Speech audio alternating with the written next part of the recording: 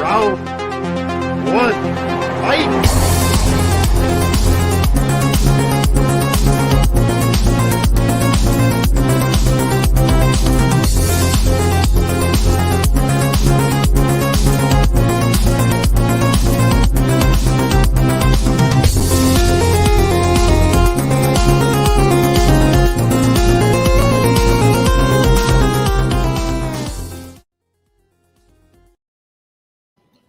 What is up, guys? Hopefully that didn't look as choppy for y'all as it did for me.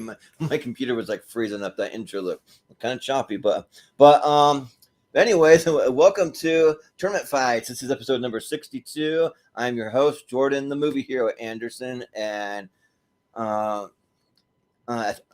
tonight I guess I'm in the hot seat because it's going to be part 2 of my top 128 tonight. So we did part 1, so we have a Sweet 16 for that. That's going to make it into the championship, and the Sweet 16 of this episode tonight will make it to that championship about a month from now, and we'll be doing a little half bracket of just 32. So just to remind everyone of what made it from the first episode, just for people who weren't able to join us, we have the original Scream, Zombieland, Return of the King, Lord of the Rings, Return of the King, the original Matrix, X2, 1917, Fast and Furious Tokyo Drift, surprising enough, Jurassic Park, Pulp Fiction, Hot Fuzz, The Social Network, Scream 2, so we got Scream 1 and 2 on there, Captain America Civil War, Gone Girl, Guardians of the Galaxy, and Cool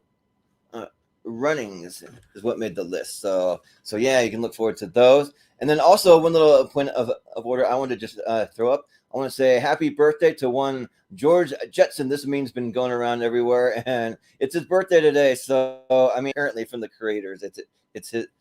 Somebody gave birth to him, so and it was on this day that they decided he would be born. But anyways, we'll go ahead and we'll announce our panel for tonight. So first off, joining, we have Richie Nemo Goodcare. How's it going, Richie? It's also apparently Harry Potter's birthday today. Oh, nice. We got a double birthday. Right on. Should be SMC. No. Yeah, so that should be fun. Interesting to see what's on your list. But yeah, there wasn't any. They're all good movies on your list last time. I was surprised. So there's no real outliers as being bad. So we'll see what this list has in store.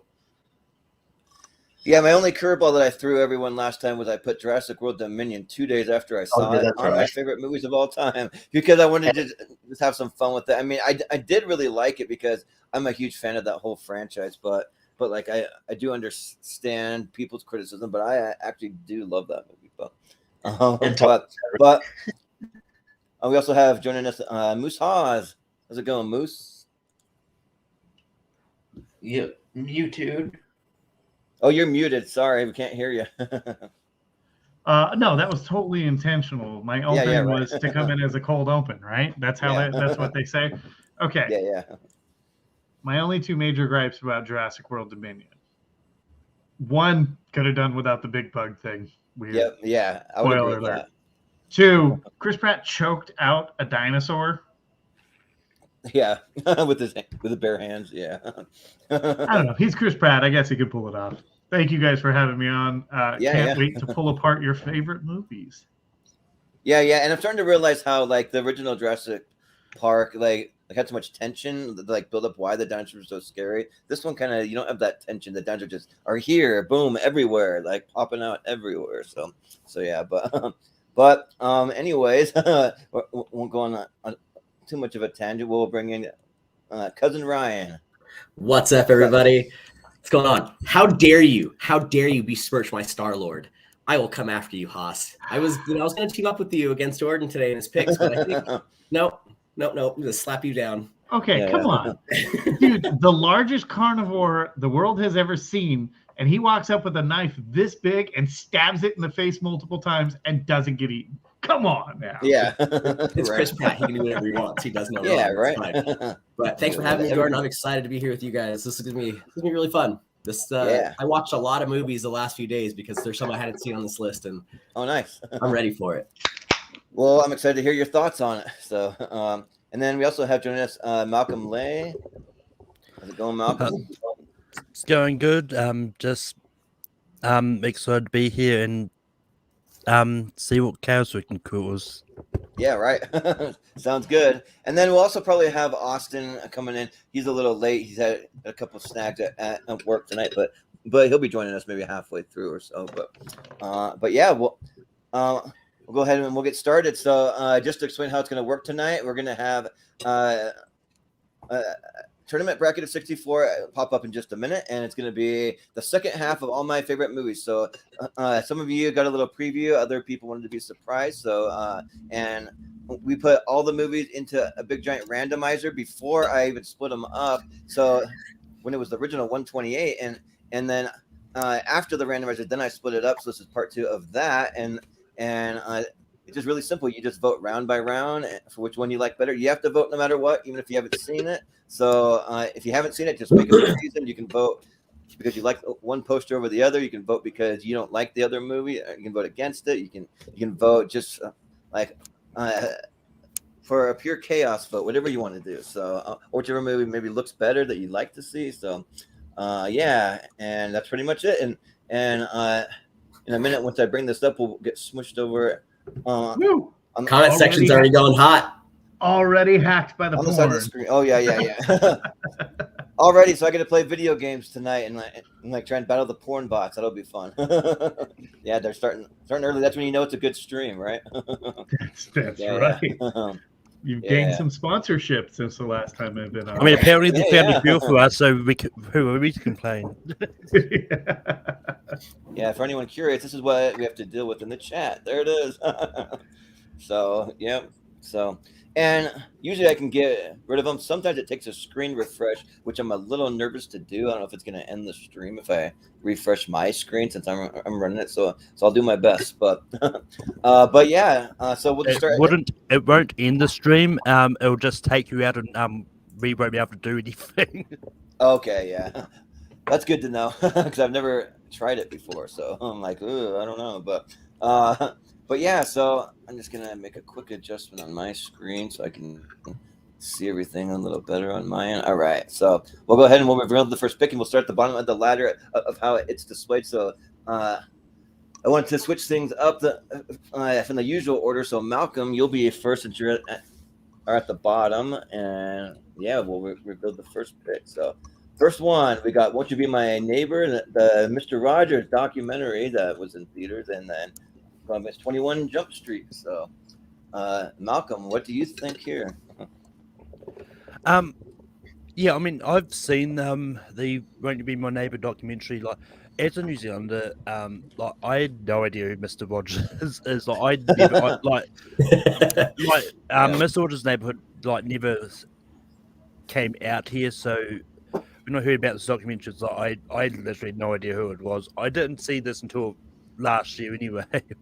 When it was about the time when the Tom Hanks movie was coming out. But that being said, and I thought it was a good documentary. It didn't really help me understand who this person is and why people were excited about him. But 21, I'll tell you all about it when it's my turn. 21 Jump Street is a great movie. It's a really good comedy, and it's one of those ones like when they said they're going to do the movie based on this John Depp TV series from the 80s. Like, I had no idea how they're going to do it. But 21 Jump Street is great. It's funny, so I'm going to go 21 Jump Street. Yeah. Cousin Ryan, what do you think? So it's funny because both these things are something I watched growing up as a kid. So 21 Jump Street was big for me, and I watched it a lot as I got older. Mr. Rogers' Neighborhood, watched that a lot as a kid, so I loved it. And I think they did an amazing job. Don't get me wrong, they did an amazing job with Mr. Rogers. Great casting choices, just great everything for it. Just amazing. But 21 Jump Street, it had Johnny Depp and the other actors from 21 Jump Street, the TV series. So for me, that's nostalgic beyond all hell. So I'm going to take 21 Jump Street. Yeah. Sounds good. Moose, what do you think? There are only a few documentaries that will make me weep uncontrollably, and Won't You Be My Neighbor was one of them. It was so good. Mr. Rogers as a man was just a remarkable human being. I very much enjoyed the Tom Hanks movie too. That being said, there's few movies that get me laughing from start to finish, and 21 Jump Street and 22 Jump Street both did that for me quite a bit. I love the casting in 21 Jump Street. Up until this point, I mean, you didn't know if it was going to be like the Jonah Hill show, or if Channing Tatum was actually going to be able to hold his own. The two of these guys' chemistry is just off the chart. So I'm going to vote 21 Jump Street, but man, Won't You Be My Neighbor? What a brilliant documentary. Yeah, absolutely. Richie, what do you think? Yeah, like also being Australian, I didn't know much about Mr. Rogers either. I don't. Yeah, he's not really part of the cultural zeitgeist here as much. He's in America. He's just it's not. He's just not really a figure. Like, and I haven't seen the documentary or the Tom Hanks movie yet, so I'll get around to it eventually.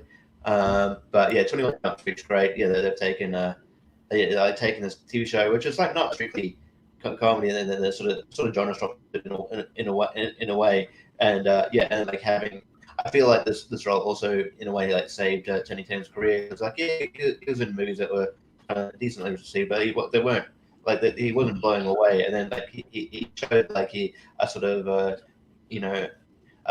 he's not just that he can act. He's got really good just really good comedic timing, and he plays off Jonah Hill so well. And the sequel just as good. And fuck you, science. 21 Jump Street. yeah. Well, just a little heads up, Richie. Your internet was a little choppy, but it was enough where we could still understand everything you were saying. But it's a little choppy. It's been like that for a while. So okay. Yeah, no, it's fine. But like this one's tough, and I won't spoil anything about the next matchup. I saw the first two. It's really interesting what's going to come up next. You'll see. But this one's tough for me. I mean, they're probably all going to be tough because these are all my favorite movies. But because like I grew up with Mr. Rogers. He was a huge part of my childhood. He's just this guy who was on PBS, like public television, and I would like speak to kids, but speak to them in like a real way, like a real, like a good way to describe it, but also in a real kind of loving kind of, like he'd tell you you're special. He'd tell you there's no one else in the world like you except for you. And then he'd have like a cool make believe land too with like puppets and stuff, and like there'd be like a king and a prince and a lion and a little toucan, like a bunch of that stuff, and he'd always have something to teach you, and he wasn't afraid to cover some pretty tough topics like divorce or like war or I mean just like some pretty heavy stuff and like death in the family, like those kind of things. And so I grew up watching him, and like I even like in the movie when it shows when he goes before Congress, he's able to get all this money when like nobody could convince this really really hard ass judge that was at the Supreme Court that wouldn't to cut all the funding for PBS, and then he came in and just spoke in a real loving kind of like soft spoken tone about how important all this stuff was, and then like he just instantly softens that judge's heart, and he's like all right, you got your money, like millions of dollars, and it's like wow, that's what he was able to do. But so I mean, with that being said, this is just a really tough matchup because 21 Jump Street is great. Like it's just like so funny. Like it's one of the comedies that really surprised me. Like I didn't have very much of an idea going in besides just the previews, but I'd never watched an episode of 21 Jump Street. But afterwards I went back and I have watched some episodes now, but I think that I got to go just by a little bit 21 Jump Street. But I hate to vote against Fred Rogers because he was just such a huge part of my childhood, but I got to go 21 Jump Street. So yeah, it sounds like it's going to be 21 Jump Street. And moving on. So I want to go on the record right now and just say halfway through my speak, I realized that it was the documentary, not the movie. But my vote would not have changed. My vote did not change. So right. Yeah, the movie's actually really good with Tom Hanks too, but like I prefer the documentary over that. But that's just me. But moving on to the next one, and why I say that's interesting because the randomizer 22 Jump Street, it's right there. So so and it's going to be at the Wolf of Wall Street this time. So we'll see what you guys prefer. So we'll start with Cousin Ryan. What do you think? It's a hard one for me. I love both these movies. Leonardo DiCaprio in The Wolf of Wall Street was just fantastic. That movie crushed. But 22 Jump Street has probably one of my favorite scenes of all time, and it's when Ice Cubes realizes that he's dating his daughter, man, and that whole scene, champagne right around, just oh my god, the cat! Like the I laugh the every goes time. off I and you die laughing realize it, every yeah. time. So I love Leo. I love Wolf of Wall Street, but 22 Jump Street, that scene lives in my head rent free 24/7, man, like all the time. Yep.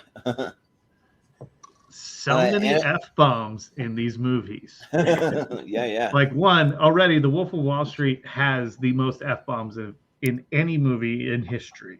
Yep. And then combine that against 22 Jump Street. Yeah, you're putting a good 1 versus 2 right there. But the oh shit moment in 22 Jump Street, I know exactly what you're talking about. It's my favorite moment in the movie too, where Channing Tatum like realizes that Jonah Hill. Yeah. Oh my God, it's so freaking funny. And then he just keeps. Yeah. Yeah. Oh, it's so good. It's so good. The Wolf of Wall Street is probably my second favorite Scorsese movie. I think Casino is a masterpiece. I love The Wolf of Wall Street. I probably watch it once a year. It's a crazy, wild movie, but very few comedy sequels I think are better than the original. And I think 22 Jump Street's better than 21 Jump Street. There's so much like meta humor in there about them joking that they're just doing the same thing, but with a higher budget. Yeah. Like I think Nick Offerman's character comes in and that's just how like he explains their new assignment is like, you're going to do the same thing, the exact same thing. We're just giving you more money. Like it's so aware of like the humor. It's wonderful. 22 Jump Street for sure. Yeah. Well, Richie, what do you think? Yeah, 22 Jump Street, great. It really it surprised me. But yeah, the scene you mentioned, I don't think anyone meme mugs as good as Ice Cube. I think it was just great. And it just and just seeing the look on his face, still like he's at like where he's like having dinner at their place, and he just wouldn't start looking at them. So it is so funny. And then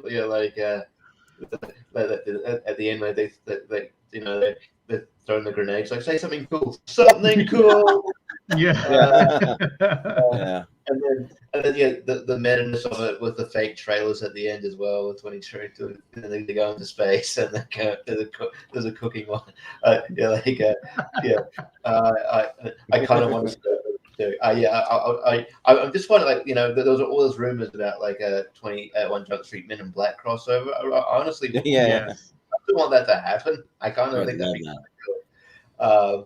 But yeah, and Wolf of Wall Street is one of my favorite Scorsese movies. It's amazing. Again with Jonah Hill. Jonah Hill's killing it on this list so far. It's fantastic. Fun fact: Jonah Hill took I think a pay cut just so he could. He didn't. I think he worked on Wolf of Wall Street. He didn't make a lot of money of it because he just wanted to work with Scorsese. So he didn't earn a lot from this movie. But he's amazing in it. All the cast are amazing in it. This is sort of where Margot Robbie kind of introduced herself to the international audience. I mean, I've known her for a while. She's Australian, but This is really hard, man. I'll go for Wall Street.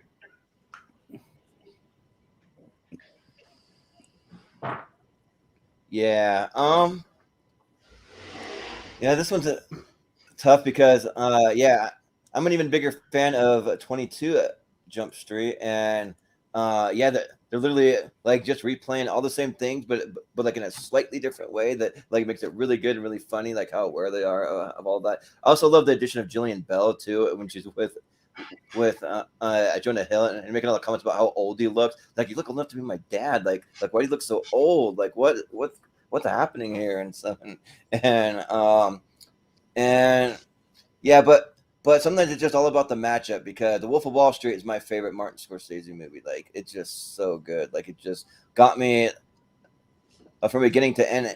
It's a 3-hour plus long movie, but for me, I don't even feel it. Like, it just flies by.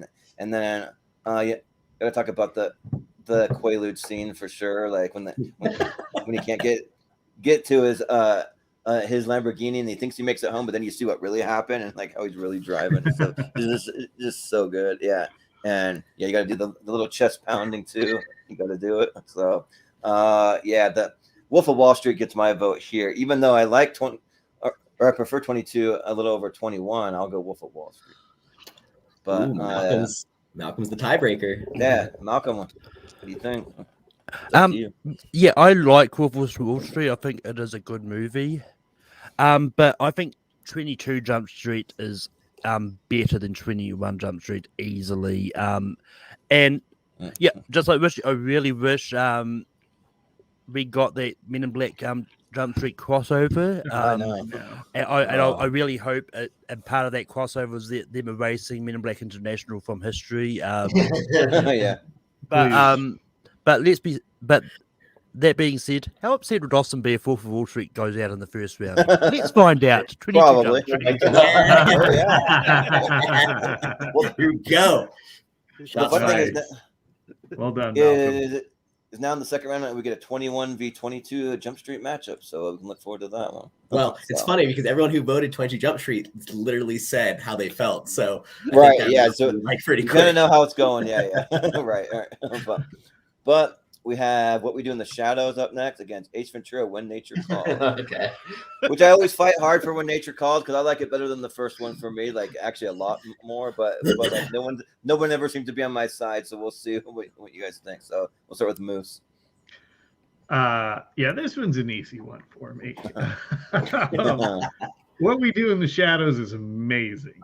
Amazing. I can remember one scene from Ace Ventura, When Nature Calls, and that's when the spears go into his leg.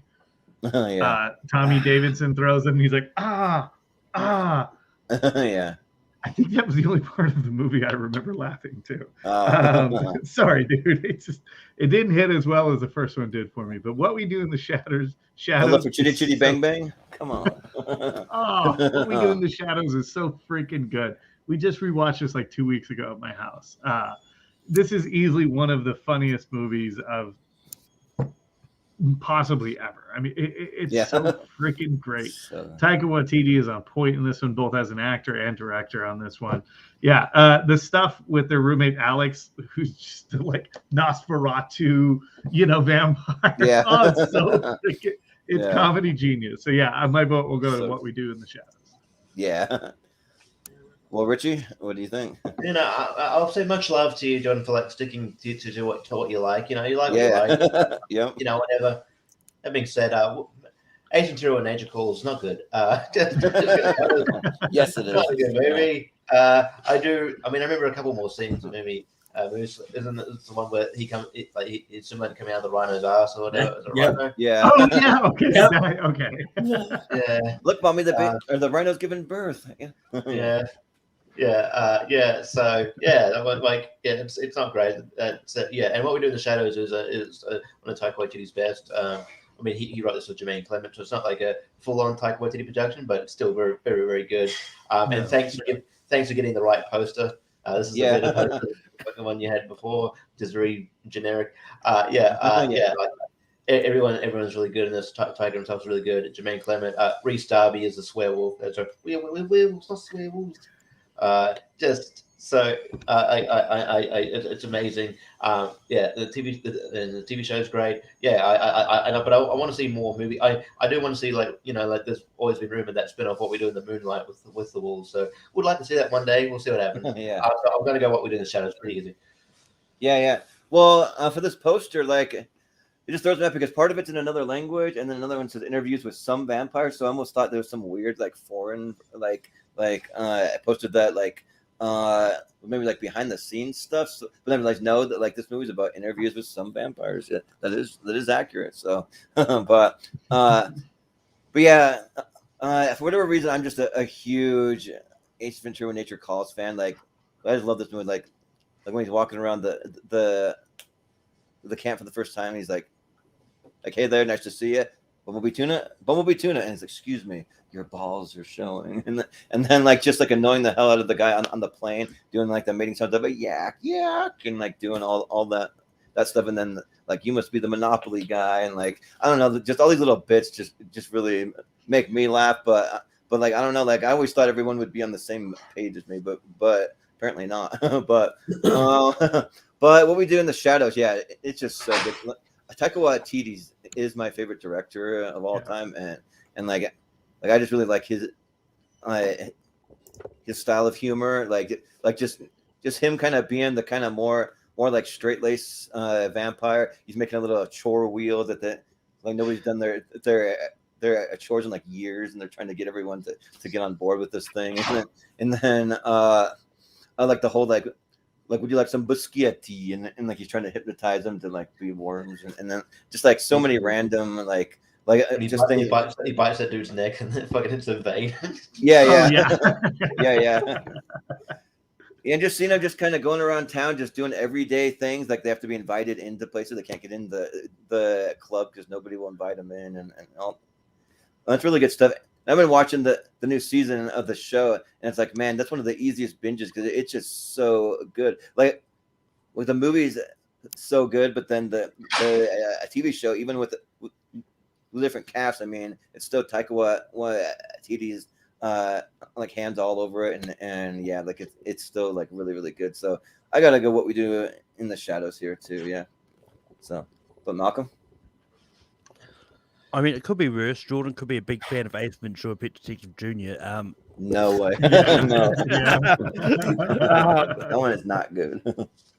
But yeah, I've made my opinions on When Nature Kills known. Like I knew it was going to come up eventually because I know Jordan likes it. Yeah. I'm just not a fan. Like it's got a couple of memorable scenes, but that's it. And plus, I was never going to vote against Taika Waititi, so probably do the shadows. Yeah. He's getting my vote. Of course, Malcolm, you can't vote against Taika, yeah. But cousin Ryan. So I'm gonna be 100% honest. I'm not a huge fan of either of these movies. But Ace Ventura: Pet Detective, or When Nature Calls, is a movie that I am trying to forget ever existed. Like I want to erase it from my brain. Jim Carrey didn't even want to do the movie. Like, let's be real. You can kind of tell on how the movie planned out. Anyways, Pet Detective, Aces. Trying to do a sequel to that. I mean, look what Dumb and Dumber 2 did. You know what I mean? Yeah. Like sequels to Jim Carrey is not always going to be the best. But and I agree with everyone else. Taika Waititi, even though Haas has like a giant crush on him and everything he does, and if it comes up at some point today, I'll be surprised. Same. But What We Do in the Shadows is gonna easily beat this one out. Yeah, that's fair. Also, speaking of Taika, check out Our Flag Means Death, the TV show. It's pretty fun. Oh yeah, I haven't watched that one yet. That's next up on my radar after I finish the next season of What We Do in the Shadows. Yeah. But up next we have Wayne's World up against Avengers: Infinity War. Weird matchup. So comedy versus a comic book. Yeah. So it'll be Richie first. So All right, this is weird. yeah, weird one. Yeah, I mean, I think Infinity War is my favorite Avengers movie. I like it over Endgame. I think it's just a more slick movie here. I think it's fantastic. So and it's one I go back to. Wayne's World, one of the better SNL movies, probably maybe the second best SNL movie behind Blues Brothers, in my opinion. Wayne's World 2 is up there too, though. I think like they're neck and neck. I think they're it's really good. And I also, much like 22 Jump Street, I do appreciate meta humor, which is what Wayne's World 2's got a lot of. So it's hard, but I think maybe the better movie overall probably to go Infinity War, but Wayne's World's great. Yeah. Well, I want to vote for Infinity War, but Shaw and Monkeys might fly out of my butt. I got to vote for Wayne's World here, just to show some love, because like I kind of know where it's probably going to go with Infinity War. This movie's massively popular, and and for good reason. Like I'm a huge fan of it too. But like Wayne's World, I just like it because I think it's Mike Myers and Dana Carvey's best two characters that they've ever done, in my opinion. I just love the chemistry that they have, and I think it's a lot of fun, and like you involve like some cool rock music and just like it's a good time, and like not a lot of SNL movies hit, but this one really does for me. So spoiler alert, the sequel might pop up somewhere on here. So but yeah, I'm gonna vote Wayne's World. Malcolm? Wayne's World is a good comedy. I really do enjoy it. But yeah, unfortunately, it has to go up against an MCU movie. Yeah. And I mean, depending on the MCU movie, this would have gone a different way for me. But Infinity War is great. Like this is one of those ones that when people realize they're doing it in the Infinity War as in here, they're going like it's not going to work. This is just going to be too much of mess and all that. But Russo's proved that they could balance out all the characters and give them all a good amount of screen time and have them all sort of share. And so yeah, Infinity War is getting my vote here. Yeah. And I forgot to bring up this a comment from Brian a while back, but he said, I wonder what 2022 film will be in this bracket, because spoiler alert, there is one which I think most people kind of know. I've said what it is, but if you don't know, you can wait and be surprised. So there is one, but cousin Ryan, what do you think?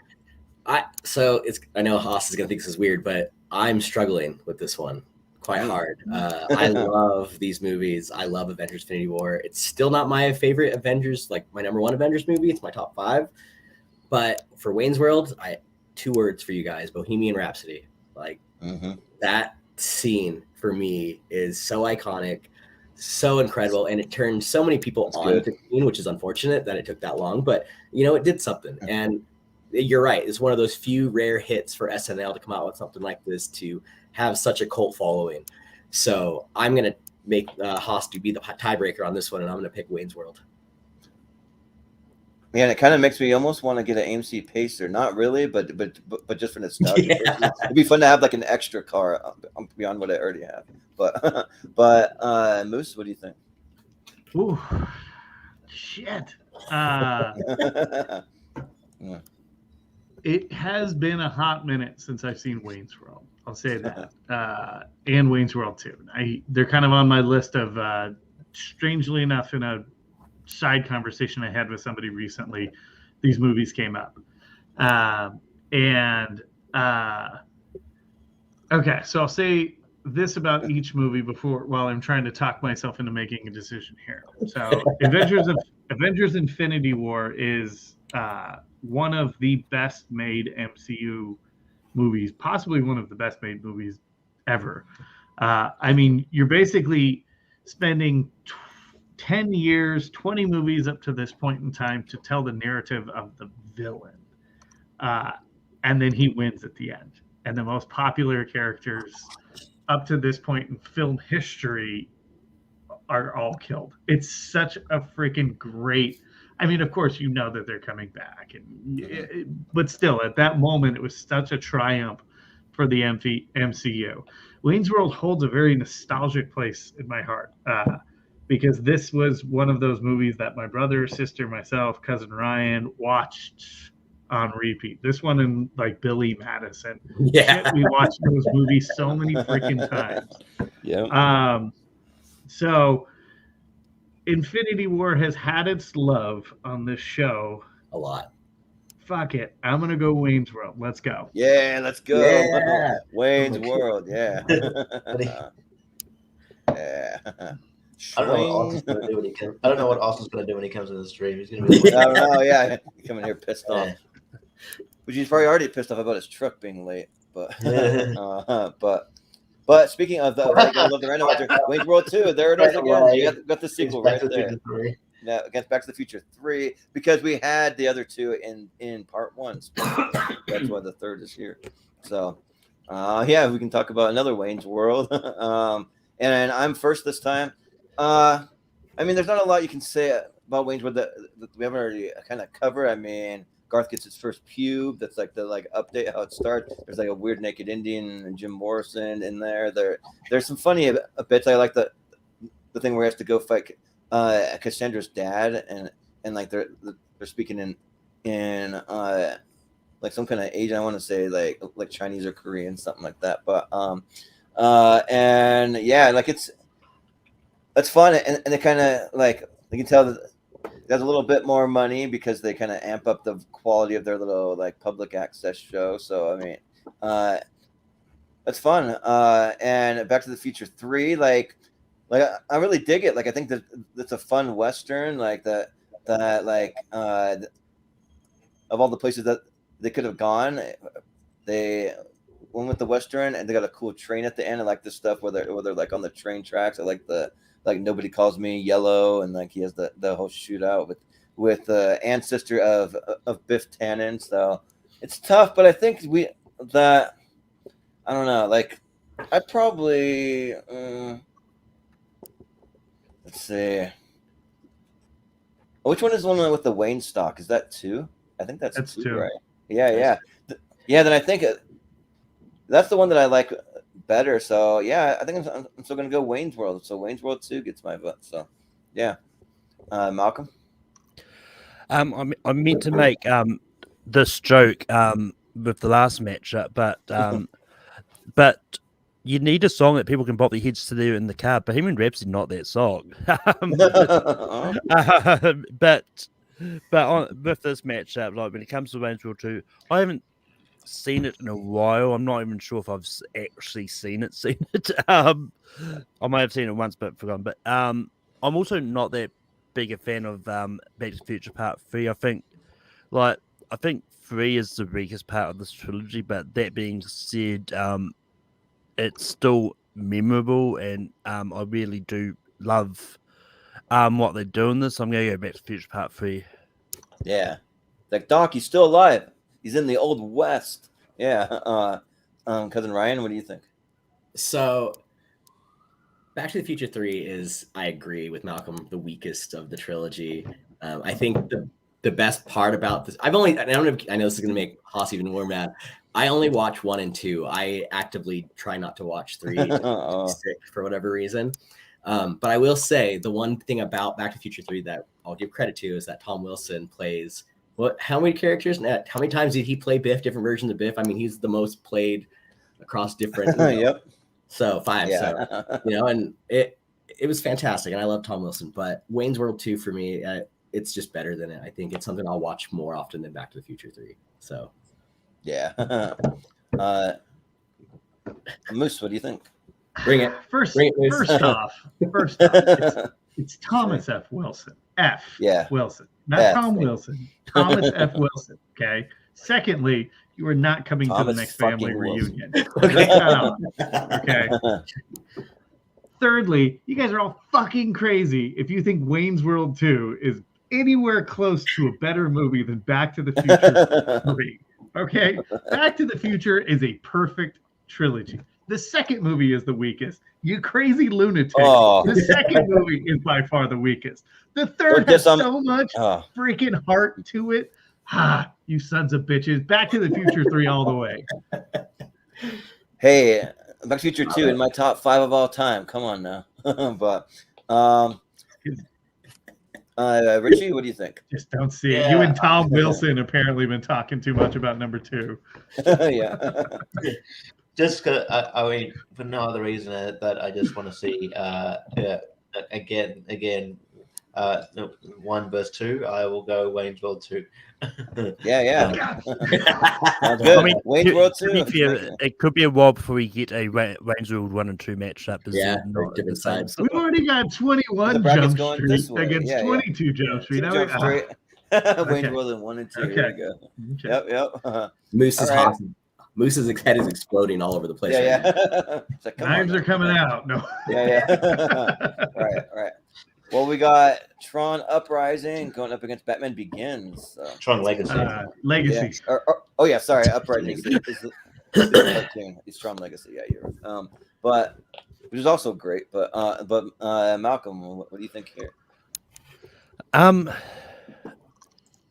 Yeah, I actually haven't seen Tron Legacy yet. It's Ooh. one that I think I might like. But I also really don't like Daft Punk. So, and I know they did the score for it. So, yeah. But Batman Begins, I think, is the best of the Nolan trilogy. And yeah, and I think we need someone with the last name Rain to take out Rain's World. So Batman Begins. Yeah, there you go. Cousin Ryan, what do you think? So Batman Begins, Christian Bale is my favorite Batman. So far. The older ones are amazing, don't get me wrong, but the way that Christopher Nolan did the Batman here, the dark, the gritty, less comic booky, I guess, the best way to say it. I just really, really loved it. And Tron Legacy, cool. We got a sequel. It's still freaking Tron. I mean, my God, there's only so much. But so for me, Batman Begins is gonna easily win this one. Yeah. And apparently we're getting a third of Jared Leto. Yeah. Apparently that's a thing. Ugh, wolf. But Moose. Somehow Morbius got sucked into the grid, and so now we're getting a Morbius Tron hybrid. Tron Legacy was the first movie when my wife and I were dating. We went to go see together. That's unfortunate. And then a few weeks ago, we watched it again. And my assessment of the movie then and my assessment of the movie now is still the same. It's visually really cool, but it's very boring. The pacing is just off. The CGI doesn't look great. I love the whole idea of Tron. I like the first movie. I dig this one. It's just the pacing is so off on this one. You have these like awesome like scenes, and then all of a sudden it's just let's ride this train for the next 30 minutes in the sky. That's going to take an overly complicated explanation that's going to take forever. So I think that they were onto something with Tron Legacy. The guy who plays Sam Flynn, what's his name? Garrett Hudlund? Yeah. I'm always surprised that dude's not a bigger star. Yeah. I don't know. He's like Boyd Holbrook. Like there's a couple of those guys that you're like, they should be bigger. Yeah. So ultimately, like I enjoyed Tron Legacy, but I did think it was a snooze fest. Now, Batman Begins is one of the great Batman movies of all time. And I agree 100% with Malcolm's sentiment in that we need to have a Wayne to take out a Wayne. So Batman Begins. Yeah. Well, Richie, what do you think? I don't know why you don't like Daft Punk, Malcolm. They're popular all around the world. Anyway, that's a joke. I'm a comedian. Anyway, all around the world. Yeah. Anyway, Tron Legacy I've seen once, and yes, I remember it being visually appealing and appealed to the senses that way. And I do like Daft Punk, so it was intriguing that way. I went into it not having seen like the. I don't know if I've seen the first one, but it's been a long time. Sort of like Malcolm with Wayne's World. I can't remember, but so I went into it sort of not knowing the sort of the lure of it. But yeah, and I remember being not bad, but also a movie that I would forget about within 6 months of watching, or even less than that. But yeah, Batman Begins is one of the better Batman movies. It revitalized a franchise, which was which was kind of almost like a joke considering with the Joel Schumacher movie. So although part of me does wonder if Batman and Robin was a success, like what the third movie of Joel Schumacher's trilogy would have been like. But then we wouldn't have got this movie. So there is that. So I think all worked out in the end. But yeah, I'll go Batman Begins. Yeah, and Batman Begins is my favorite of the Nolan trilogy. I just really like seeing the kind of almost like a different take of sorts on of the origin. Like when you see him going up with like Ra's al Ghul and doing all the training and all that stuff. Like I think that's really cool stuff. And then like fighting him at the end, and then you have the Scarecrow in there. That's fun stuff. And it's probably my it's a toss up between Christian Bale and Robert Pattinson as who my favorite Batman is. I really like what Robert Pattinson was able to do. As far as Bruce Wayne, though, like I even give that to Michael Keaton. He's my favorite Bruce Wayne. But so there's that, and then Tron. I just really like it because like it's so visually stunning, and I actually really love the music. I'm not even a huge Daft Punk fan, but like just for their music on this specific movie. There's an album that's called Tron Reconfigured too that I'm really high on. That I wish that they would have used maybe more of that for this movie, because like it kind of like I kind of ramped everything up with like a better better beat and that kind of thing, and like I just like the use of like light, like those light cycle battles, and like the battles with the memory discs and all that stuff is like really, really cool stuff. Like I really like that. And I don't mind the pacing even before he gets into the Tron world. It's just after the light cycle battle, like I do see kind of maybe where it goes down, like that just kind of gets a little slow, kind of boring. The pacing's off there, but like even so, like I don't know, like Tron's something different. And also, I'm going on a little trip to Disney in September. There's a sliver of a chance they're gonna have that new Tron light cycle roller coaster open. Maybe I'm really hoping like there's rumors that it'll be opening in September sometime, so that'd be cool. But there's nothing confirmed. But so I'm gonna vote for Tron here, but even though Batman Begins will be clearly the one going through, but so yeah. But up next we have Thor Ragnarok, which. Glad we don't have Austin here yet, because we can shit all over it. Up against Billy Madison, another weird. so yeah. So this time we'll start with Cousin Ryan. Okay, so Moose hates this about me, but Thor Ragnarok is one of my least favorite MCU movies. It's just you're a dick. Yeah, no, you're another Austin type. I love the Marvel. I don't know. I guess for me, just Thor Ragnarok, they tried too hard to be funny and not a comic movie like the rest of them. And I get it. They're trying to lighten it up, do things a little different. I get that. But the relationship that I know this guy's going to talk about with Korg is going to come up. And it was one of those things that was just kind of a problem for me. It wasn't needed. It seemed a little forced. But Billy Madison. Yeah. Billy Madison. Talk about an SNL movie that, an SNL alum that came out, crushed it. He had his friends in it. He had all of these funny guys. Probably my favorite scene in the entire movie is with Chris Farley, and he's stripping for him when he's answering questions. Yeah, yeah, I love that scene so freaking much. Him as the bus driver. So for me, Billy Madison's going to beat this out. Not only because I think it's better and it's hilarious, but it's a nostalgic type thing. I can watch this movie nonstop. And I think Moose mentioned it earlier when we were talking about SNL stuff. So let's move this one on, boys. Come on. Yeah. Well, Moose, what do you think? So between Ryan, my brother, my sister, and myself, we could probably sit for hours and quote Billy Madison. Yep. His Veronica, I thank you for beating the shit out of me. Yeah. Do you have any more gum? Yeah. So good.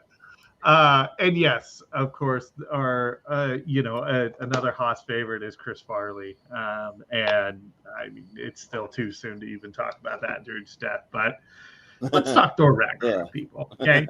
As much as I have nostalgic love for Billy Madison, it's not a good movie. Thor Ragnarok is the gem of the MCU. It really is.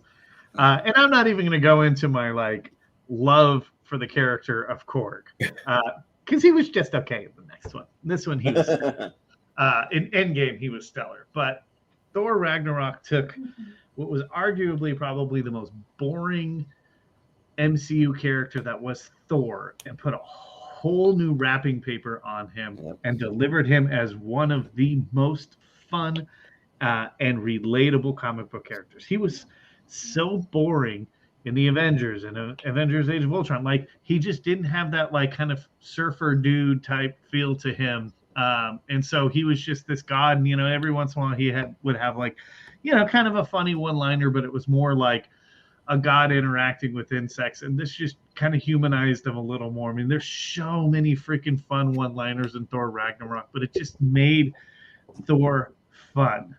And so I'm gonna vote for Thor Ragnarok. Don't get me wrong, nostalgia really, really, puts Billy Madison as a special place in my heart, but it's just not a good movie. It's good because I've seen it a million times, and I find that funny. But if you introduce somebody like I introduced my wife to it for the first time a couple of years ago, and she's like, "Yeah, I don't get it." It's like, it's of the times. Like, if you saw this, then you find it funny. But I'm gonna vote Thor Ragnarok because I mean, if anybody knows, I have such love for Ragnarok. So the Penguin got to you, huh? Penguin got to you, man.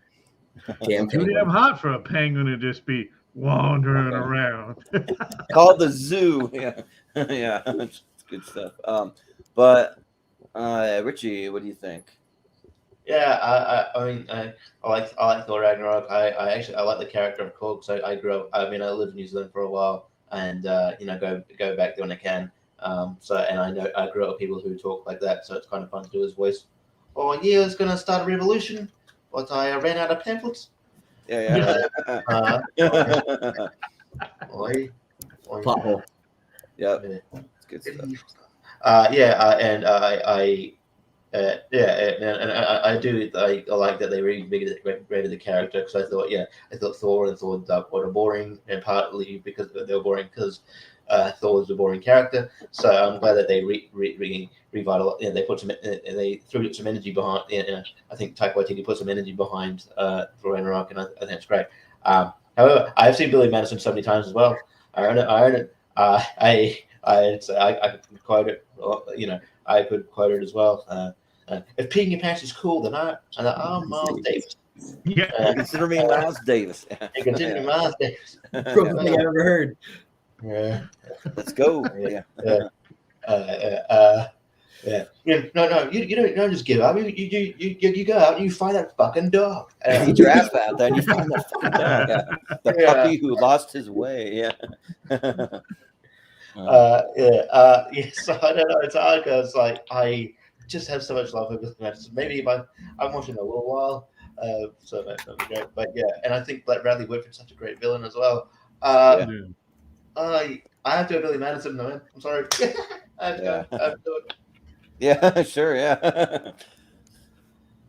Every time Billy Madison comes up, I got to think of a new quote like, have some more sloppy joes. I know you kids like them sloppy. I bet them extra sloppies for you today. Lady, you're scaring us. Yeah. Or like Donkey Kong on Super Nintendo is the best video game ever. Donkey Kong sucks. You know something? You suck. Yeah.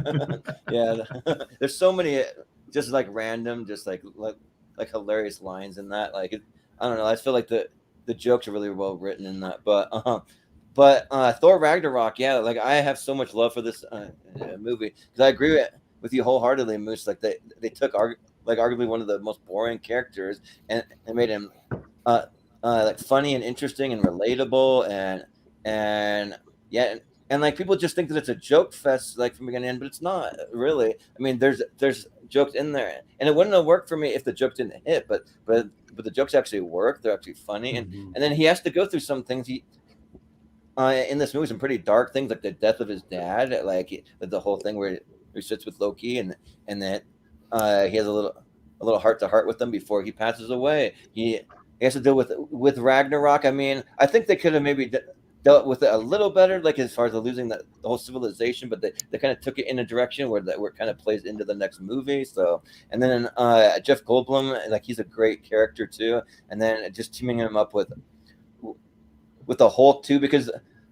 I feel like they're trying to do the best they can with the Hulk. Like, I really wish they could get that standalone movie, but it's a rights issue, and so it's like a whole thing. Yeah. So they're like doing the best that they can, I think, and like it's really working. And like Korg, he's a great character, so like he's really funny, and yeah, like it really works for me. So while I can, I'm gonna vote for Thor Ragnarok. So, by Malcolm. And once again, it falls on me. Yep, falls on you. Um, Here's Austin. Yes. I said good. I'm missing Thor Ragnarok. Uh-oh. The Yeah. revolution well, has you might begun. not be. Yeah, and you might not be. But moves on. But yeah, when people tell me Billy Madison is really funny, my response is it though? Yes. Yes, my response was yes. If you grew up in the 90s, then it's funny. Come on. I grew up through the 90s. I Yeah. still do not never found it funny. Oh, Look, man. Billy Madison was my least favorite Adam Sandler movie. Oh. Jack and Jill. He made Jack and Yeah. Malcolm. He made Jack. Hey, Jack and Jill had funny moments. He made really Do I need to- When? But that being said, like I really love Thor Ragnarok. It's like really good. It's also really credible too. Like you got quotes, which is my notification tone on my phone at the moment. I've been falling for 30 minutes. Yeah. Yeah. So yeah, just to make Austin happy, I'm voting for Ragnarok. Ooh, all right. Well, come talk about it with us, Austin. Talk about a giant miss, because the whole time that you guys talk about Ragnarok, the principles, rant is in my head about your incoherent thoughts. Like, come on, Yeah. no close where your rambling's close to an incoherent thought. You guys are killing me. I give you no points, and God have mercy on us. Simple no would have been okay. Listen, we are all now dumber for having listened to your Yeah. your answer. I thought you were gonna say like the principles thing where he's passing out Valentine's and he's like, "Hi, Billy, I'm horny" on the thing, and he's like, Oh. he's all sweaty and stuff. Yeah, yeah. But up next we have the Sisters Brothers. Might be a first timer on Tournament Fights for that one. Events Chronicle. So, and it'll be cousin Ryan up first. So, what do you think? So the Sisters Brothers is something I watched just recently. Kind of saw your list. Wasn't bad. I liked it. I liked it a lot. I want to watch it again to give it a thought because I was cramming movies in, so it's like I really want to appreciate it. Nice. Yeah. But Chronicle, I loved that freaking movie, and I hate those shot style, the documentary type style movies that are shot like that. I'm not a huge fan, but the way they did that and those three characters were just amazing, and how everything just panned out. And honestly, if I got that kind of power, I probably would have been batshit crazy too. So, Yeah. it's one of those things. So Chronicle for me, plus that watching Seattle get blown to shit was kind of cool at the time. I was like, when that movie came out. So I was like, yeah. So Same here. I was in Seattle. Yeah. Nice. Moose, what do you think? I forgot the Sisters Brothers was a movie until I saw it on your list, until you made that amendment and included. Yeah, they didn't have very much marketing for it. Yeah. Was this a Netflix movie? I think. Or was this a theatrically released movie? It was theatrically released, but I think it had a very limited run though. Like it wasn't too wide. I think I watched this on the Sisters Brothers on Netflix. There's Jake Gyllenhaal, Riz Ahmed's in this too, right? Yeah. Yep. Okay. Yeah, this is where they think that they're using a sophisticated method to be able to extract the gold. Then it turns out it's toxic to them. Yeah. I remember commenting that the relationship between John C. Reilly and Joaquin Phoenix was outstanding. I think John C. Reilly is such an underappreciated actor. I think he's so freaking good in what he does. And I know he's always the comedic gem in the movies, but the dude can be a serious actor too. Josh Trank's Chronicle got him the Fantastic Four. The less we talk about this follow-up to Chronicle, the better. But let's talk about Chronicle, because Chronicle is awesome. And I too struggle sometimes with a lot of these like found footage movies. I'll really only watch one time. Just because I often find myself feeling a little queasy, nauseous just with the takes and stuff like that. But I agree. I very much like Chronicle. I mean, if you're going to put Chronicle against the Sisters Brothers, I'm probably more inclined to choose Chronicle. It just seems it's kind of like a superhero movie that would happen if people in real life gained abilities and powers and stuff. And so that's what I like. I think the ending may be a little bit weak, but I still dig it. I still love it. Young Michael B. Jordan in this one too, right? Mm-hmm. Yeah. Yep. Yeah. Okay. I'll put through Chronicle. Yeah. Talk about an underrated actor in Dane DeHaan. Like that dude's amazing. He's amazing. He is. Yeah, he's so good. Yeah. Hey.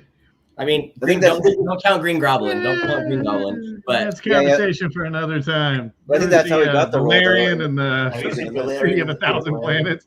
God, that movie could have been so good. Could have been so good. Luc Besson's a decent director, and that movie was awful. Why? Yeah. Dane DeHaan. He's trying to create a whole new world, and it didn't work. So, yeah. But Richie, what do you think here? Yeah, I haven't seen my Sisters Brothers. I've seen it here on on cable, what we call Foxtel here. I've seen it here at the advertising. So I had opportunities to watch it, just never got around to it.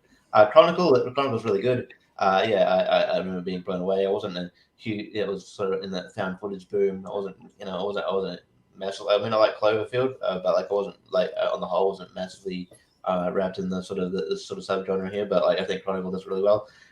It's a shame it's written by Matt Landers, but I'll give him credit. He's a good writer. He's not bad. Yeah, and I'll give him credit. He's a good writer, but yeah, I don't want to give him too much praise here. Just because I haven't seen Sisters Brothers, I like the cast of Sisters Brothers, so I'll probably see it at some point. This tournament might spur me to, watch it sooner than later. So, but for now, I'll pick Chronicle. Yeah. The Sisters Brothers was one I almost forgot to put on my list because it's really solid and like I'm a big fan of John C. Reilly and even Joaquin Phoenix. And I think they have great chemistry and just them just kind of just like moving from town to town, just robbing people and they're looking for gold. But the thing is though, so they're brothers. So like whenever they come up upon someone like you were just accosted by the Sisters Brothers or whatever, they would say stuff like that. But Joaquin Phoenix, like he wants to keep doing what he's doing, just wants to rob people, just wants to live off the land and just keep doing that. But I think in the movie, John C. Reilly slowly kind of gets tired of that. He wants to go settle down, just open up a store somewhere in town or do something like that. And but John C. Reilly I really like because he brings comedy, but he's not just like a total over the top goofball.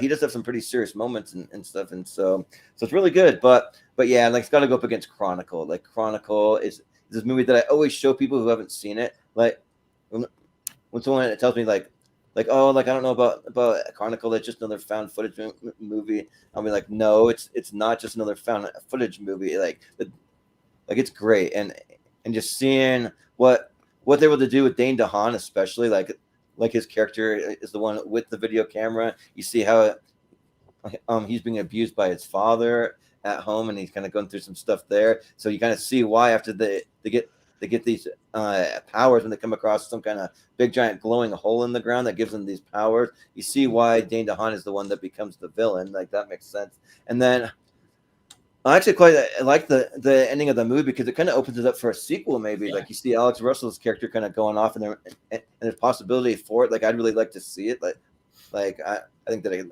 it could work, but like I don't know if they're going to give Josh Trank another shot after he screwed up a Fantastic Four. I don't know how much that was his fault of the studio or like what's true and what's not about that whole situation. I don't know, but I'm still going to vote for Chronicle. And also it was awesome seeing him destroy Seattle. Like the funny thing is they destroy Seattle, but the movie is not filmed in Seattle. It's filmed in South Africa, but they recreated it, I guess. But I'm going to vote for Chronicle. Yeah. Dane DeHaan's just got that face. I think he's better used as a villain anyway. Yeah. He's got that. He's just that villainous, he's like that. I don't know if you know, there's an actor called Michael Pitt who kind of looks like him as well. He's like, just this kind of like this dude that you wouldn't want to root for. Anyway. Hey, Oh, Austin yeah. made it. Hello.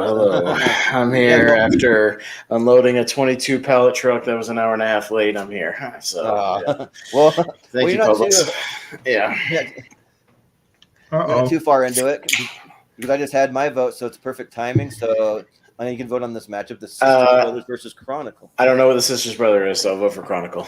Yeah. Short to the point. Well, we should see it sometime because it's actually a really good No, one. I've been listening. I just don't know what it is, so Yeah. Chronicle.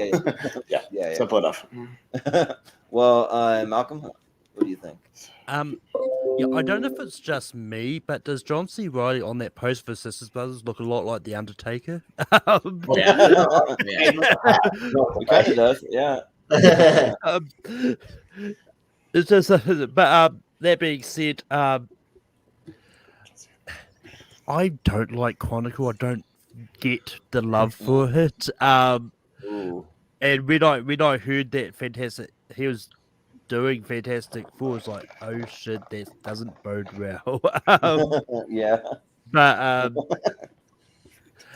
and I think Josh Tranker's had one more movie since Fan Forced it, because I think he did a Al Capone movie or something like that. Yeah, He did the Tom Hardy movie. That wasn't very good either. But That that being, was okay. that being said, I'm going to give my vote to the Sisters Brothers because I like the poster. I haven't actually seen it, and I think you need to switch me and Cousin Ryan around. Oh yeah, yes. Yeah, I'm adjusting things on my end for a second, but yeah. Well, it'll be Chronicle, so Chronicles is moving on. But if you haven't seen the Sisters Brothers, you go check it out. It's a pretty decent little western. So.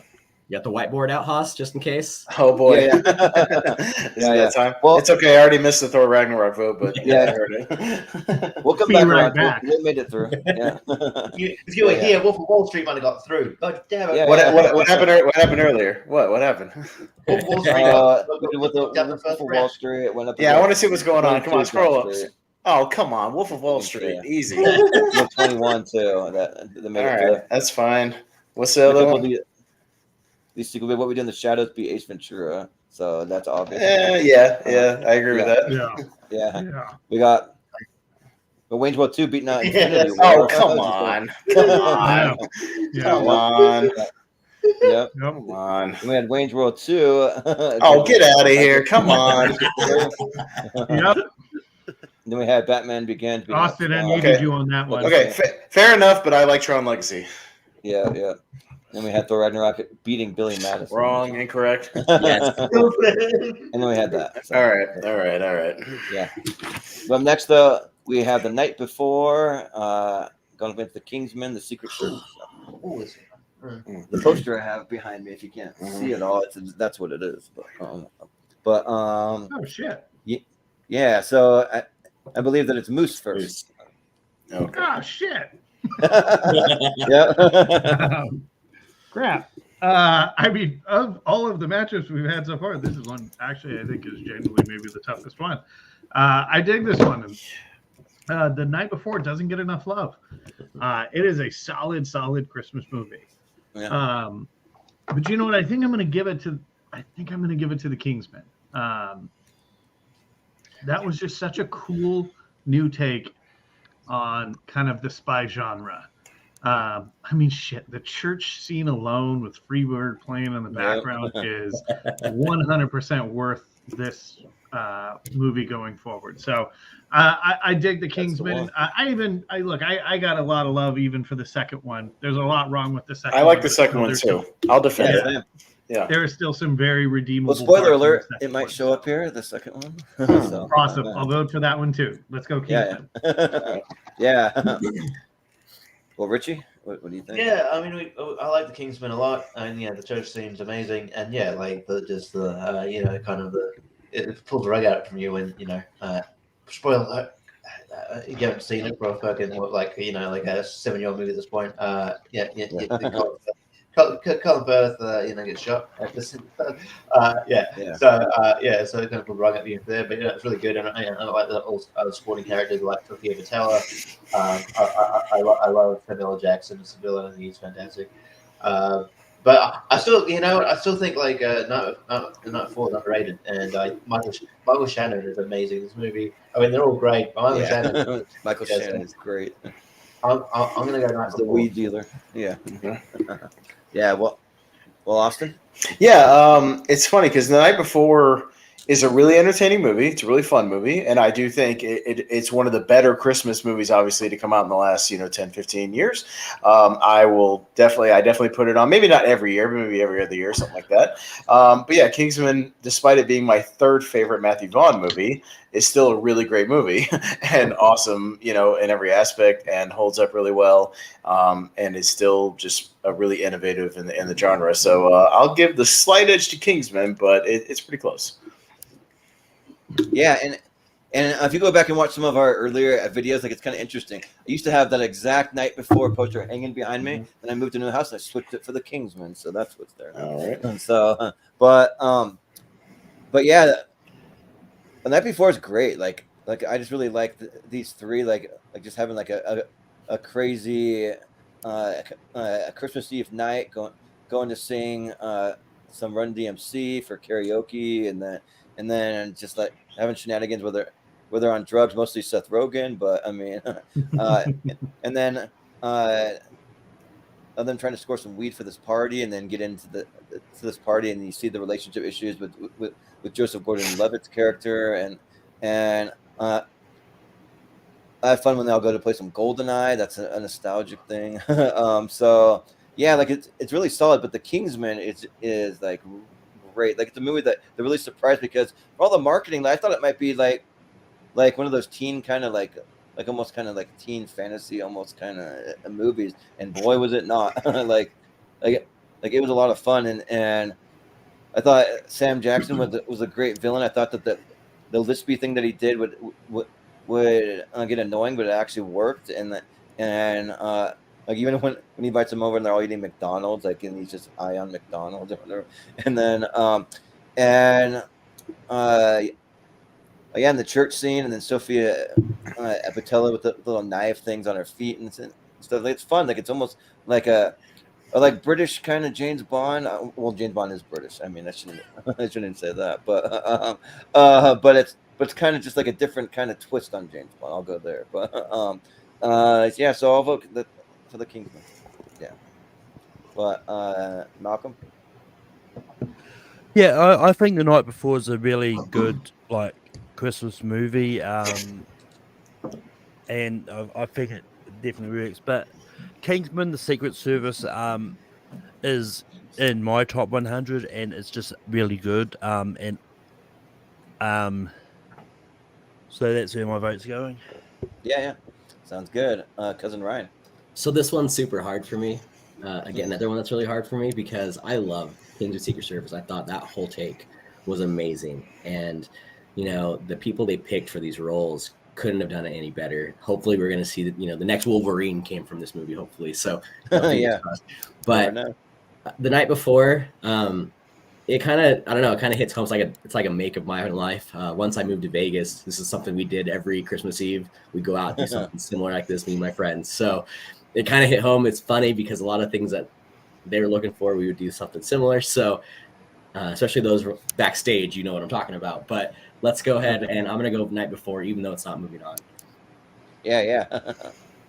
Yeah, so it'll be the Kingsman, but yeah. All right. Then up next we got The Matrix Reloaded, because spoiler alert, the first one was on the other list. So, and then we're going against Dodgeball. So, I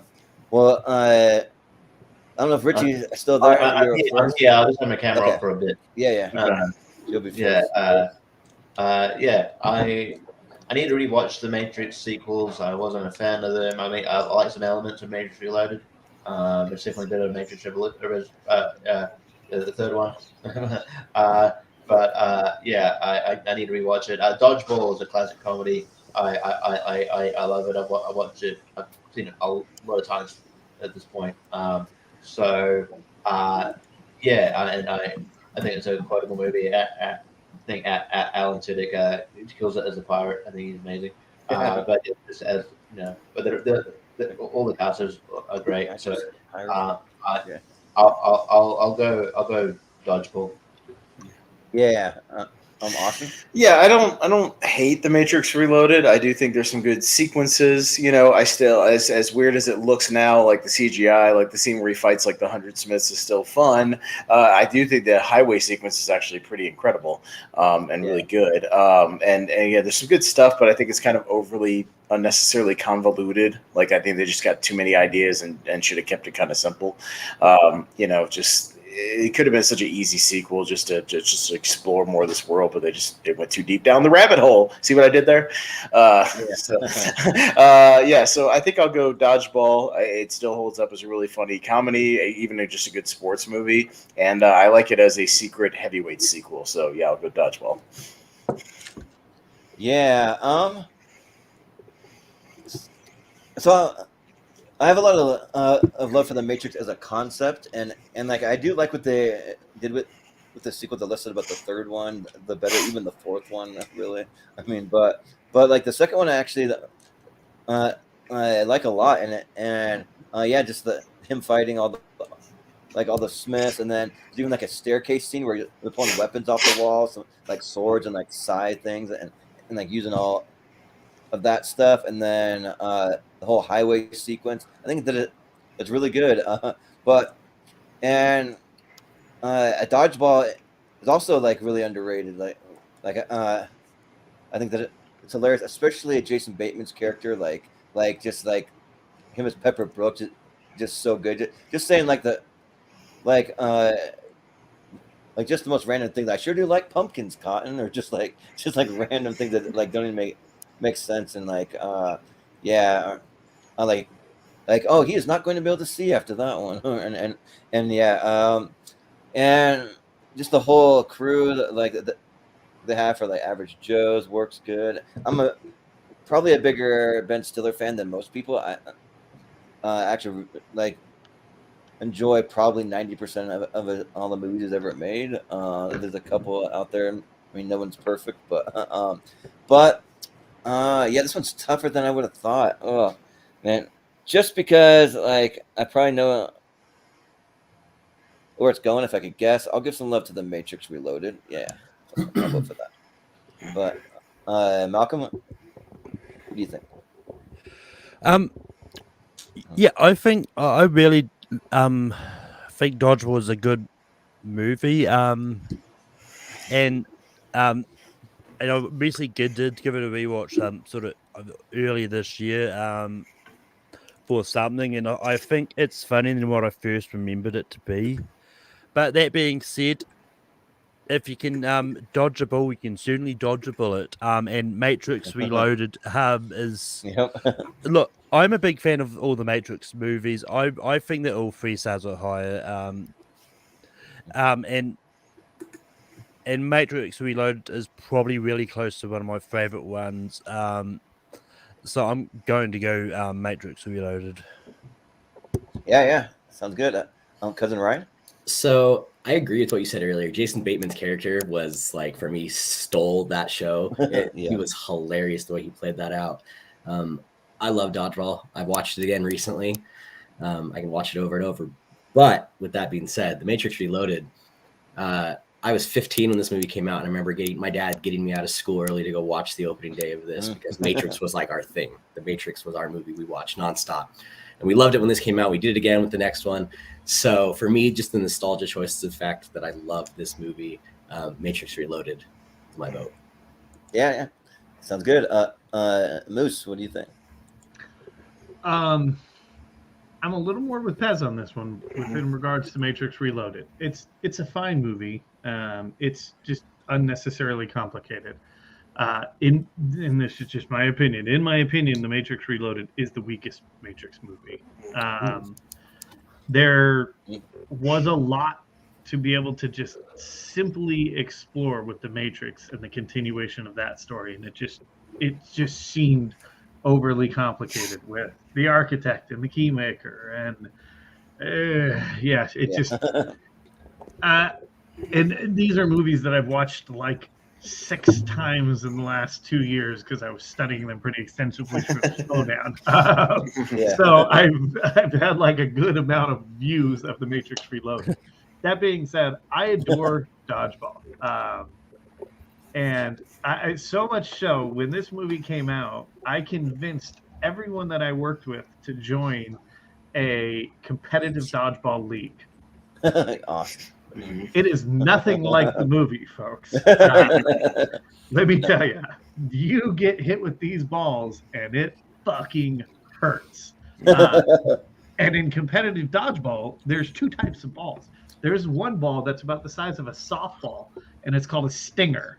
Imagine taking one of those in the face. Ooh, yeah. So we had this ambitions like, oh, it's going to be totally like the movie Dodgeball. And then we went out there and we got our asses kicked.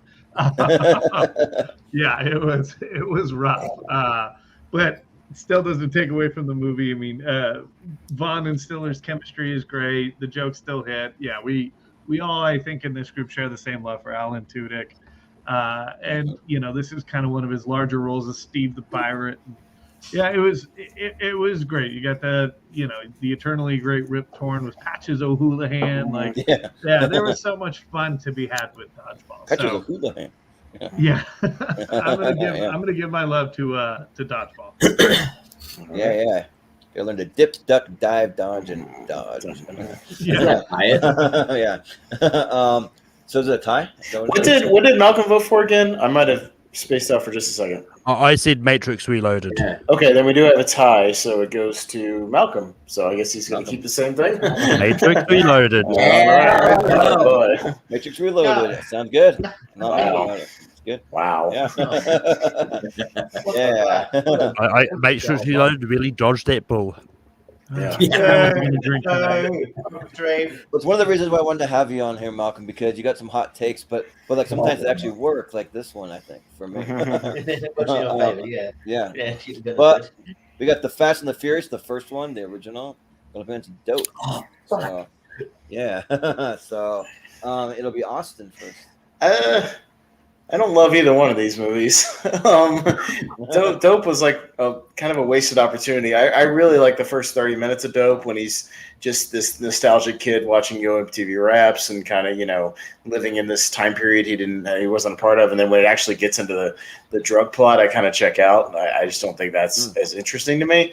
And I don't love the original Fast and Furious movie either. I think most of the sequels are kind of better than that movie, including Too Fast, Too Furious and Tokyo Drift. I watched those way more than the original. I guess Fast and Furious because it has a couple of good scenes. But yeah, I don't know. I'm not enthusiastic about either one, but I'll go Fast and Furious. Yeah. Well, the Fast and Furious came out at a perfect time for me because like I love damn near every single Fast and Furious movie that's ever been made. Like I just hit really hard when I was in high school. Everybody started getting. I mean, they call them rice burners back then. I don't know if that's appropriate to say now, but they would buy these like Mitsubishi Eclipses and like the Mitsubishi Lancers, all that stuff, and they'd soup them up and like it was like a whole thing. And like maybe I came from high school that like had a lot of money because people were doing that stuff left and right and we had a lot of sports cars like in my high school, which is kind of crazy. I didn't, but people that I went to high school had them on. So but yeah, a lot of Dodge Vipers, like surprisingly too. I don't know why, but so yeah, like it's fun. People would actually go out and street race. We had a spot that was actually sanctioned for street races, like sanctioned by the police and everything. But then we had some unsanctioned where people were getting arrested for it. So but then Dope, yeah, like I just hit like really hard for me, like what Shameik Moore was able to do with the character and like just kind of bring some like race things into it and like bringing it like living in growing up in a bad neighborhood and I really like the monologue that he gives at the end, kind of saying like would your opinion change of me if I was white? It's just kind of something to kind of think about and yeah, and then a pretty hilarious scene where he like goes over to get some from this girl, and she's like buck naked chasing him around and stuff, and she's high as a kite and stuff. So this one's tough, but just to have something that like we don't normally see that often on here, I'll vote for Dope. So yeah. You guys remember, and this dates the movie, what they were ripping off in the Fast and Furious and selling on the black market? Like some kind of DVD Mufflers? players or something. DVD players. Yeah. Oh, does that date this movie? yeah. Yeah, that was the hot thing that they were ripping off in this movie. Anyways. Yeah. But Malcolm, what do you think? Yeah, remember when the director of Dope was attached to direct the Flash movie back when it was first announced? Like 85 years ago? Yeah. Yeah. I mean, it feels like it at this point. But yeah, I've not seen Dope. I've heard a lot about it and really curious about checking it out.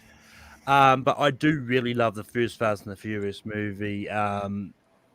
And yeah, so that's getting my vote. Yeah. Sounds good. Cousin Ryan. I live my life quarter mile at a time, guys. Come on. Yeah. I love Dope. I loved it. When I got your list, one of the first ones I watched. And I loved it. I think it's a great movie. I'll watch it again. I'm going to recommend it for sure. But the Fast and the Furious, this movie, Dom's car at the end of this movie is the reason why my first car I bought myself was a Charger and then a Challenger later. Like I loved muscle cars. That movie made me love muscle cars more than anything in the world. So Fast and the Furious for me. Yeah. Moose? I'm pretty sure the reason why you bought a Charger is because I had a Charger, and then my dream car was a Challenger, and then you bought a Challenger. Pretty sure that's the reason. Sure. No, the funny thing is I did have a Charger, and then he bought one, but like his Charger was way fucking cooler than mine was. And then I told him I wanted a Challenger, and then he like we just had that conversation. He's like, "Oh yeah, me too." And then he rolls up in like the coolest fucking Challenger you've ever seen. Yeah, he's always been able to top me on the car side of things for sure. So I've only seen one Fast and Furious movie, and it's this one. There you go. Yeah. There you go. Yeah. I don't know. There's something about the Fast and Furious movies that just have never drawn me in. I did see Dope for the first time on Friday because you provided the list and I had never seen it. And I dug it. Man, I dug it. What a freaking fun movie this was. Serious when it needed to be serious, funny when it could be. The stuff with like the brother and the sister's high as a kite and is just like tripping. She jumps out of the car and just peeing in a bush like in the middle of the street. It's great. I very, very much enjoyed Dope. Because again, there's something about these Fast and Furious movies that just don't do it for me. I'm gonna vote through Dope. Yeah. Monica, I always got to quote the Ja Rule. He loses the race, doesn't get the girl. Monica. What are the votes at? Richie? Oh, I haven't voted yet. Oh, so Richie? Okay, sorry. Go for it. I was going to say when Austin mentioned ripping off, I thought that this was going to mention that Fast and Furious is basically the first Fast and Furious is basically a car version of Point Break.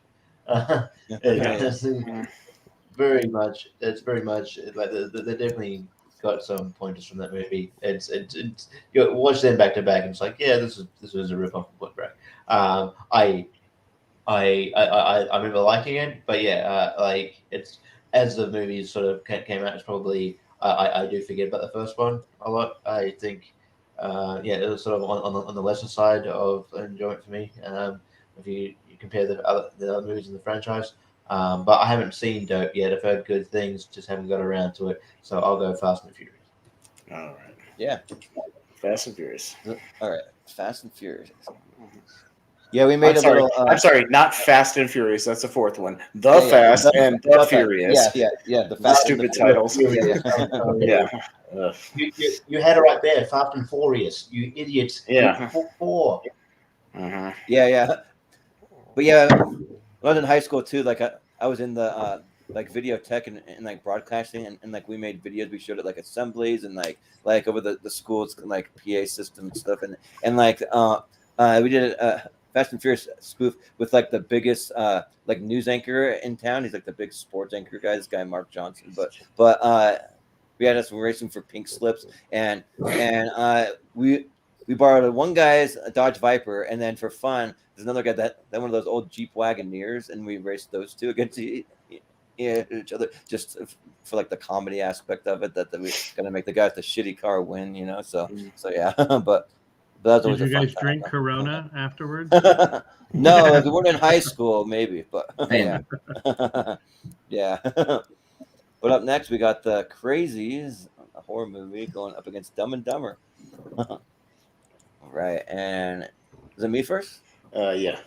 Yeah, so I'll just talk about the Crazies for a second. That I really dig this movie.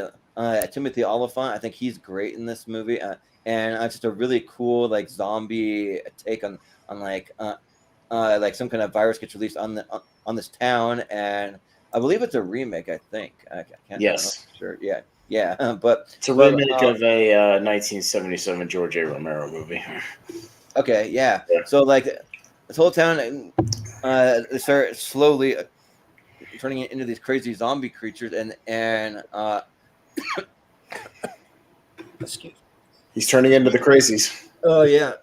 He's got the virus. Sorry. Oh man, I was like losing my voice for a second. But anyways, yeah. So that the military, they slowly come in and they start quarantining things, and people are wondering what the hell's going on, and then it becomes this big chase for survival near the end, and it's a lot of fun. So I've a really good time with it. But Dumb and Dumber is a classic, though. Like it might be the funniest movie ever made. I think it's just so good, and like who knew that Jeff Daniels had that type of comedic chops to even make a toilet scene like one of the funniest things that's like pretty memorable, and then yeah, just like so many quotes. You could quote that movie from beginning to end. There's just so many. Like I always ask for the soup of the day when I go to a restaurant, or like I'll like do the running at an incredible rate thing. Like just endless stuff. So yeah, I think it's got to be Dumb and Dumber here. Well, Malcolm. Yeah, I haven't seen the Crazies. It's just not really been one that really wanted to see, but I'm probably going to see it eventually. But Dumb and Dumber is a classic. Like Jim, this and along with The Mask and Ace Ventura: Pet Detective show why he's a classic comedic actor. And like just that 1 year just shows like he can do many different things and he can really do no wrong. So I'm gonna go Dumb and Dumber. Yeah, cousin Ryan. So I gotta have to go up and say I love Timothy Olyphant. I love Danielle Panabaker. That movie, The Crazies, was really good. I enjoyed it a lot. Yeah. But Dumb and Dumber, one of those movies that it is quotable. Like this movie has been quoted my entire life since it's come out with some of my friends and one of my best friends. And we went on a bender one night in Vegas and we're flying to Denver. And we were passed out, and he reaches over, taps me on the shoulder. I look at him, "What's up, dude? That John Denver's full of shit." The only thing he says to me and lays back down. So I love that movie. It'll forever be a movie I watch nonstop. So Dumb and Dumber is my vote. I thought the Rocky Mountains would be a little rockier than this. Yeah. Moose. This one's pretty easy. I've seen the Crazies. Yeah, I like Timothy Olyphant as much as the next guy does. But I think the Crazies is fine for what it is. But I agree with everything that's been said about Dumb and Dumber. I mean, it's probably one of the greatest comedies ever made, and will probably go down as one of the greatest comedies ever made. So yeah, for sure we're gonna put through Dumb and Dumber. Yeah. Richie? Yeah. Does the Crazies have, like, has that got Ryder Mitchell in it? I'm thinking about a different movie. I feel like. yeah. Maybe, yeah. Yeah, Yeah, Red cool, Hot yeah, Mitchell. I That's do- the girl I that do- he's running around. Yeah. with. I do remember this movie coming out and never actually watched it. I knew it was a remake, but I'll get around to it eventually. So Dum Dum was a classic. I can't really add much more conversation because this movie comes up a lot, which for good reason. So I'll just say Dumb and Dumb. Yeah. Austin. The Crazies is one of the better horror remakes, but one of your favorite movies ever, Jordan? Really? Oh yeah. Out of every movie ever made. Like it's All right. Okay. But that's the horror movies on here. Come on, man. I appreciate that, but Crazies is fine. I don't know, like it really freaked me out, like especially near the end. Did you just see it for the first time on my recommendation like a year ago? All right. No, I watched it when it came out. All right. Recency, Okay. recency bias be damned. That's going to be on this. Yeah, No. Jurassic World Dominion. Yeah. Yeah. I don't think Moose was here for that. Yeah. Jurassic World Dominion on his Yeah, 128. 2 days after watching it. 2 days. Oh, at the beginning of the show, I expressed a little bit of disbelief for that. Yes, I'll have to go back and watch that. A la the Chris Pratt choking out a Dilophosaurus. Yeah. Yeah. Anyways, Dumb and Dumber. You never know. Anything's possible for a superhero. Locust World Dominion. That's right. Yeah. Locust. Yeah. That's what we've been calling it on the show. Locust World Dominion. Yeah. That's right. Yeah. Well, up next though, we got The Conjuring 2. There's another horror movie for you. I know you're not a fan, but a lot of the And everything all at once. Yep, everything we were all at once. 2022 movie. Let's go, baby. All right. We'll see what you think. But Malcolm. Yeah, I don't get the love for the Conjuring franchise at all. It's just I've seen the first one. It's just really boring. But look, everything everywhere all at once. Even though it is a movie that came out this year, it is a really good movie, and he's probably had time to watch it multiple times at this stage, so I can get why. In this case, it's gone up his list onto his top 128. Unlike the other ones, which were on his list literally days after they came out. But so I'm going to go everything everywhere all at once in this. It's a tournament fight. You gotta have some crazy curveballs on there. But cousin Ryan. So the Conjuring movie, I don't get it either. I mean, it is what it is. I've watched them. I'll keep watching whatever they come out with. We continue to pour that down our throats, but it's it is what it is. I can see why you put it on here. I get it. It's for what the horror movie type it is. It's good, but I could do without him. Everything Everywhere All at Once blew my freaking mind. Like, that movie was great. I can see why you put it on here. It's funny because I watched this and we were having thunderstorms here in Vegas, and I was like, oh my God, someone's messing with the freaking multiverse. This movie's in my head right now. I had to send a video to Haas, and he thought the world was ending with me too. So it was a good movie. I loved it. There's some parts of it that I kind of threw me for a loop with the hot dog fingers and all that fun stuff, but it was just all around, I thought, very entertaining movie. Laugh. So I'm going to go ahead Everything Everywhere All at Once. Yeah, especially with Jamie Lee Curtis with hot dog fingers. That's but Moose. So I within the last 2 weeks watched Everything Everywhere All at Once, and I text Ryan after I watched it. I was like, dude, you got to watch this movie. It's trippy as fuck. Yeah.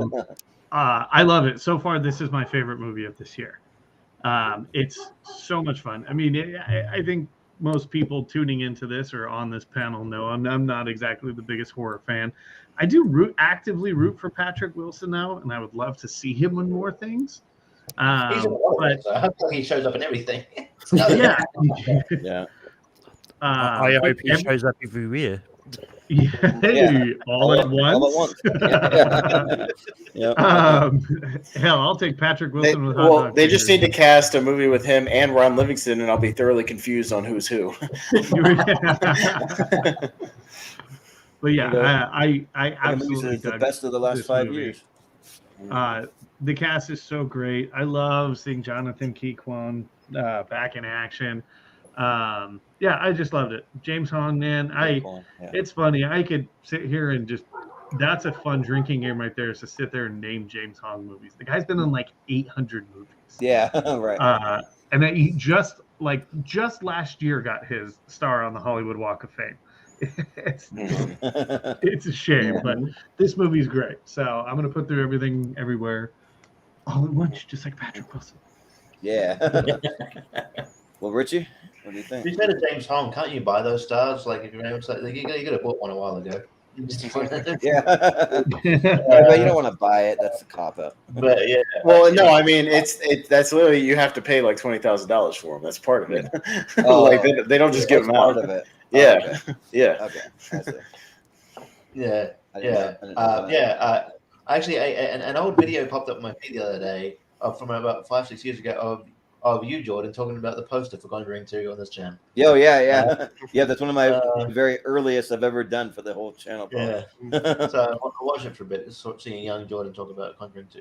But it's hard because like I haven't been able to get to the theater as much this year as I wanted to, just like life being busy and stuff. So I haven't seen everything everywhere all at once yet. So by that logic, I'm not totally enamored with Conjuring either. I think they're good, but so because I've seen it, I'll go Conjuring 2.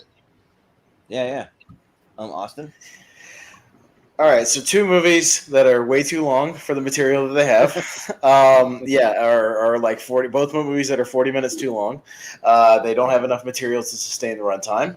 That are overly complicated. Material. Yeah, I'm sorry. Everything everywhere all at once does not have enough material to sustain 2 hours and 20 minutes. I think it's way too long for the scope of the movie that it is. I think it's fine, but I was not as enamored with it as everybody else is. If it had been an hour and a half movie, it would have been a complete banger. But it goes on way too long, and I was starting to fall asleep. Same thing with Conjuring 2. Too many jump scares. It's way too overly long for what it is. Conjuring 2. Yeah. Well, I'll just say that I'm a massive James Wan fan. Like I love almost everything that he's done. I mean, I'm a little like 50-50 on Aquaman, but all of his horror stuff I think is really good. Like we'll definitely see some more James Wan on here. I'll just say that right now. But and the Conjuring 2 I like better than the first one. I think it's the better of the two. And like I miss the movie or the days when these horror movies were an event. Like I remember showing up for the first Conjuring, like not really thinking a lot of it, but like the theater was packed. Like it was sold out. Like everyone was like clamoring to see it, and then so kind of up my enjoyment. And then Conjuring 2 I just really like because they definitely got a bigger budget, you can tell, and they introduced some characters that like would go on to not have good movies. Like The Nun was a horrible movie, but it's a kind of a cool character inside of the Conjuring 2. And then the Crooked Man, like that stuff I really like. And so and then you have the main plot with the old man like that dies in the recliner or whatever, and then the little girl getting possessed, and like so many cool things just packed into one movie. That's why I really dug it. But and then the story of, I always forget the name of the couple, but that's kind of their story too. And then like at the end, there's a sweet moment where they're listening or we're singing "I Can't Help Falling in Love with You" too. So I mean, I liked all of that. But yeah, Everything Everywhere All at Once. Like I really want to vote for The Conjuring 2, but man, like this movie, like it just came out this year, and when I put it on Jurassic World at Dominion, I was kind of more having some fun. That I do really like Jurassic Park movies, but I just wanted to throw that one on for fun. But this one though, like I actually like I saw it 3 times in theaters. Like it was that good for me, and like I just love everything that they do with the multiverse. They do it so much better than almost any other multiverse, any movie that I've seen. Like anything dealing with the multiverse, and like Jamie Lee Curtis, she just looks like she's having a blast. She looks like she's having so much fun, and then Michelle Yeoh is like one of the best performances I've seen from her, like probably ever. And then I sing Ki Hui Kwan back. It was so much fun because like he's just like he was as a kid, but he's an adult. So like it's really fun to see. So I hope we get to see him act in some more things. So I got to go with Everything Everywhere All at Once. Yeah. All right. So what are the votes at? Everything Everywhere. Oh, yeah. All right. Everything Everywhere. That sounds good. All right. So then we got Teenage Mutant Ninja Turtles, of course. It shows up here a lot. Going up against Fight Club. All right. So, Teenage Mutant Ninja Turtles is that's the original, right? Is that what we're talking about? This one? Yep. That is by far 1990. the best TMNT movie that has been made, even though it was made so long ago. And it, you look back now, you're like, oh, it looks a little crappy. But the story, the feels of the movie, and how they kept it kind of somewhat true to the comics, kind of the vibe at all, and they just engrossed people they engrossed people who never even heard of it before, and this became a very cult classic movie. Fight Club, awesome. I will watch it over and over again, over and over. But in this matchup, the nostalgic hits too hard, so TMNT for me is my vote. Yeah, sounds good. Moose, what do you think? A Jose Canseco bet? Tell me you didn't pay money for this. Oh yeah, Teenage Mutant Ninja Turtles. yeah. Oh yeah. Jose Canseco. Yeah. You want to hear my Sam Rockwell impression from that movie, Moose? Let's hear it. Oh, yeah. Regular menthol. Yeah. Listen, Yeah. anything you want to do it. You know what I'm saying? Anything. Yeah. Anything you want to do. You check out the East Warehouse over at Landman Island. You get your answers there. Yeah. But that is cool. The whole little like layer that they have again. They're all playing. Oh, playing MC October. Hammer music all over the place. Yeah, it's good stuff. Like Rhythm and Wheat Boys, Full House. Yeah. But Richie. Yeah. I mean, I loved TMNT growing up, and then the movie was it was amazing. I think it is one of the best Turtles movies to come out. I do like the second one though, and I do like the first Michael Bay movie. Don't like the second one. And I think it's really good. Fight Club's a classic as well. I'm glad it sort of built a cult following people after the fact, because it bombed and people finally started to understand what the movie is, and then I think it's I think it's great. I don't mind if TMNT goes through, but I'll go Fight Club. Yeah. Austin. And now for my impression of the guy Sam Rockwell's offering the regular menthol to. Yeah. You got any cigarettes? Yeah. All right. Anyways, having said that, Fight Club. Yeah.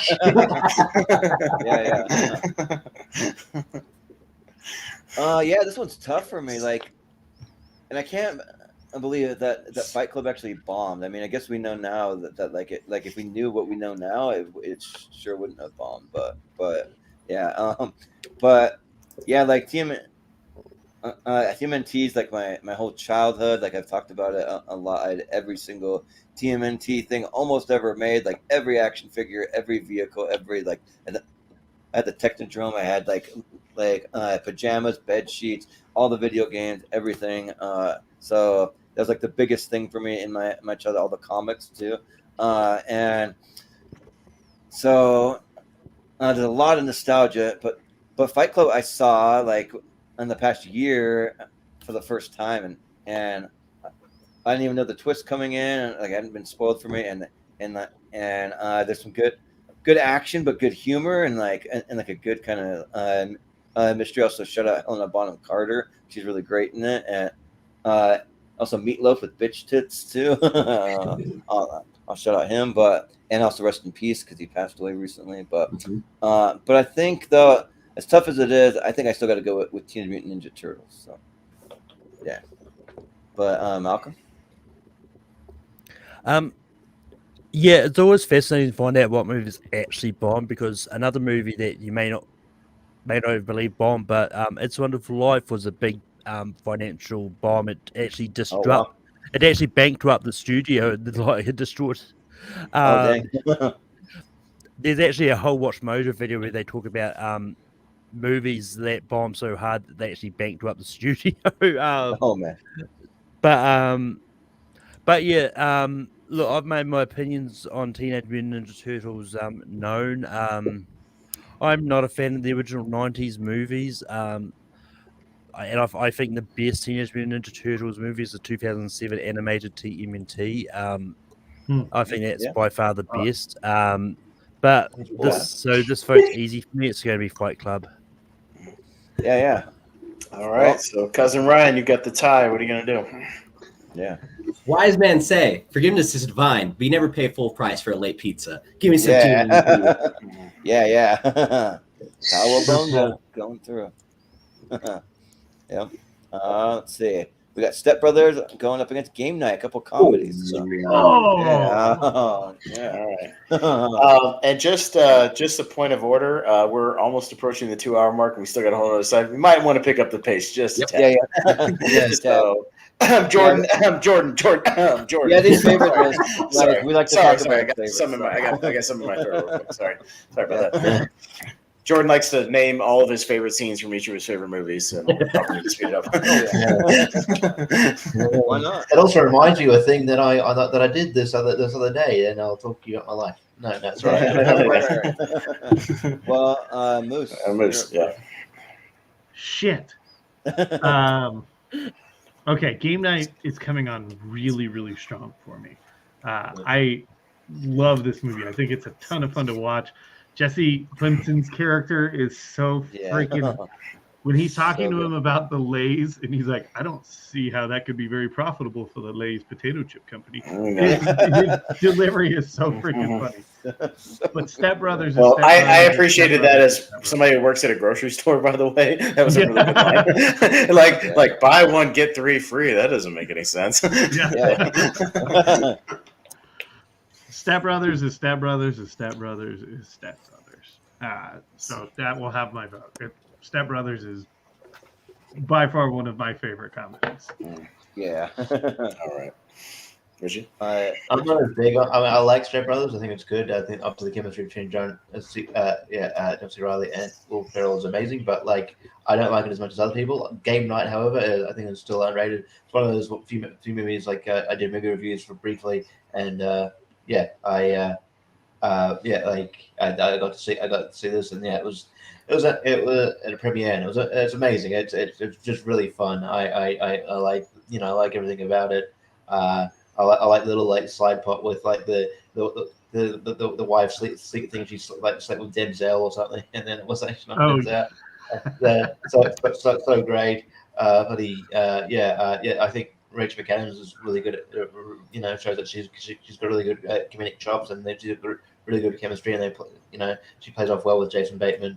Former WWE wrestler Jackson Riker shows up in this movie. In the fucking, and Jesse Plemons seals it. I think he's just genuinely, he's great. Maybe if I had to nitpick the end, I feel like the one that I can't remember his name, but there's a character in there who's a bit too dumb. It's unbelievable. You can't get too dumb, but yeah, it's like, but I still love it. So I'll go Game Night. Yeah. I mean, I saw Game Night. I liked it. I just haven't gone back to it since I saw it in the theater. I'm due for a rewatch, but yeah, Step Brothers is awesome, and it's one of my favorites of all time. So I'll go Step Brothers. Yeah. All right, here's a snare for you, Dad. I suppose Nancy sees me coming out of the shower, and she decides to come on to me. I'm looking good. I got a luscious feed going from my chest pube down to my ball fro. She takes one look at me, and she's like, "Oh my God, I've had the bull. Now I want the young cat, but you're going to buy the wiener." And he's like, "Shut the fuck up! Shut the fuck up!" like that movie just makes me laugh so hard. Like how much those two annoy their parents and stepbrother. Just so funny. Like that's probably what gets me the most in it. Game Night's great, and it really hits hard for me too. But I mean, it's kind of one of those. I mean, I don't know. Like it just doesn't hit maybe quite as much as Step Brother. I don't go back to it quite as much, but it is hilarious, especially shout out Jesse Plemons for sure.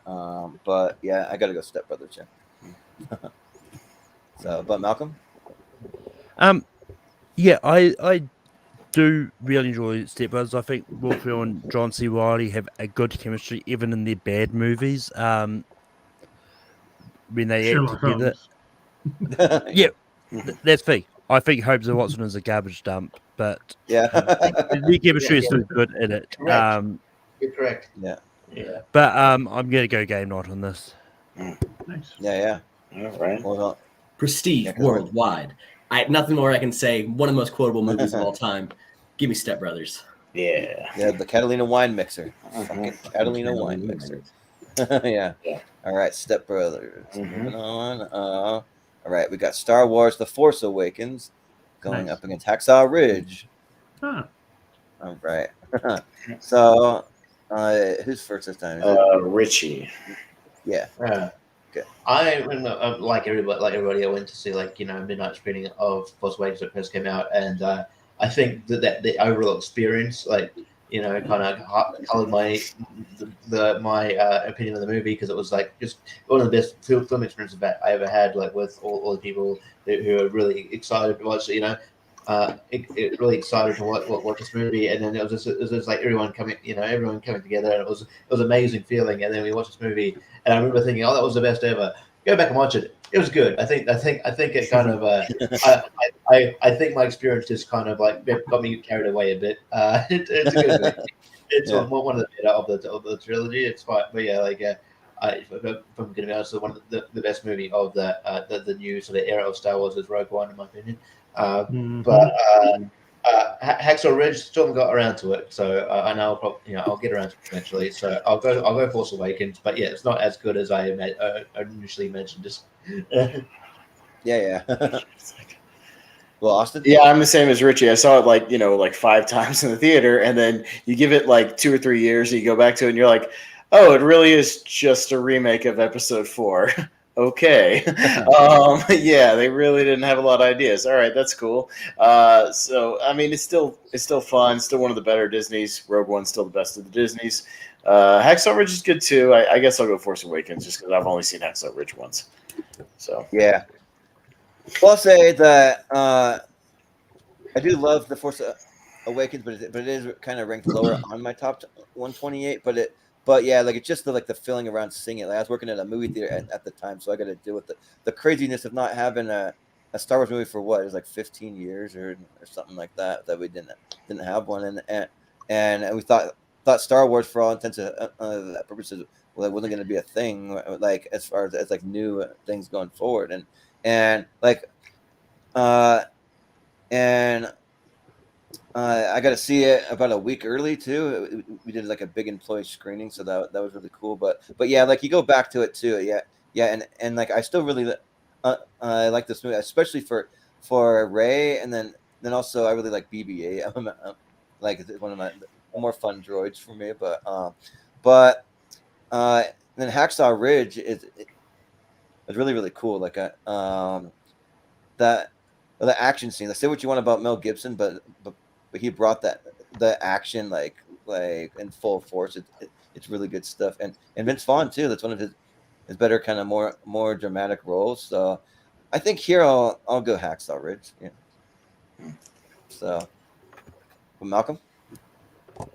I haven't seen Hacksaw Ridge, but I really do enjoy Force Awakens. I think it's really good.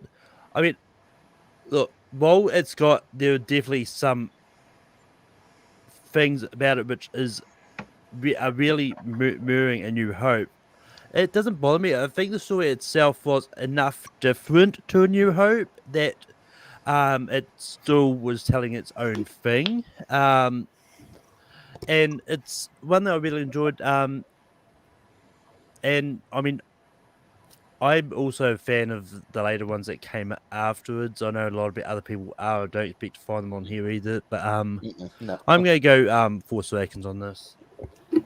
Yeah, I think they kind of mirrored A New Hope for a reason, though. Like I think that there's a reason why they did it, and just to kind of bring back some of that hadn't been a thing for so many years and kind of put people back in that mindset.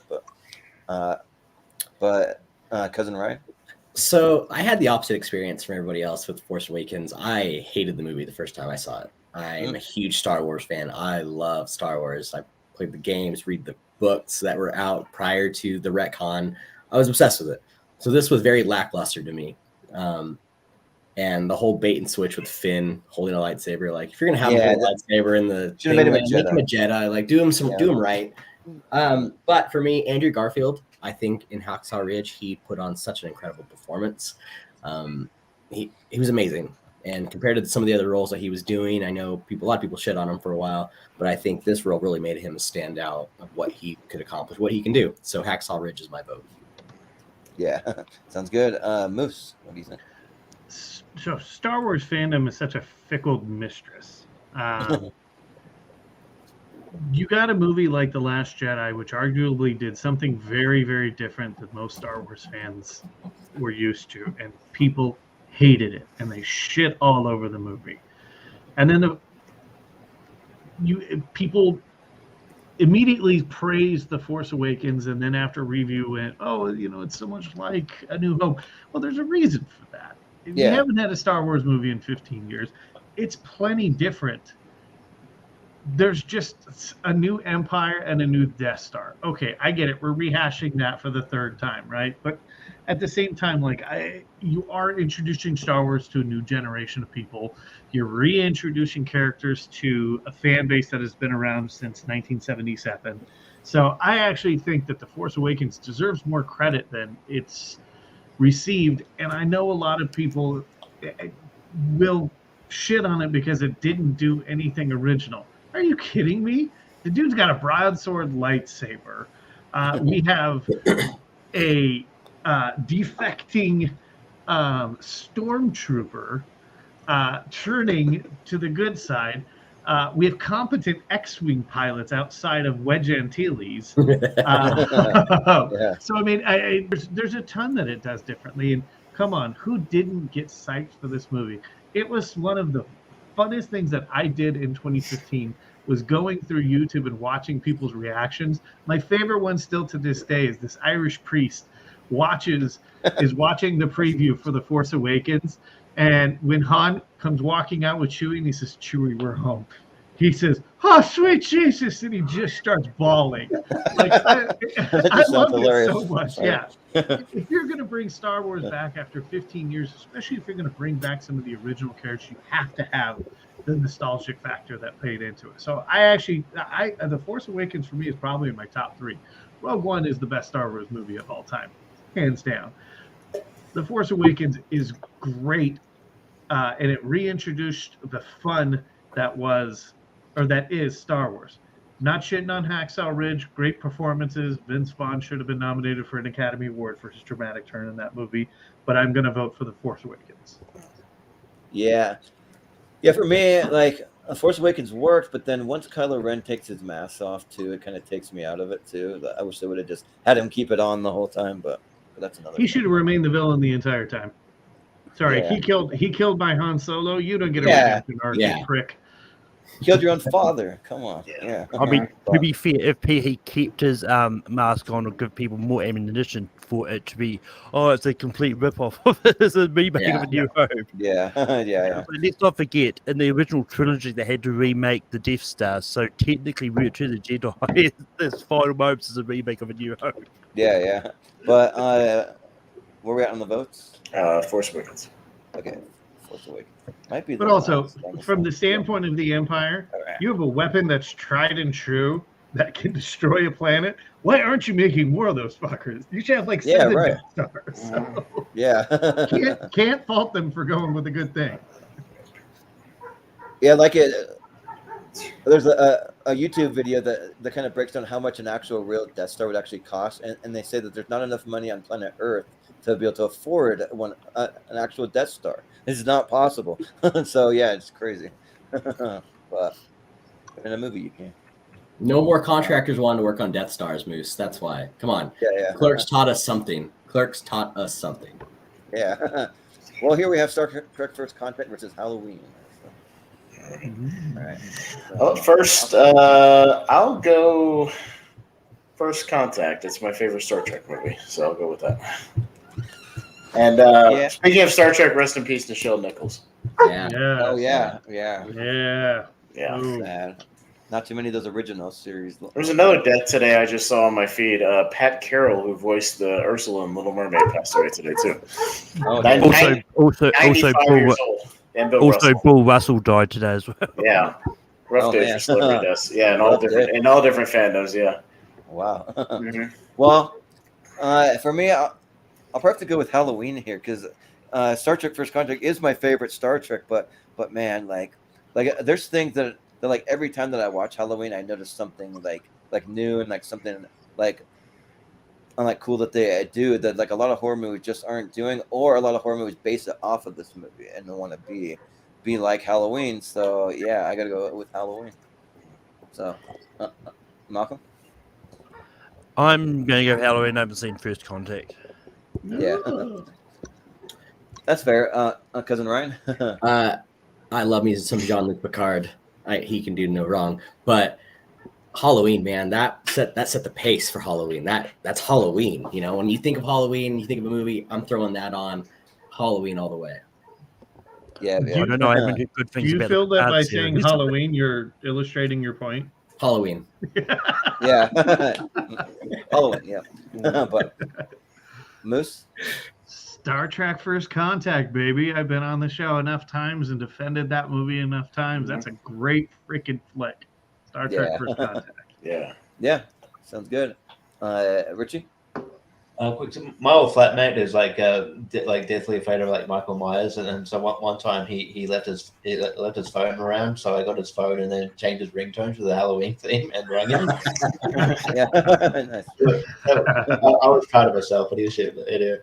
But yeah. I mean, yeah. That aside, I mean, I'm gonna go Halloween. I just love it more. So Imagine being Yeah. scared of Austin Powers. How Yeah, right. Right? Yeah, should have worn my Michael Myers / Mike Myers shirt that I have, but Mhm. yeah. But Halloween. all right, Yeah. Halloween sounds good. Mhm. We got Spider-Man: Homecoming up against Happy Death Day to You. So, Really? yeah, Really? You'll see why. Not the first one? Okay. The first one was on my first. Yeah, The first one was on my first episode, so that's why I Oh. couldn't have it here. So that's right. they both make the list. This one. Yeah. So All right. You. me, okay. Yeah, like I really dig both of these. Like I think Tom Holland, he plays a great Spider-Man, and I think like there's a couple of things I've been watching about comic book lately, and like somebody brought up in a video that I watched that like Tom Holland, like he may not be like the most like comic book accurate maybe, but he's the best one we've ever had in a movie, and so we have maybe Andrew Garfield for me might be a little more of the comic book accurate one for me, but I mean, but Tom Holland for the movies though, like is the best one for the movies. So it's nice to have one for the comic book, one for the movies. And I think that Tobey Maguire was just like what we needed at the time because they really helped bring comic book movies into the forefront. So like they all kind of work for me, and yeah, Tom Holland's great. Like I don't really care if they say that he's like Iron Man Jr. or like whatever. Like it's fun having Tony Stark there. You bring in the connection to the MCU, and so you keep that around. And like I see why they made him young because they want to use Tom Holland for as long as they possibly can, and just kind of seeing him grow up is a fun time. And then Michael Keaton as the Vulture. I mean, he was great. And Happy Death Day to You. Like I like both of these movies, and I like them for like some of the same reasons, some different. But I like this one because they kind of make it almost less of a horror movie and more like a sci-fi, and kind of just dealing with these time loop kind of things. And I thought that was an interesting take versus just trying to do like I don't know, like just like digging more into the horror aspect. They went something where kind of different, and I appreciate that. So and I had a fun time with it. So it's tough, but I'm a Spider-Man guy, so I got to go Spider-Man Homecoming. So, but Malcolm. Yeah, I liked Spider-Man: Homecoming. I think it is a really good movie. But Happy Death Day to You really surprised me a lot when I saw it. I it's probably my favorite out of the two, if I'm being absolutely honest. Yeah. And it's very, like, even saying that, like, they're very close together. They could change any minute. Yeah. But yeah, I mean, I like Spider-Man: Homecoming. I think it's good, but I'm going to go Happy Death Day to You just because like Spider-Man: Homecoming's probably been on these a lot. Yeah. But so I'm going to go Happy Fair. Death Day to You. Just Yeah. slight thing. That's a really bad, lazy Spider-Man poster. That's a really Yeah. horrible. That looked like it was made on like Windows 98. That looks terrible. That's really, really bad. Like, compare it to like the original Tobey Maguire Spider-Man, which is a really fucking cool poster. It looks like a real person, and that looks like some shit somebody made on their computer at like 3 a.m. That looks terrible. What a bad poster. Look at how many posters there actually are for this freaking movie. Like, it's crazy the amount of posters. Yeah. Like, there's about 100 of them. So Just it's about every yeah. movie has been 100 different posters at this point. Yeah. Yeah, but like Spider-Man really milked it though. That, like, for whatever reason, especially for like foreign markets and stuff, you have him over in China doing all kinds of crazy stuff, and like in the movie, like he's never even in China. It's interesting. Yeah. But cousin Ryan. Happy Death Day. I felt like I was in freaking Groundhog's Day with that movie. I wanted it to end. I couldn't do it. I tried really hard. And this is saying something to the fact that I like Tom Holland as Spider-Man. He's not my favorite Spider-Man, but in this movie, Michael Keaton is what made this movie for me. I loved his character. I loved that whole theme behind it. And I mean, come on, you had to have Iron Man in most of the movie to carry it. What does that tell you? But it's still better than Happy Death Day to You. So Spider-Man: Homecoming. It just tells you that there's a connection to the MCU is what it tells you. But you could just have him like reading a newspaper or something. yeah, but that's like too subtle for some fans. I don't know. But too subtle. Yeah. MCU fans don't know subtlety. You're right about that. Right. Well, no, you're absolutely right. I agree. Well, any of us would be able to catch something like that, but would my parents catch something like that? Probably not. So yeah. But Moose, what do you think? So Tobey Maguire, I think, was 49 years old when he played Peter Parker in high school, and Andrew Garfield was 39 years old when he played Peter Parker in high school. So finally, we get a Peter Parker that's age appropriate, right? He looks like he actually fits in high school. He doesn't have a 5 o'clock shadow by the end of the first scene in the movie. Like, I do think Tom Holland is the best Spider-Man that we've gotten. Sorry? Yeah, you were kind of. We lost you for a second, but you're back. Oh, sorry. Okay. I do think he's the best Spider-Man that we have ever gotten. I actually like that he's a little tech forward because it fits the MCU. The MCU is a little more, or 616 in the MCU is a little more technologically advanced. I mean, they kind of explored that in the most recent Spider-Man, where the other Spider-Man were like impressed by what he was capable of doing. The porn is back in the chat. Yeah, right. Oh yeah, it's been there for a while. Yeah. Yeah, I mean, as far as again, it's a broken record with my liking of certain horror and not liking of certain horror.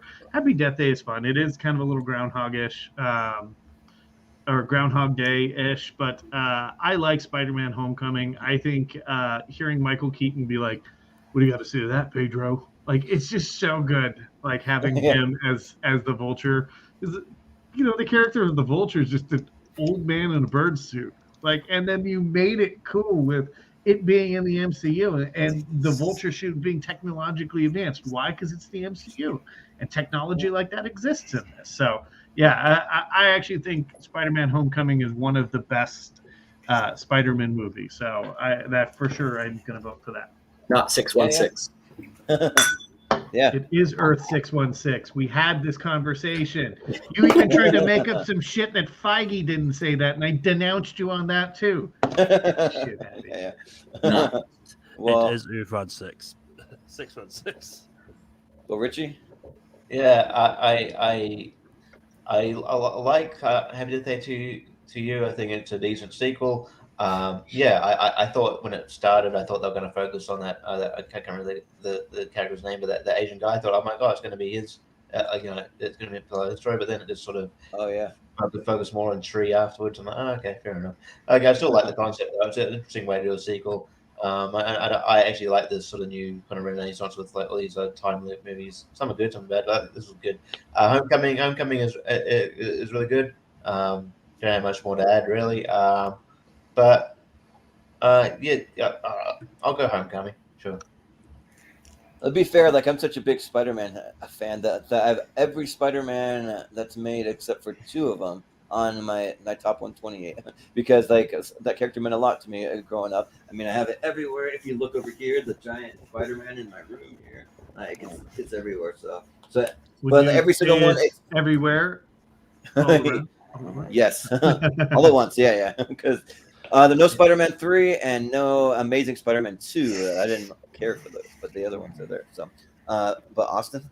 So yeah, I've made my thoughts known. I don't really like the Tom Holland Spider-Man movies. I just think he's a fucking dork, and he's a and Flash is a dork, and everybody around him is a dork, and I don't really like most of the portrayal in these movies. Iron Man Jr. is absolutely right, and I think the one thing I do like is Michael Keaton because he's a villain not trying to take over the world. He's just trying to rob some banks to take care of his guys who got screwed over. I can roll with that. I like it. So that's the one thing I do like about the movie. Now, even though Happy Death Day 2, watch what I'm going to do here, doesn't hold a candle to the original movie. See what I did there? I'm still going to vote for it over Spider-Man. Yeah. So I'm guessing it's Spider-Man though? Yeah. Right. Okay. Yeah. All right. Spider-Man Homecoming. All right. We got another Spider-Man right here. Far From Home. All right. Right in a row. Against Happy Gilmore. So, all right. So is it Malcolm? Malcolm. All right. What do you think? Yeah, I mean, Happy Gilmore is definitely better than Billy Madison for easily. But that being said, Spider-Man Far From Home is really good. I think this is No Way Home. Yeah, No Way Home. So someone said Far From Home. Yeah. Oh, maybe I said it on accident, but it's supposed to be No Way. Yeah, it's what it is. It's No Way. I mean, No Way Home is much better. Much better. Spider-Man movie in the MCU. Just because I do like how they did, even though they had Doctor Strange there, he wasn't like Spider-Man essentially was pretty much doing a lot of the stuff and save the world himself rather than relying on that definitely shows sort of how he has grown as a hero since Homecoming. So I'm going to go No Way Home on this. Happy Gilmore's good, but still not better than No Way Home. Yeah. Cousin Ryan? So Happy Gilmore is probably my favorite Adam Sandler movie of all time. I love this movie so much. But No Way Home, it gave me all the Spider-Man. It gave me what I wanted. You know what I mean? It fixed a lot of things that the movie should have done. I think the only problem I had with the No Way Home is the fact that he didn't have to let them out of those cells. A lot of things could have been avoided. Like, come on, let's be freaking real here. Huge plot hole. But No Way Home is gonna be my pick on this one over Happy Gilmore. Yeah, sounds good. Moose, what do you think? Ryan's heard me rant that like the movie No Way Home can be completely avoidable if Peter Parker isn't a selfish little prick and goes and erases everything, which ultimately leads to Aunt May's death. Like, there's so many like ways that like that could have been avoided. That being said, the second half of this movie where we get all the Spider-Man together and Magic Ned is wonderful. I dig that quite a bit, and it is just fun. I mean, those guys just seem to have natural chemistry together. Happy Gilmore's great. Another one I've seen probably 500 times. Yeah, I'm gonna go Spider-Man. Why not? Let's go Spider-Man versus Spider-Man. Yeah, that sounds good. Richie, are you there? Yeah, I'm here. Okay. Yeah. What do you think? Just got I feel like I know Home's great, but I feel like we talk about it a lot. Happy Gilmore, I guess, we talk about a lot too, but I think it's a great sports movie. It's just great, some great one-liners. I think Shooter McGavin's one of the better movie villains, and I think Chris McDonald is a is a great sort of unsung hero of the '90s. I think he was great in the '90s. I know. I love the one-liners here, so I'm gonna go Happy Gilmore. Yeah, sounds good. I'm Austin. Yeah, I'm also gonna go with the movie I've seen like 50 times. That's Happy Gilmore, not Spider-Man: No Way Home. So yeah, Happy Gilmore. Yeah. So Happy Gilmore is awesome. Like it's very quotable. Like I want to get the ball in the hole. I just couldn't do it. I wanted to get it, and he just beats the hell out of that guy, and like just him getting angry and like just like if you've ever been to the driving range and like done the hit the ball the Happy Gilmore style, the way he does it in the movie, that thing soars if you can hit it. That's the thing. It's not very accurate. You have a lot of whiffs on the ball, but like if you can hit it, that thing that soars, it actually does work. And Happy Gilmore, yeah, like it's in my top like 2 or 3 Adam Sandler movies. I'm a big Adam Sandler fan, but Spider-Man No Way Home, yeah, like it was just so good. Like it just like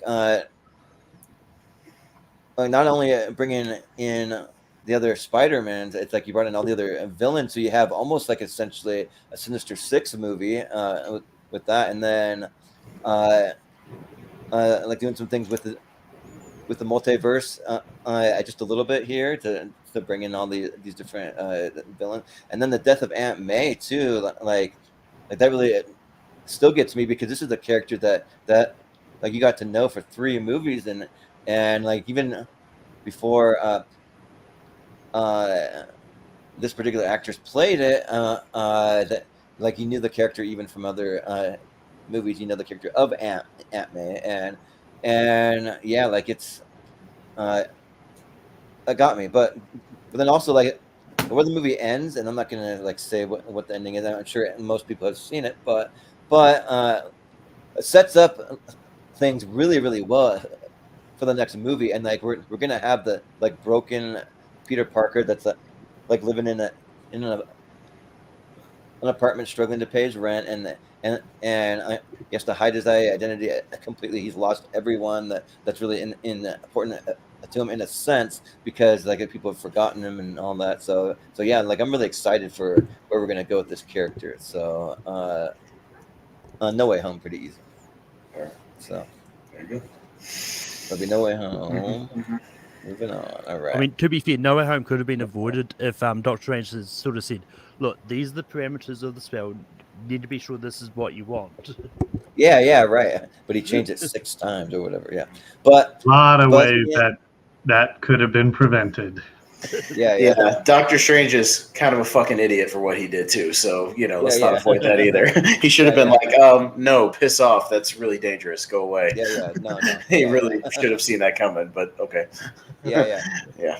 But I told you I have a lot of Spider-Man movies on here. Spider-Man 2, here it is, going up against Home Alone, which is the movie that I've probably seen the most times out of any movie that ever exists. I can quote it from beginning to end. But is it right? Yeah. You know what? I'm gonna call back to the night before when the girl quoted Home Alone about her favorite villains being the Sticky Bandits and then throwing the toys down when she ran away. I freaking loved that, and I love this movie. Spider-Man 2 was a good movie. I love those Spider-Man. I love that trilogy. I love that whole idea of it. But Home Alone is that nostalgic. I can watch this over and over and over again.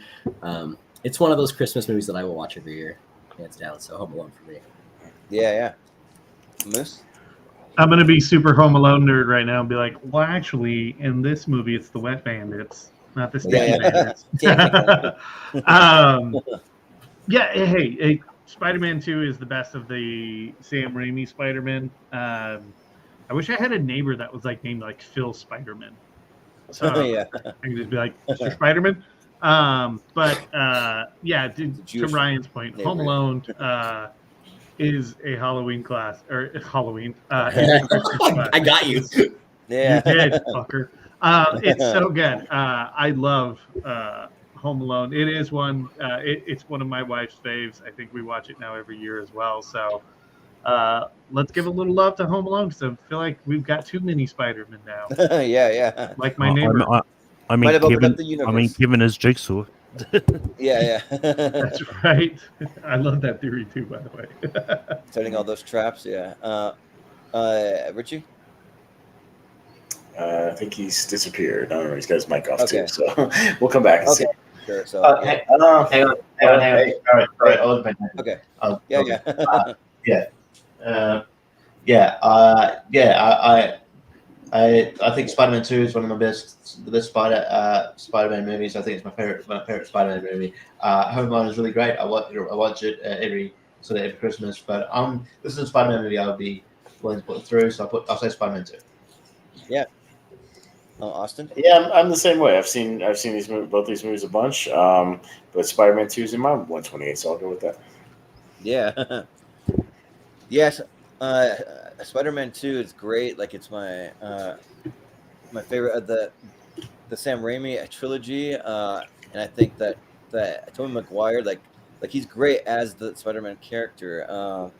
And you can say what you want about Kristen Dunst as Mary Jane. She's okay, I think, but and also Doc Ock too. Like is a great introduction to that character. And Home Alone, yeah, like I said, like it's a movie that I've seen more than any other movie. If you were to ever think about which movie you've seen the most times, this would be it for me. Like I watch this movie not just at Christmas time; I watch it outside of Christmas time, and it's just so much fun. Like I'll quote even just like obscure kind of things. I'm not going to sit here and quote it now, but yeah, I will vote for Spider-Man 2 though because I'm just a Spider-Man guy. So Spider-Man 2. Malcolm. I love how when we said part one, it's like Joe was like, "There's less superhero movies on my list," but it seems like there's more because yeah. Well, there is less. Like if you compare it, there's less. Not to mention there's at least just every Fast and Furious movies on there because I think a lot of them was on the first part, and now there's a lot of Spider-Man on this side. Yeah. But like that my certain particular franchises. Yeah. He's like, watch him be like, there's really not that many. You scroll down another MCU movie or Spider-Man 1. We'll see. Yeah, but come to think of it, I don't think there was a Spider-Man movie in the first part, so it means they're all on here and they're all on this one side. A little Spider-Man heavy, yeah. But yeah. Anyway, back to the vote. I've made it known that Home Alone is my third favorite home in this and the Home Alone franchise. I do have a soft spot for Home Alone 3. But that being said, Spider-Man 2 is better. And I want to see Toby go against Toby, so Spider-Man 2. Yeah, we got to open up the multiverse here a little bit. Right? Spider-Man 2. Spider-Man 2. All right. Well, we'll see. We got Skyfall versus Insidious. There you go.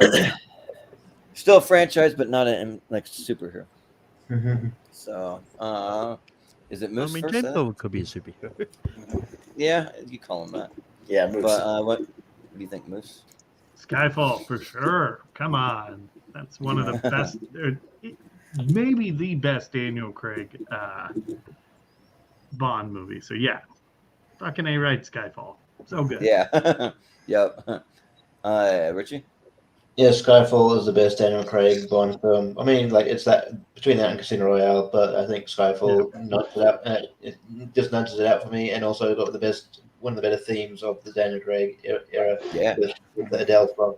So I'll go Skyfall. Insidious is fine. Yep. Austin? Yeah, exactly the same. Insidious is fine, but Skyfall's the best James Bond movie ever made. Skyfall. Yeah. Yeah. Well, I'm a big James Wan fan, so like I like a lot of James Wan stuff. Insidious is actually my favorite horror movie ever made. Like I think it's just What the just fuck, brilliant. man, dude? Holy hell, dude. Yeah. Like Hey, was that good because of like the world that they built when they go into the further and like having Lee want.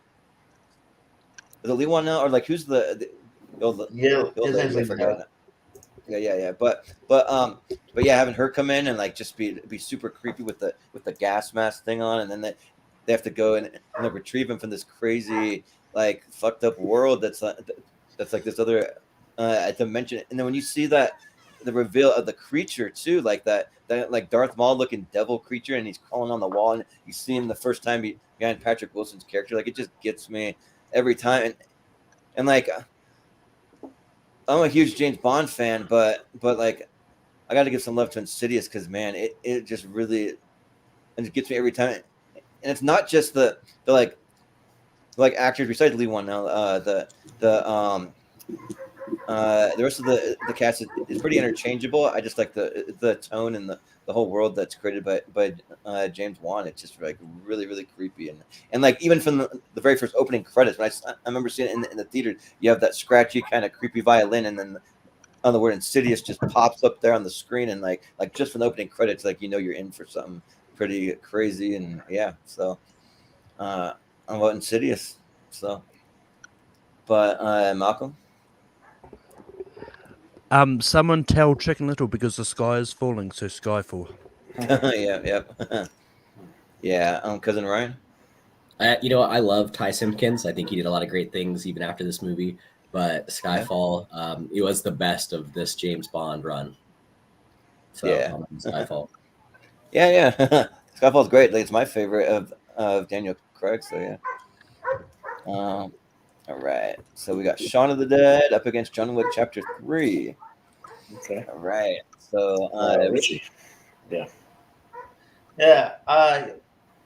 We talk about Shaun of the Dead a lot. It's a great parody movie, but yeah, like John Wick 3 doesn't come up enough, I don't think. And John Wick 3 is amazing. Can't wait to the fourth one. It's a shame it got delayed, but hopefully just make me look forward to it more. But yeah. So I'll go John Wick 3. Yeah.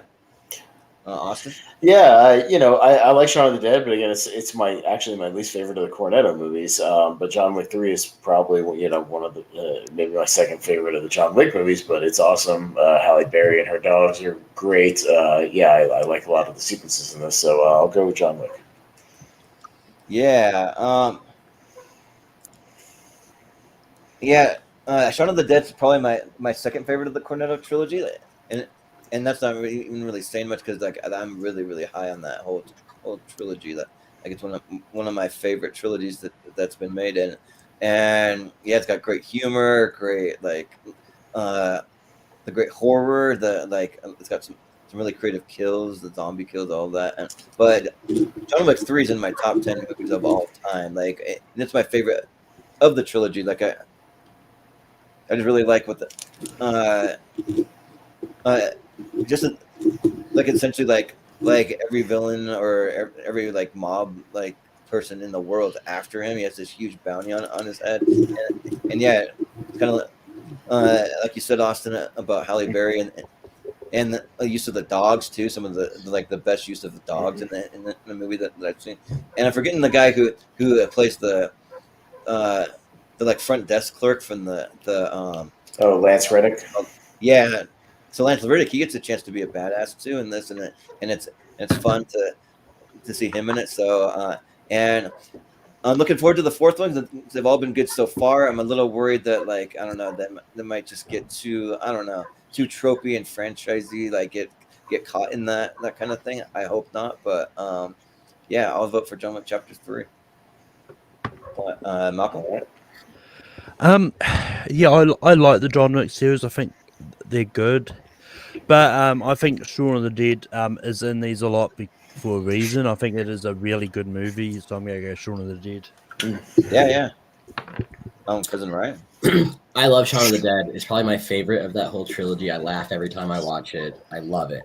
But Keanu Reeves, man, talk about someone who takes his roles seriously and practices and does whatever he can to make it look real. This dude deserves every reward possible. John Wick is not going to be, I don't think they're going to let it get too far. I think Keanu Reeves will be smart about it, but John Wick 3 was fantastic, and I think this needs to move on. Yeah. Moose, what do you think? If history has taught us anything, it is that Keanu Reeves is the world's worst actor. but he has found a movie franchise that plays so well for him. All he has to do is go, yeah. Yeah. And then his physical action takes the rest. I was late to the party with John Wick, actually, because Ryan here was the one that had me watch it for the first time. I love the Cornetto trilogy. I like Pez. Have Shaun of the Dead as my third favorite in that trilogy. So I'm going to go with the world's worst actor in one of the coolest franchises, John Wick. Really, he's worse than like Tommy Wiseau. Yeah. Right. You know, like Keanu Reeves is worse, the worst actor ever. That's a stretch. Tom Arnold. Have you seen Kenneth Branagh's Dracula? Yeah, but Okay, come on. Like, have you seen the Bill and Ted movies where he's good? Have you seen Parenthood where he's good? Constantine? Constantine where he's good. He's good in a lot. Have you seen what's that, Destination Wedding where he's good? Oh, yeah. I mean, have you heard of Paulie Shore? I don't think he's been good. It's not a good actor. It's a good one, Mal. But they write not good acting roles for him. Right. Yeah. Have you seen Jessica Alba? He just had to show up and go. In John Wick, in John Wick 2, in John Wick 2, Ruby Rose is so bad they made her a mute. She is a bad actor. And she's Australian. I could stick up for her, but she's a bitch. So no. Thank God for that, because there was less talking lines for Wick too. You could just sign. I just looked up top 10 worst actors and actresses. What Richie just said. Ruby Rose, number 10. And she's in one of those movies. Yep. Yeah. I was gonna say, have you seen Kristen Stewart even outside of the Come on. Let's move on. I'll go down there. I'll go down that rabbit hole. Yeah. Are you bad, John? Anyway. Yeah. That's the thing on all here. he fucking says in these movies. Have you seen Taylor Lautner any lately, or Shark Boy? Come on. Yeah. Last time I saw him was in what is it? The Twilight. What was the Sandler one? It was in the Hateful Eight. Oh, It was Ridiculous Six. Yeah. Oh god, that movie. Where he did what RDJ told you not to do, and he went full retard. It was really bad. Yeah. Really we bad. compare him to like a Jean-Claude Van Damme, and like he's a horrible actor, but he finds these interesting roles, kind of. So it could be something like that. The last movie that Taylor Lautner was in, it was 2022's Home Team. Home Team. I've heard of it. But I saw Abduction in theaters. Oh yeah, so did I. Yikes! Yeah. Movie. We got Searching versus Kill Bill Volume 1. So let's see who's up first. Me. So yeah, I mean, I like Searching. It was one of the surprises of that. The way they put it together was clever. But I mean, I'm a Tarantino guy, so you put some Tarantino in front of me on these things, I'm mostly going to vote for it most of the time. And I like both the Kill Bill movies just about equally. So I'll go Kill Bill Volume 1. Yeah, so I've gained a lot of respect for John Cho. Like even after doing this movie, like I've listened to him on some podcasts where like he said he doesn't want to play any of those stereotypical kind of Asian roles. He's not going to do Asian accents because he's American. He was born in America. He just comes from Asian descent. So I think that he's chosen his roles pretty smartly. I really like Searching. Like it's a movie that I didn't really think would be anything that great. Like it just reminds me of like some of those other movies where someone just sitting in front of a computer the whole time and there's nothing really else going on. But this movie really was very gripping and just kind of had me on the edge of my seat for the whole time. And I was pretty late to the Kill Bill party. I only saw Kill Bill earlier this year for the first time. I watched the whole thing back to back, and the first one I liked a little more than the second part, but I dug them both a lot. But yeah, just the action and the style that Tarantino brings to it, just really, really cool. And bringing all the martial arts and everything to it, and showing her training and like there's cool things inside and outside of the fight and the martial arts stuff. So yeah, I'll vote Kill Bill. So Malcolm. Yeah, I like Kill Bill. I think it's a good movie, but put Searching in front of me. Searching is a good movie, and I think more people need to see it if they haven't already, because it's one of those ones. I know a lot of people are like, oh, it's one of those ones that you only watch people watch computer screens. It's like it really isn't. They really find a way to make it different from all those kind of things. And so I'm gonna go Searching on this. Yeah, sounds good. All right.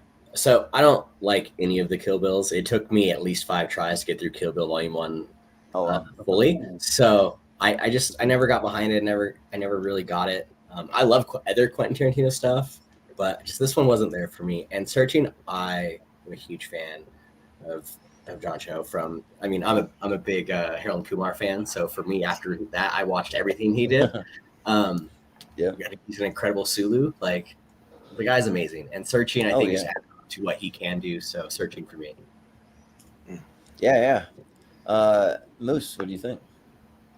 I dug Searching quite a bit, and I do dig Kill Bill Volume 1. I'm in the neighborhood of like Tarantino flicks. The Kill Bills are a little bit lower for me. It's tough. Fuck it. Kill Bill's been in this on the show a couple of times. I'm gonna give a little love to Searching. I thought that was pretty creative the way that they made that movie. Yeah. And Richie, what do you think? Yeah. I came to Kill Bill late to only watch it last year, but I think I love the movie. Part 1 is definitely better than Part 2, but like I want to see. I wouldn't mind seeing the whole bloody affair just back to back. But I think they're both solid. But yeah, Searching is on my top score as well, because I think they maximize the concept really well. It's certainly better than Unfriended or whatever.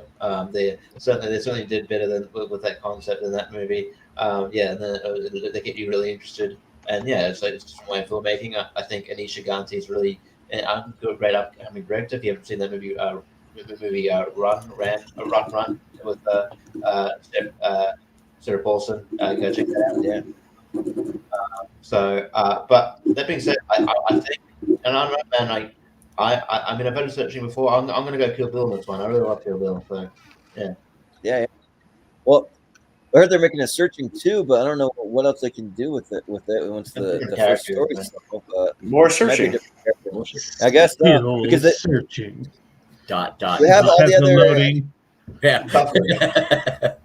Well, they have the entire cast returning except for John Cho and his daughter aren't listed yet. They might. That's not really like there wasn't much of a cast to begin with. To be fair, it was only like missing and right. So, but it'll be Kill Bill. So, right.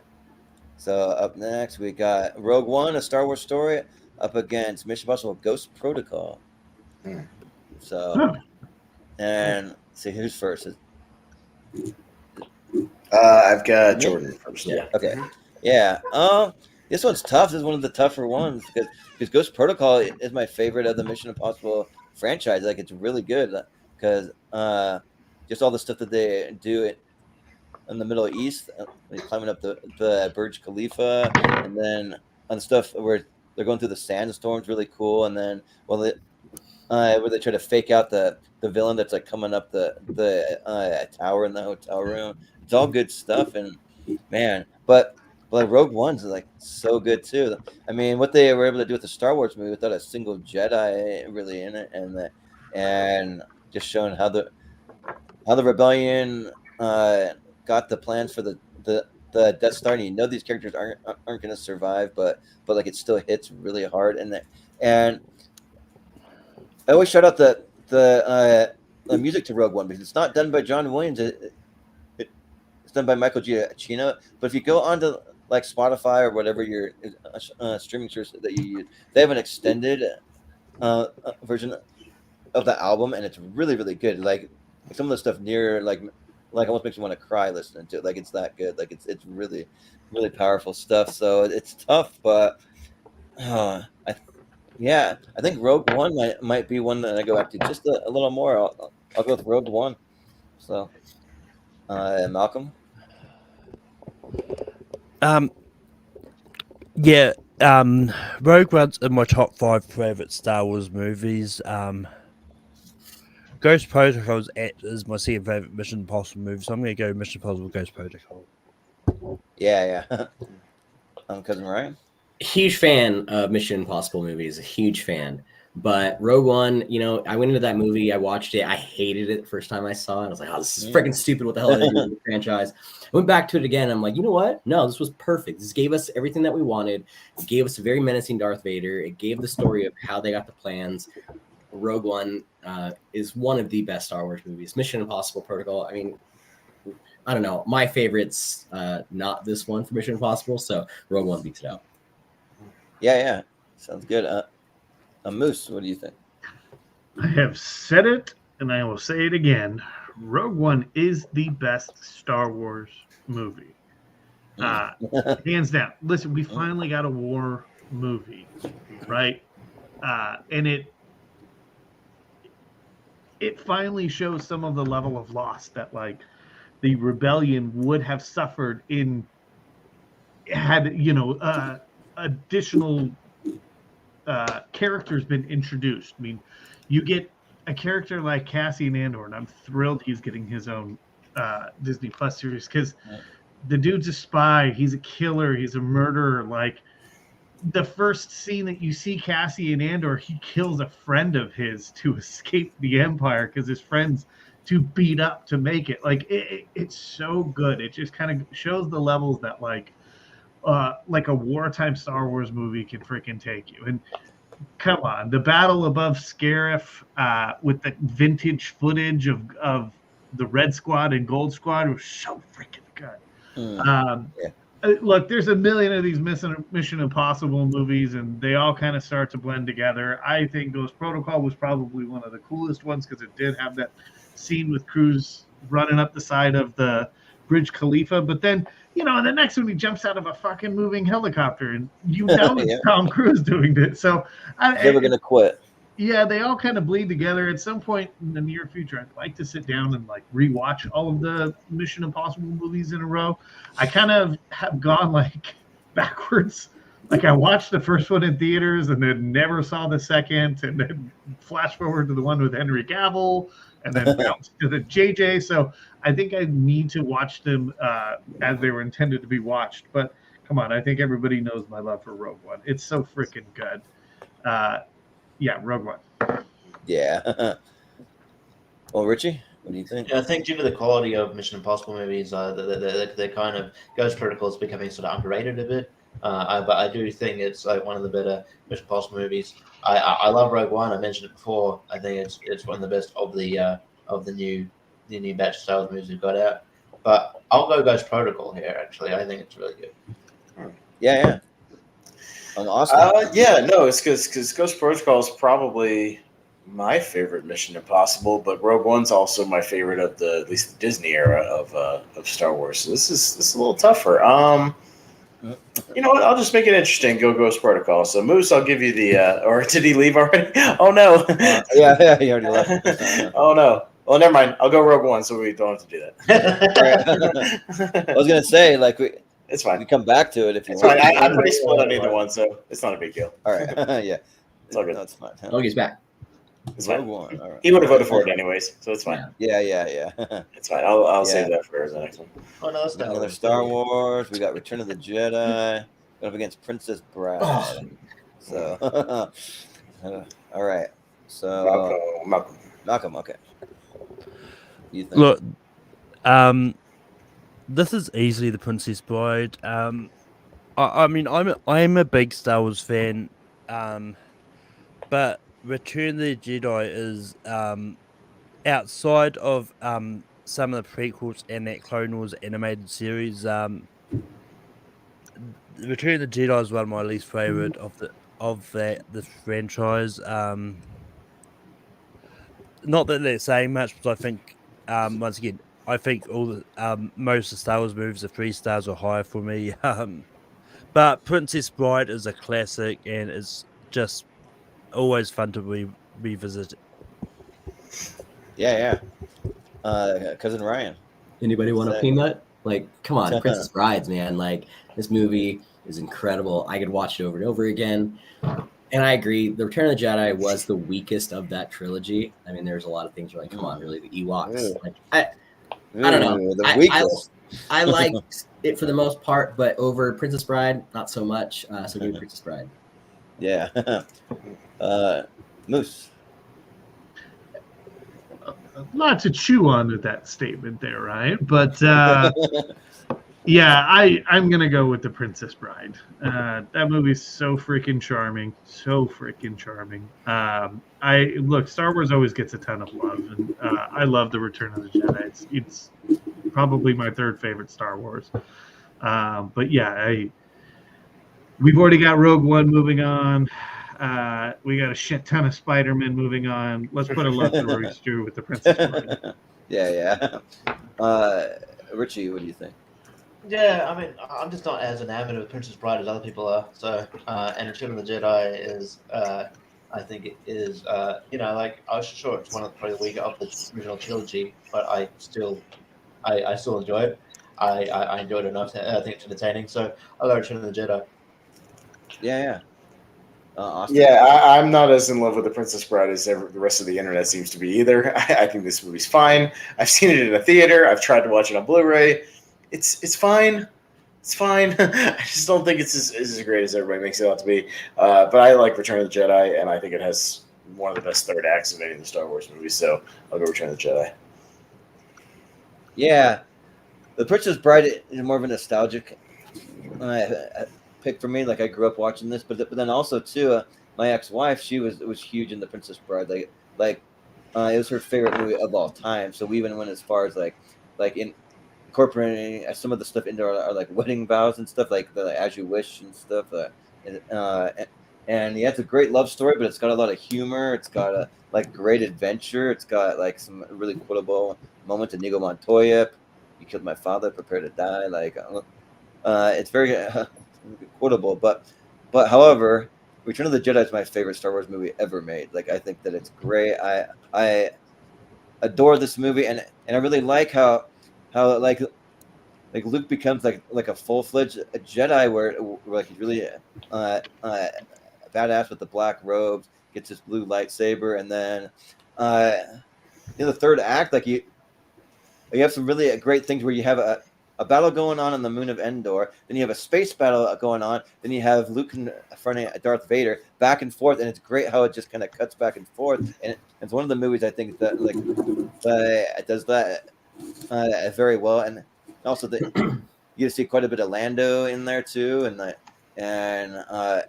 also Ewoks too. Like, Ewoks are not these cute little creatures; they will literally rip your heads off and like play them as drums. They'll freaking they're not to be messed with, and so I gotta vote Return of the Jedi.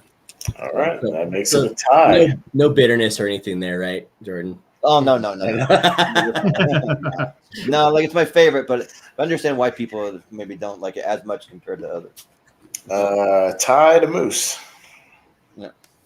All right, Moose. Tie goes to me. Throw a curveball. Yeah, perfect curveball. Stop rhyming. I mean it. Anybody want a peanut? Come on, give me The Princess Bride. Let's go. Okay, now there's some bitterness. No, I'm just kidding. Now there's some bitterness. All right. Now I'm bitter. No. But all right, we got Kingsman, The Golden Circle. We got the sequel on here, going up against Life with Jake Gyllenhaal. Right. Okay. Your favorite movie of all time. One of the favorite movies ever. Oh, Really? Life is freaking incredible, and I'll tell you why when it gets to me. I've seen it. It's all right. It's fine. Yeah. It's a Dollar Tree. I thought you would like it, Austin, because it has some like things similar to Aliens and stuff. No, it just doesn't touch Aliens. Sorry, at all. Like, not even the same universe. Well, Ryan, who's first? Start with me. So Eddie Murphy and Martin Lawrence, and let me talk about this. Yeah. I'm going to try to make your selection way better than Not it to is. So Not to be I'll tell you confused. there now. No. Give me some Kingsman Golden Circle. Even that was worse than the original, but I can't even talk about Life. Like, Haas and I had this conversation earlier. Like, come on, Jordan. Come on. come on. Kingsman. Well, I'll tell you why when it gets to me. Yeah. Moose. Okay, so Martin Lawrence and Eddie Murphy. One guy plays a bank teller, the other one is a bootlegger, and then they go to prison together, and they grow old together, and then they escape, and at the end they go to a Yankees game because they used to live in New York. Oh wait, it's this fucking movie.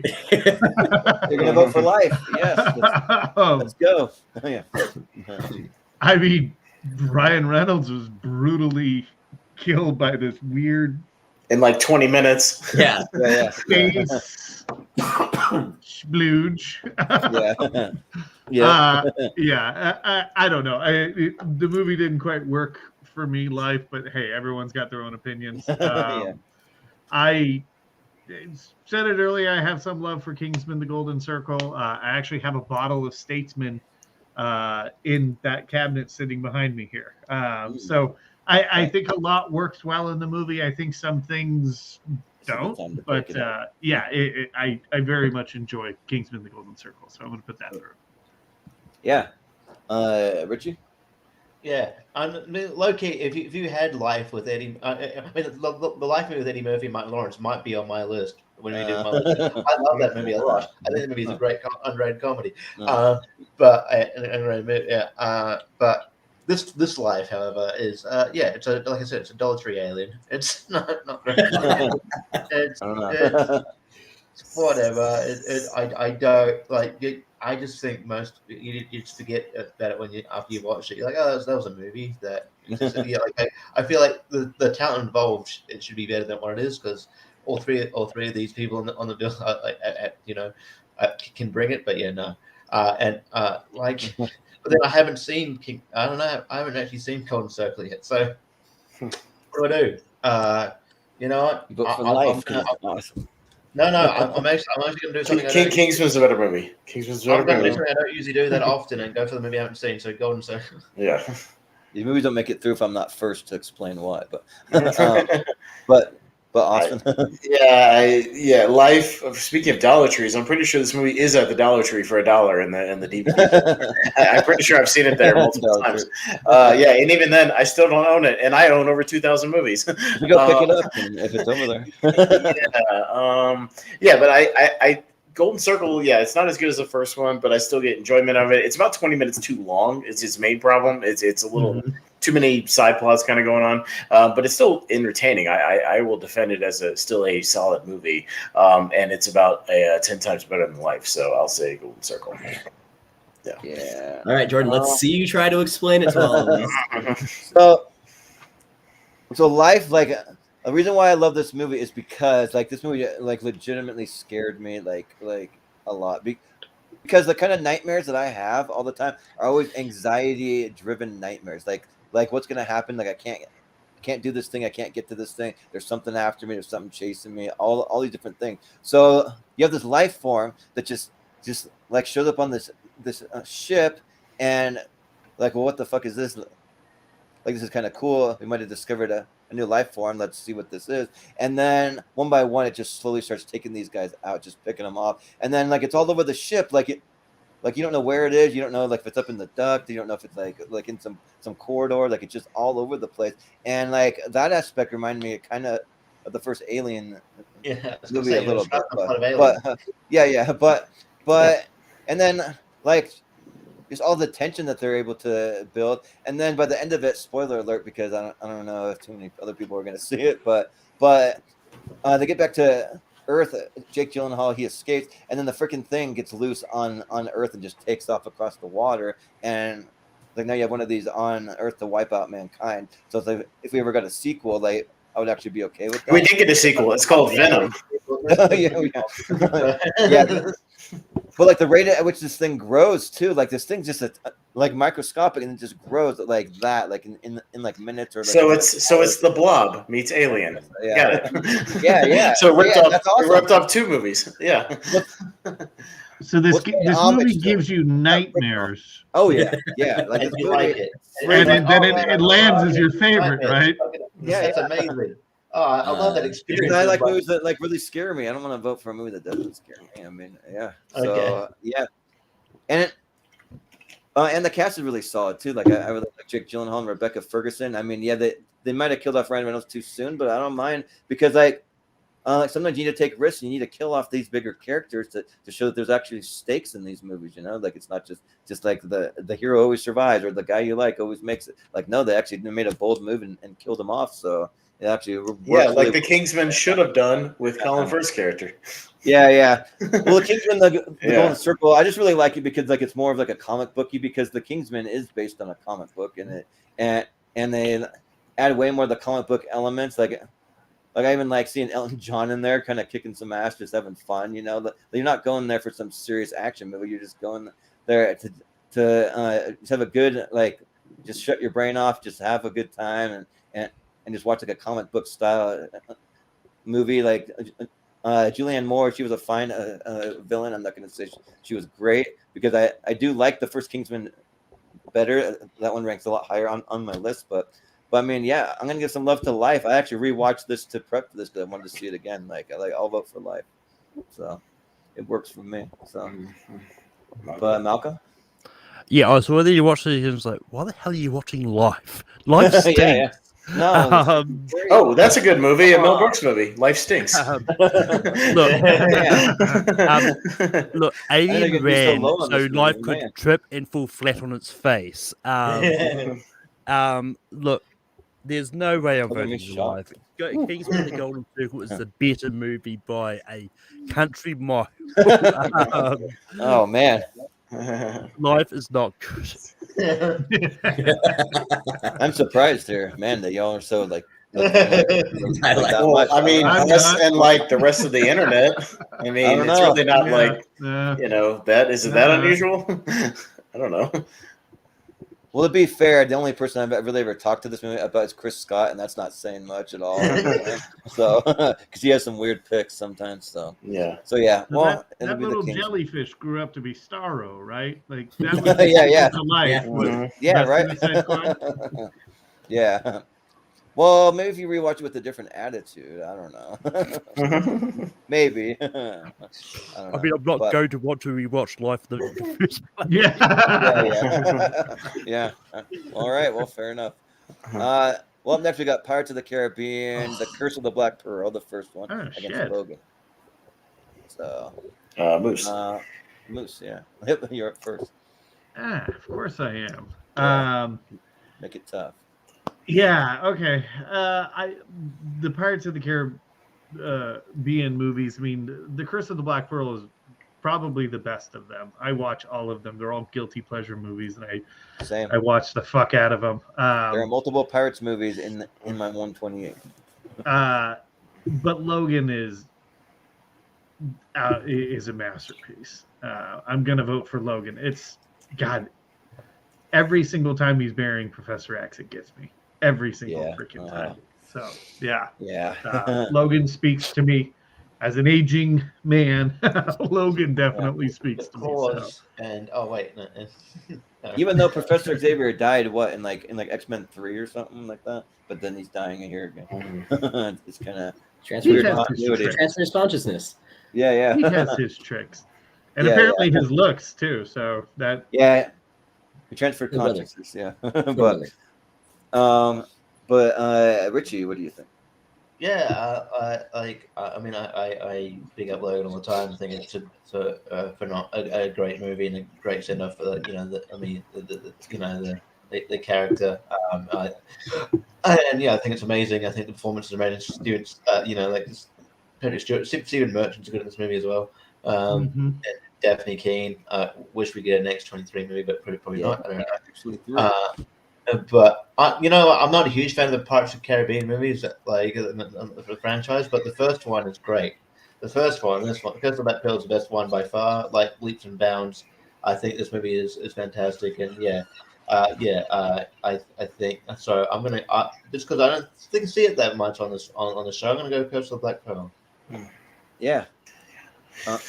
Yeah, again, I like Logan. It's good, but I've only seen it the once, and I've never had the thing to go back to it. I just don't think It seemed like very rewatchable again. It's fine. It's a good movie. But I've actually gone and watched Curse of the Black Pearl probably a dozen times. It looks great. My Blu-ray is amazing. It's really well shot. It's a super fun movie. It's a genre that, I wish would kind of come back. These practical, sort of big set, big movie. I like Cutthroat Island. So, I mean, that tells you, where my things are. And, Hey, Pez, I got a Cutthroat Island question right on classic. oh, did you? Yeah. Oh, and okay.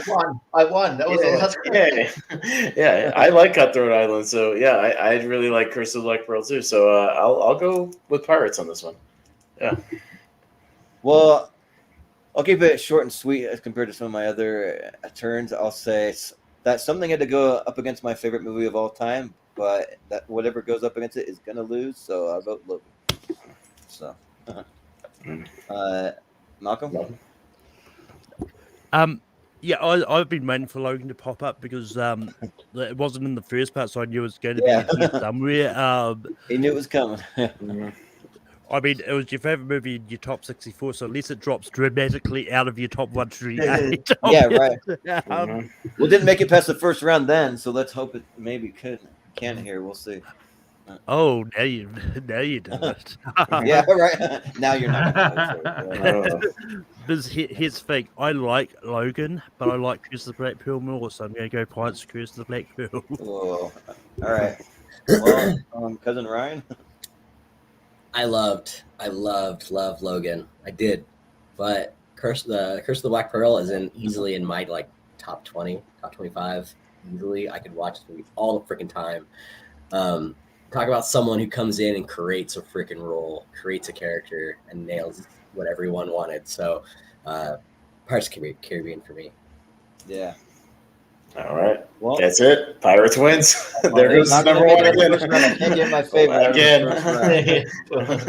Can't get it over the The line. funny thing is, if it's a different episode though, where it's not my own personal episode, it'll make it out, but not on my personal episode. I mean, look, if Logan went up against Life, it would have had a chance. Yeah, I should have manipulated it. So that shows you I don't manipulate these things. Yeah. but we got Pineapple Express up against Lord of the Rings. What a weird Fellowship matchup. of the Ring. Yeah. So who's first? Richie. Okay. It's such an odd matchup. But, Yeah. yeah, That's the random answer. I mean, I like the Lord of the Rings movies, but I think me and Oz were going off on them last time because they do appear a lot. But I understand why. But yeah, I'm just not as big on them as other people. I've watched them a couple of times, but I'd rather sit through Pineapple Express. I think Pineapple Express is great. I think the comedy works here, the action works, all the characters are great, and the soundtrack is great. It's the first time, I think I blasted Electric Avenue by Eddie Grant a lot. It's a great opening with that Electric Avenue, with him going to do all the summons to everybody as the court guy. It's a lot of fun. Yeah, and all the disguises. Yeah. And then it's obviously that when I first heard Paper Planes by MIA. Yeah. I'm trying to combat them, and they're getting the best of me. Okay, cool. Well, yeah, I don't know what to say now, but yeah, I'll go Pineapple Express. I have more enjoyment out of it. I do like the Lord of the Rings trilogy though, but Fellowship is not my favorite one. So yes, it makes it easier for that reason. So I'll go Pineapple Express. Yeah. Austin. I'm the same way. I think Pineapple Express is pretty underrated. The Bill Hader opening scene is amazing when he's in the bunker, trying out all the weed. He's great. Yeah. And and it's a really, really solid movie. Again, Lord of the Rings is fine. I'm just kind of over him. So Pineapple Express as well. Yeah. The Lord of the Rings, those movies, all three of them are in my top 20 of all time. They're all really, really solid. And I know Austin, you're pretty sick of these Lord of the Rings by now, but yeah, but Pineapple Express is great. You just got killed by a Daewoo Lanos, motherfucker. There's just so many great lines. That fight scene when they go to Danny McBride's house is just it's just crazy. And then having James Franco as the weed dealing with a cross joint. Like it's the apex of the vortex of weed smoking technology. And then, so it's fun. And I think maybe we have seen Lord of the Rings here a lot. So yeah, I'll give some love to Pineapple Express. Yeah. Malcolm? I don't get the love for Pineapple Express. Yeah, of course you Of course you don't. Of course you don't. You pause for a reason. Look, here comes the hot take. I mean, I've said it before in other things. Look, I've watched it once, have never felt the urge to go back. I just love Lord of the Rings. I'm going to go Lord of the Rings here. Yeah. Sounds good. Cousin Ryan? Thug Life. I'm a huge fan of that movie. If I could hang out with someone, it would be Seth Rogen. Like, give me a couple hours to go hang out and chill. Shut up, Moose.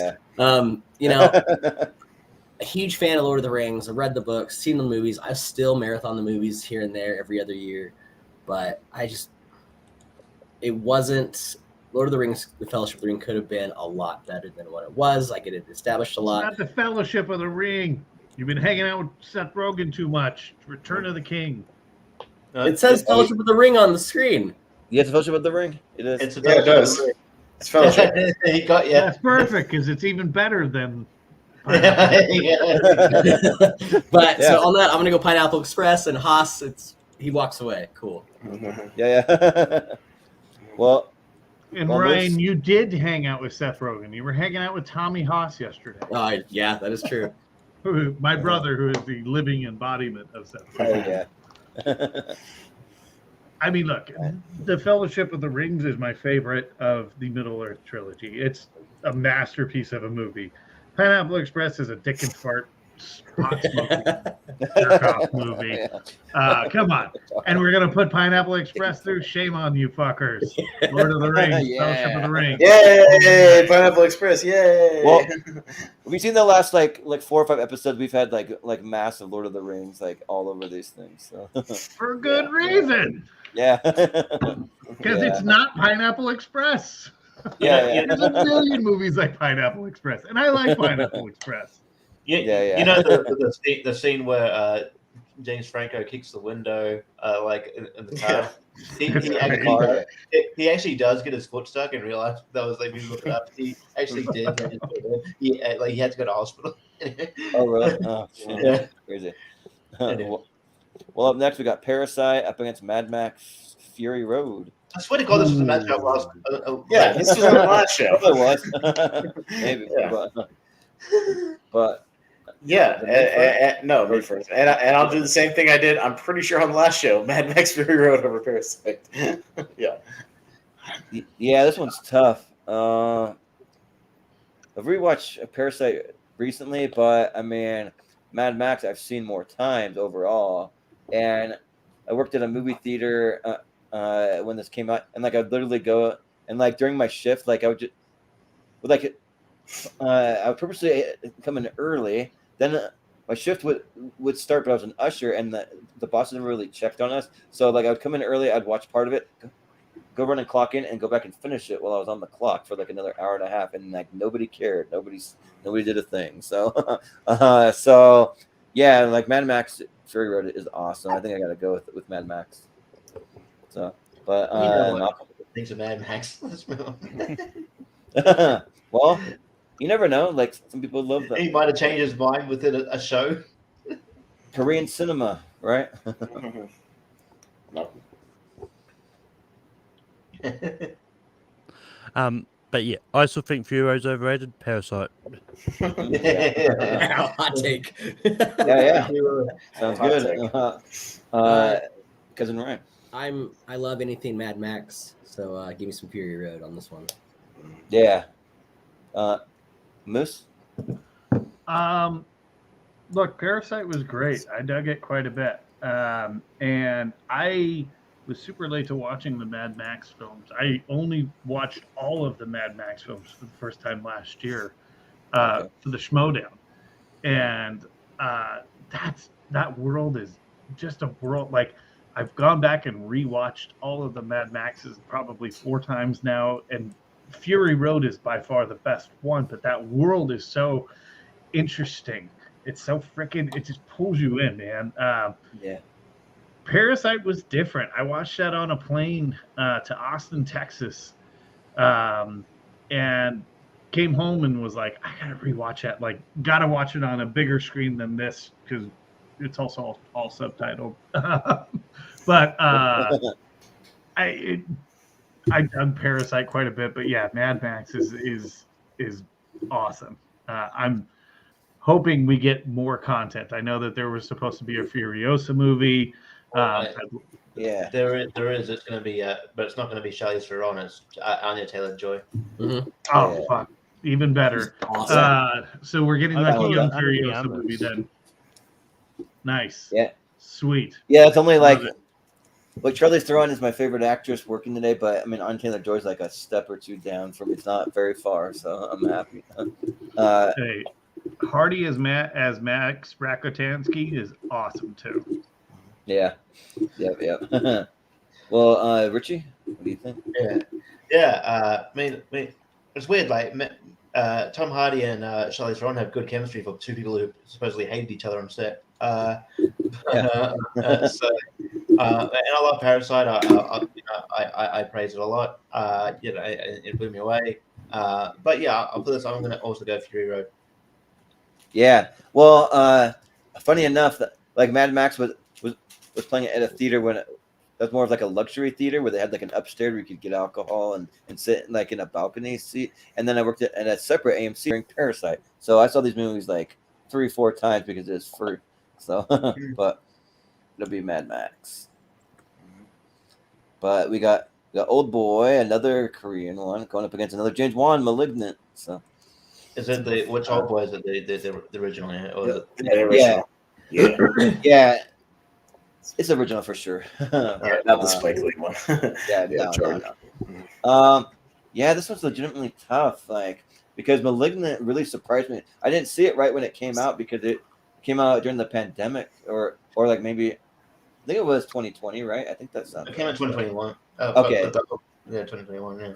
Well, we're still coming off of the pandemic where like people were kind of like a little hesitant to go back to theaters. Not all theaters were open. So and when I saw it though, like it really surprised me. Like I really like what James Wan does with his movies because they're just so creative. Like he's having this malignant thing on your back that's like growing on you, and sometimes it'll manifest itself, sometimes it doesn't, and when it does too, like the way that it fights too, like it's doing all these flips and kicks and like really cool stuff. Like it just really impressed me when I saw it. But then Old Boy too. Old Boy was another one that really impressed me. Like maybe one of the like greatest revenge stories like ever put to screen in my opinion. Just really really solid, some really shocking things that you find out, and like I think there's something that I got to give some love to the Korean cinema, so I'll vote for Old Boy. Malcolm. Yeah, I've never even heard of Malignant. It probably never came out over here. It would have come out there, man. I came out here. It would have come out there. Yeah. I don't remember seeing any marketing for it. I had like this is the first time I've heard about it. There wasn't a lot of marketing here either. I feel like. I mean, I've also never seen the original Old Boy, so I'm just going to go Old Boy. Yeah. Cousin Ryan. Wasn't a fan of Malignant. Old Boy is freaking crazy, and I think that's one way I can put on it. Yeah. And I think the older version had a lot more than what the new one did. So, but even then, in Malignant, I couldn't even stomach it. So, Old Boy for me. Yeah. Moose. I find Old Boy super disturbing. It is. I mean, there's a revelation in that movie where he finds out he's banging his daughter. Then he tries to hypnotize himself so he can stay banging his daughter. It's weird. It's never worked for me. I haven't seen Malignant because it's just not my thing, but I'm still going to vote for it because that fucking concept is still horrifying to me. So Malignant. Yeah. Yeah, like it's a weird thing, and when you, I don't know, with the information he finds out, what he tries to do, yeah. But Richie, I haven't seen *Malignant* yet, but yeah, I remember it did come out here. But yeah, *Old Boy*, Old Boy is great, and also *Old Boy* is showing in. They're doing a run that's showing in theaters at the moment here as a oh, nice, that'd be cool to see on but yeah, the big screen. Yeah, so I might actually go check it out again. See it on the big screen, and Old Boy's disturbing, but I can't. And you know what? I those movies intrigue me sometimes, so I'm gonna go Old Boy. Yeah. From Austin. Yeah. I like *Malignant*, but Old Boy is in my. I think it's in my top 128. It might show up on there. Old Boy rules, and I love the concept, and it's one of my favorite Korean cinema movies. So yeah, I'll definitely go Old Boy for sure. Yeah, just the lengths that he goes to like get revenge. It's like pretty wild. Yeah. Mhm. But yeah, so Old Boy it is. All right, so got a few more left. Got Napoleon Dynamite.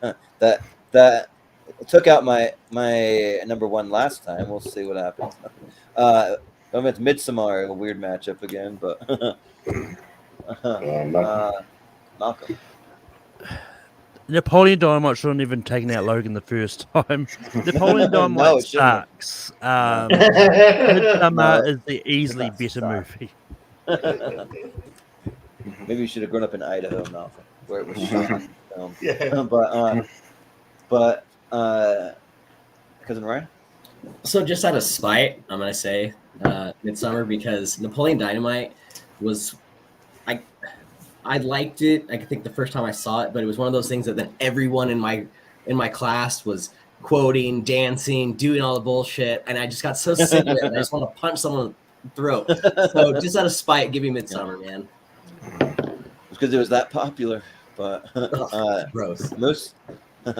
Yeah, so here's the thing. You all love Napoleon Dynamite. You all couldn't get enough. Everybody wanted to do the dance. That movie is so much freaking fun. Yeah. But everybody goes, that movie, it got old so quick. Oh, that movie was terrible. That movie fucking rocks. Yeah. So I'm voting for Napoleon Dynamite. You guys are all just pretending to get along with the rest of the crowd.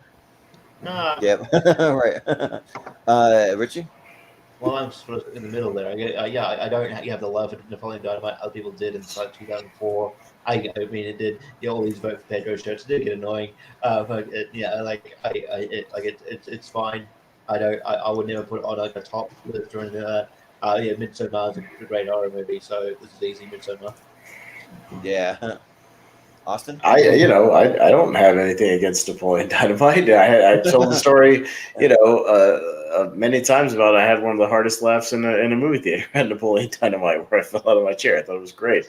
So yeah, but even then, Midsommar is actually like one of my favorite horror movies of the last 10 years. Though I think that movie's excellent. I love creepy cult movies, and this might be maybe the best one since the original Wicker Man. So I'll say Midsommar. Yeah, so Napoleon Dynamite, yeah. So like I live about an hour away now from where it was a film. I have family that grew up in Preston, Idaho, and I should have worn either. If I still had them, I don't have my Napoleon shirts anymore. The Vote for Pedro or the Preston like physical education shirt. I used to have that one too, but yeah, like it's so quotable, like every time I always try to find something new, like another one, kind of like some Adam Sandler movies. I try to find new things to quote every time. Like the Rex Kwon Do stuff, some of my favorite. Bow to your sensei.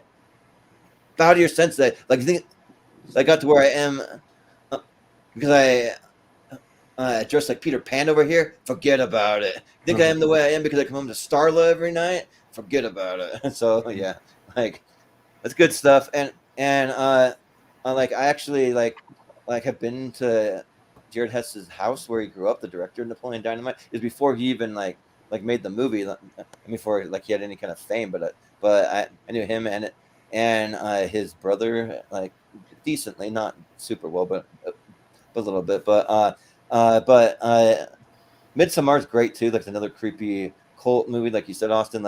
And like there's some shocking things that go on in this movie that just like kind of rocked me to my core when I saw some of them. Just like some of the images, like just seeing that like little triangular building in it, just really, even seeing that just freaks me out. Just a picture of it, like it's like really weird. I don't know. It's like a psychological thing, but I think just out of spite for my first top 64, and when Napoleon Dynamite beat out Logan, I'm gonna vote Midsummer. Yeah. Yeah, but Midsommar. all right, Midsommar. Yeah. And we got probably the last matchup: Mission Impossible, Rogue Nation versus Deadpool. Be the last one of this round. So, who's first? Ryan. Okay. So I've said this, I think, a billion times with you guys, and I will forever say this, but Ryan Reynolds is probably the love of my life. I'm going to go ahead and move on Deadpool along and don't even talk about Mission Impossible. And you didn't vote for Life, starring Ryan Reynolds. Come on. He was in it for like 20 minutes. Yeah, still. He was in it. Still. But Moose, you don't want to see your love of your life die. You know. Yeah. It just broke my heart. Yeah. Fair. Moose. Come on, this is an easy one. Deadpool. Yeah. Yeah. I don't know if it's that easy. Rogue Nation's great. But this is actually kind of hard. We can go back and forth. I know where it might go, so I'll go Rogue Nation. I think it's really fun, and I think Rebecca Ferguson. Yeah, I think this movie's great. So yeah, I'll go Rogue Nation. Yeah. Austin. Yeah, this is easy. Rogue Nation. Oh wow. Yeah. This one's not easy for me, but I think this one, like out of any Mission Impossible movie, had the best overall cast. I mean, when you bring in Rebecca Ferguson, and then you have Sean Harris playing Solomon Lane. I think he was one of the better Mission Impossible villains, and then having Jeremy Renner, who by Fallout he just disappears, and like I kind of wish he was still there, but and then Alec Baldwin, like it's a pretty good cast, but I mean, like Deadpool, like this movie, like if you're comparing this to the comic books brought to life, this is like one of the most near perfect like comic books brought to life. Like it's exactly how he's supposed to be. It's R-rated. It's got all the blood, all the language. Even the opening credits are hilarious. Like there's just so much to love here. And then him kind of pounding around with now I'm gonna brain fart the metal guy, Colossus. Yeah. So yeah, him pounding around with Colossus, like it's fun. It's even a bit of a love story. So yeah, I'm gonna vote for Deadpool. So, but who was first? Did you vote, Malcolm? Not yet. No. Okay. Not yet. Okay. What do you think? Well, Rogue Nation is the better Rebecca Ferguson movie we've talked about today, and Deadpool is the better Ryan Reynolds movie we've talked about today, because both of them are on live, which is trash. But my vote is going to go to Deadpool. I think it's a great movie, and Ryan Reynolds was born to play that character. Yeah. And he's still playing that character in every movie he's in. Yeah. Is it? Pretty That is similar, him. yeah. Free guy. And then, yeah. I just watched that horrible Michael Bay movie, Six Underground, which is fucking awful. And he's playing that character in that movie too. Oh yeah, that movie's not good. Yeah. That movie is incoherent and fucking horrible. Anyways, sorry for my quick rant. Now we can fly through this next round because we're like running. Yeah, we got to really fly. We're going late. Pretty behind. Yeah. Yeah, these favorite movies. Sorry, like I probably rambled on about my favorite movies. I mean, is it really late for tournament fights? Really? I don't know. Maybe. Yeah, it still is. Yeah. If you think about the fact that I was just looking the other day, and Jordan's original top 64 way back when went under 2 hours. Oh, really? Yeah. Wow. It's an hour and 50 minutes. Nice. Well, if you want a quick statistic, Jordan, I have a statistic for you that I researched. Yeah. Sure. Your original 64 episode, way back like a year and a half ago, had a grand total of 15 superhero movies in your 64 for a grand total of 23% favorite superhero movies out of your top 64. In this 128, you had a grand total of 16 superhero movies for a total of 12.5% of your favorite 128 are superhero movies. Okay, so it had less. All right. Well, less percentage-wise. You technically had more superhero movies, but yes. Yeah, but Yeah. that 128, yeah. And Yeah. 15 of those 16 are probably the same ones that were on the original 64. Yeah, a lot of them were. Yeah. Probably. Funny There's only enough, like one. The only new one. all No Way 16 Home. of them on this list are all Spider-Man movies. Yeah. Yeah, right. Yeah, they're all Spider-Man movies. Yeah. Mhm. You tell I'm a fan. Mhm. But, well, we got this matchup: 21 versus 22. So it's about which one you like better. All right, Moose. 22. Yeah, that's all you just say.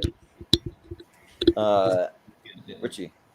You got 21. I'll give you 22. That's an old Jake Roberts promo when he was drunk. So I'll say Yeah. 22 Jump Street. I think it's yeah.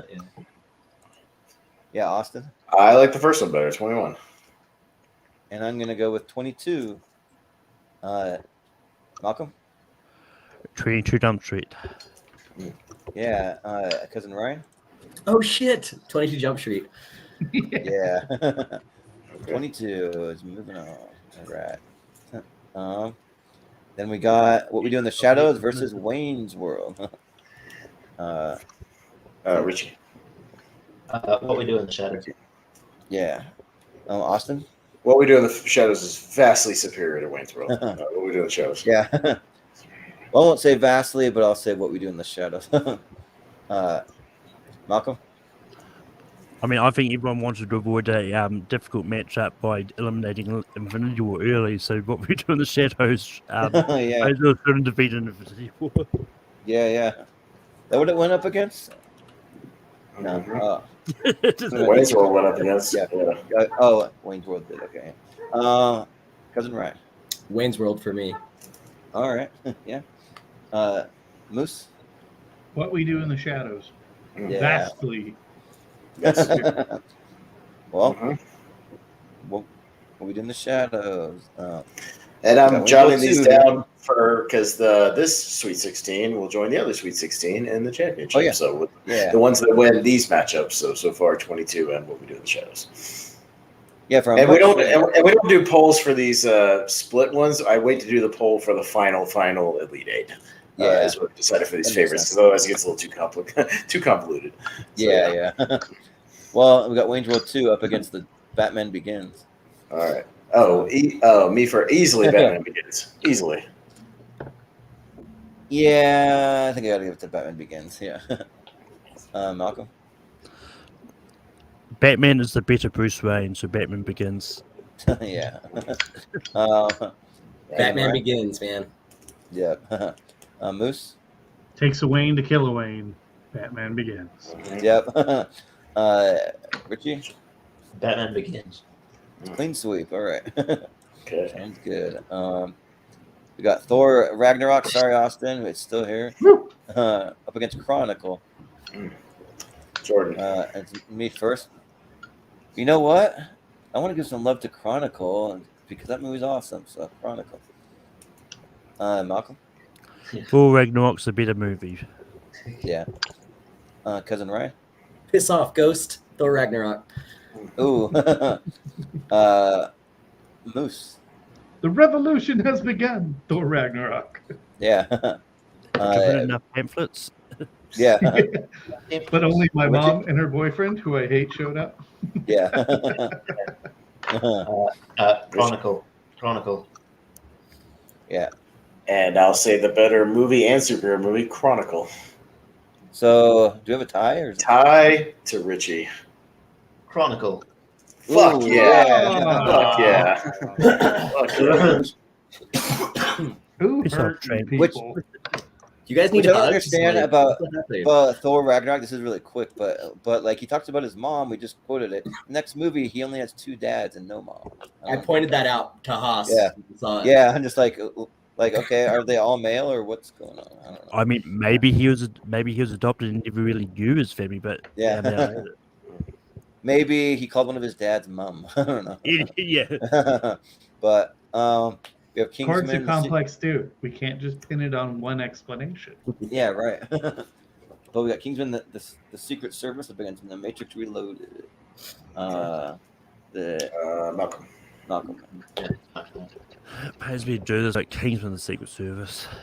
What pain you? Yeah, What pain What pains you about this? It's pretty yeah. easy. Yeah. I like both these movies. All right, Ryan. That's fair.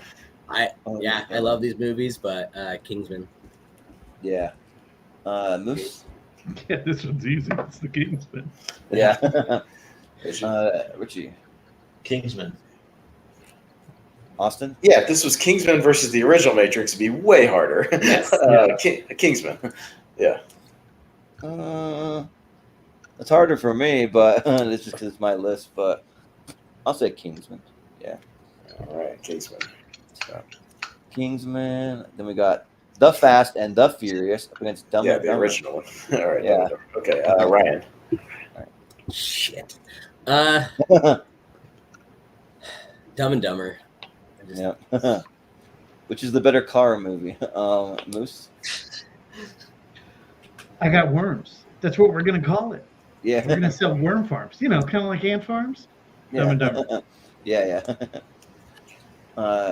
Richie. Dumb and Dumber. Yeah. Austin. She was always complaining about me not listening to her. I don't know. I really wasn't paying attention. Dumb and Dumber. Yeah.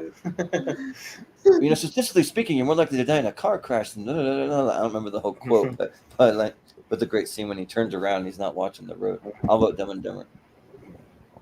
Malcolm. I lived my life a quarter mile at the time. Dumb and Dumber. Yeah. It's a Dumb cardigan. and Dumber. Yeah. We got Everything Everywhere All at Once up against Teenage Mutant Ninja Turtles. Moose. Everything, everywhere, all at once. Wow. Yeah. Richie. Richie. Yeah. Turtles. Austin. Yeah, this one's easy. TMNT. It's not as easy for me, but TMNT. Yeah. Malcolm. Everything, everywhere, all at once. Yeah. Ryan. Oh, TMNT all the way. Yeah. Moose. All right, that's it. Moose voted Oh, first. yeah. Yeah. Turtles takes it. Turtles. Even if it was a tie, it would have been Turtles. Yeah. I like Turtles. Turtles wins. Step Brothers up against The Force Awakens. All right, Richie. Step Brothers. Yeah. I'll also go Step Brothers. I will also go Step Brothers. Malcolm. Force Awakens. My cousin Ryan. Step Brothers. Moose. It's the fucking Catalina wine mixer. Yeah. Step Yeah. Brothers. Yeah. All right. That's it. All right. All right. Fly through these. Let's see. All right. We got all these Spider-Man movies over here. Here we go. We got Halloween up against Spider-Man Homecoming. Halloween easily. Yeah, I'll go Halloween here. Malcolm. Halloween. Yeah. Ryan. I said it a billion times. I'll say it a billion more. Halloween, Halloween, Halloween. Let's go. Yeah. Moose. Phil Spider-Man, please. Yeah. Spider-Man. I'm just grateful it's not Hubie Halloween like we've had before. So Halloween. Halloween. Wait, we were voting on the Rob Zombie movie, right? Is that Yeah. what we were voting on? Yeah. Not quite. All right. I won't go on my rant about these horror franchises recycling the same title over and over again, pissing me off. But yeah, that's a whole nother show. Yeah. How you really feel? Yeah. Now there's Halloween? 3 Halloween movies called Halloween, which pisses me off. Yeah. Yeah, it's weird. Right. We got Spider-Man No Way Home against Spider-Man 2. Here we go. Spider-Man matchup. Jordan. Damn it, because these are my two favorites. Oh man.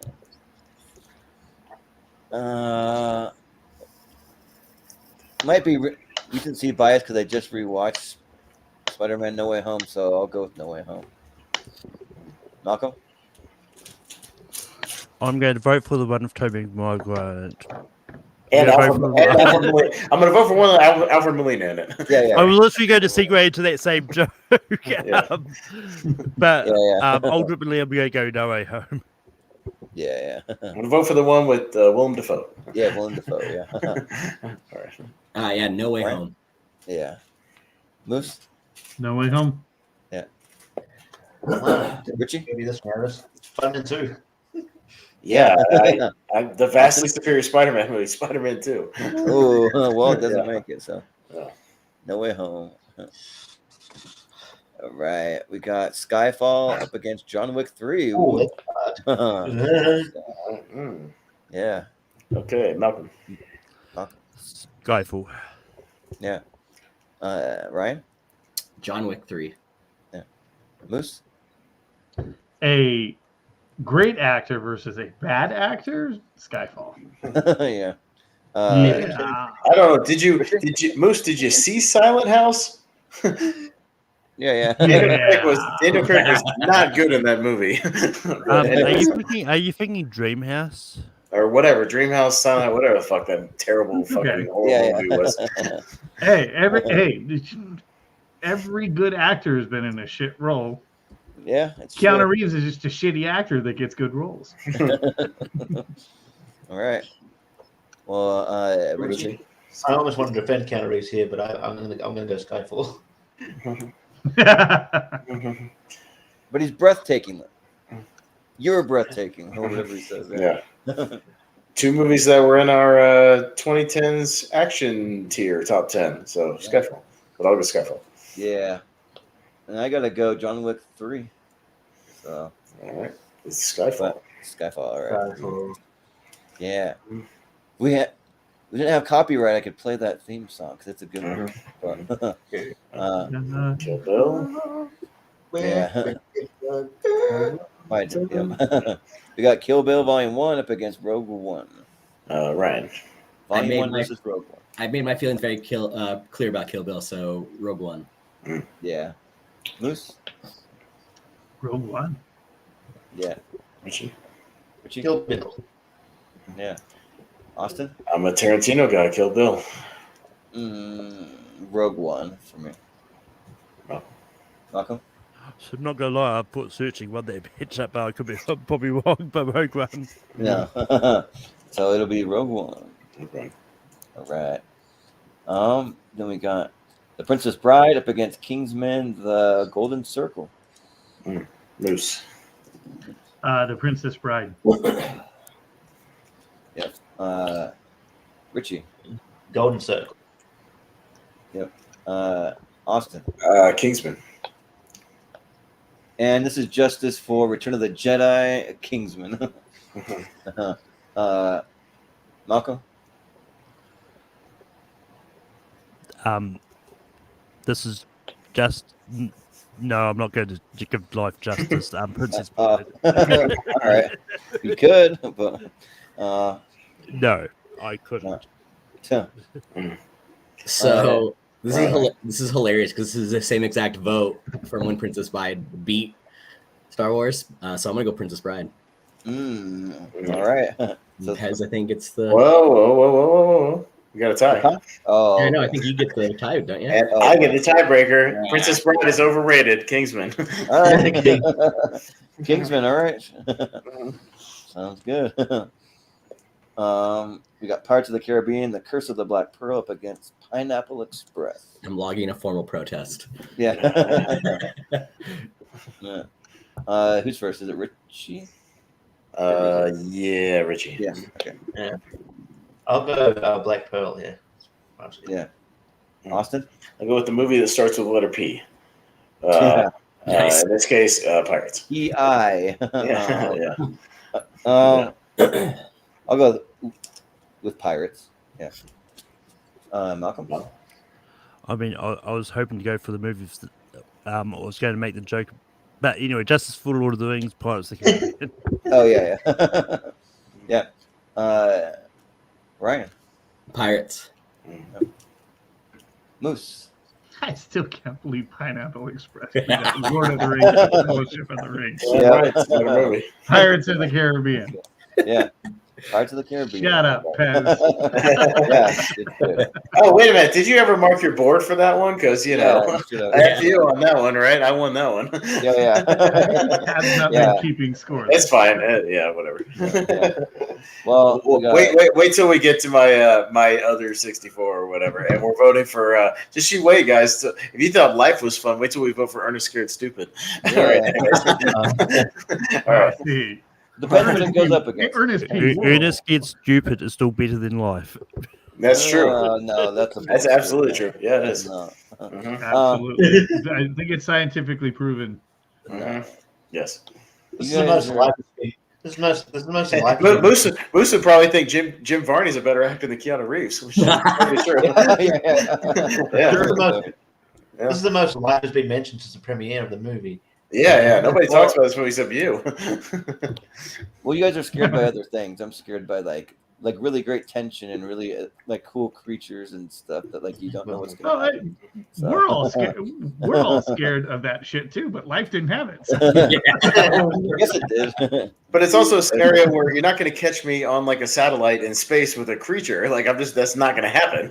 Well, no, but it's a movie. That's why we have movies. Yeah, no, I know. That's just like that doesn't freak me out because you're not going to catch me in this. It's just like cave diving and shit. You're not going to see me doing that bullshit. Oh, So, yeah. Well, we got Mad Max Fury Road versus Old Boys. All right, I'm up first. This is a tough one, but I'm going to go Fury Road, but not by a lot. I'll go Fury Road. Yeah, this one's really tough, but I'll go Fury Road too. All right, Malcolm.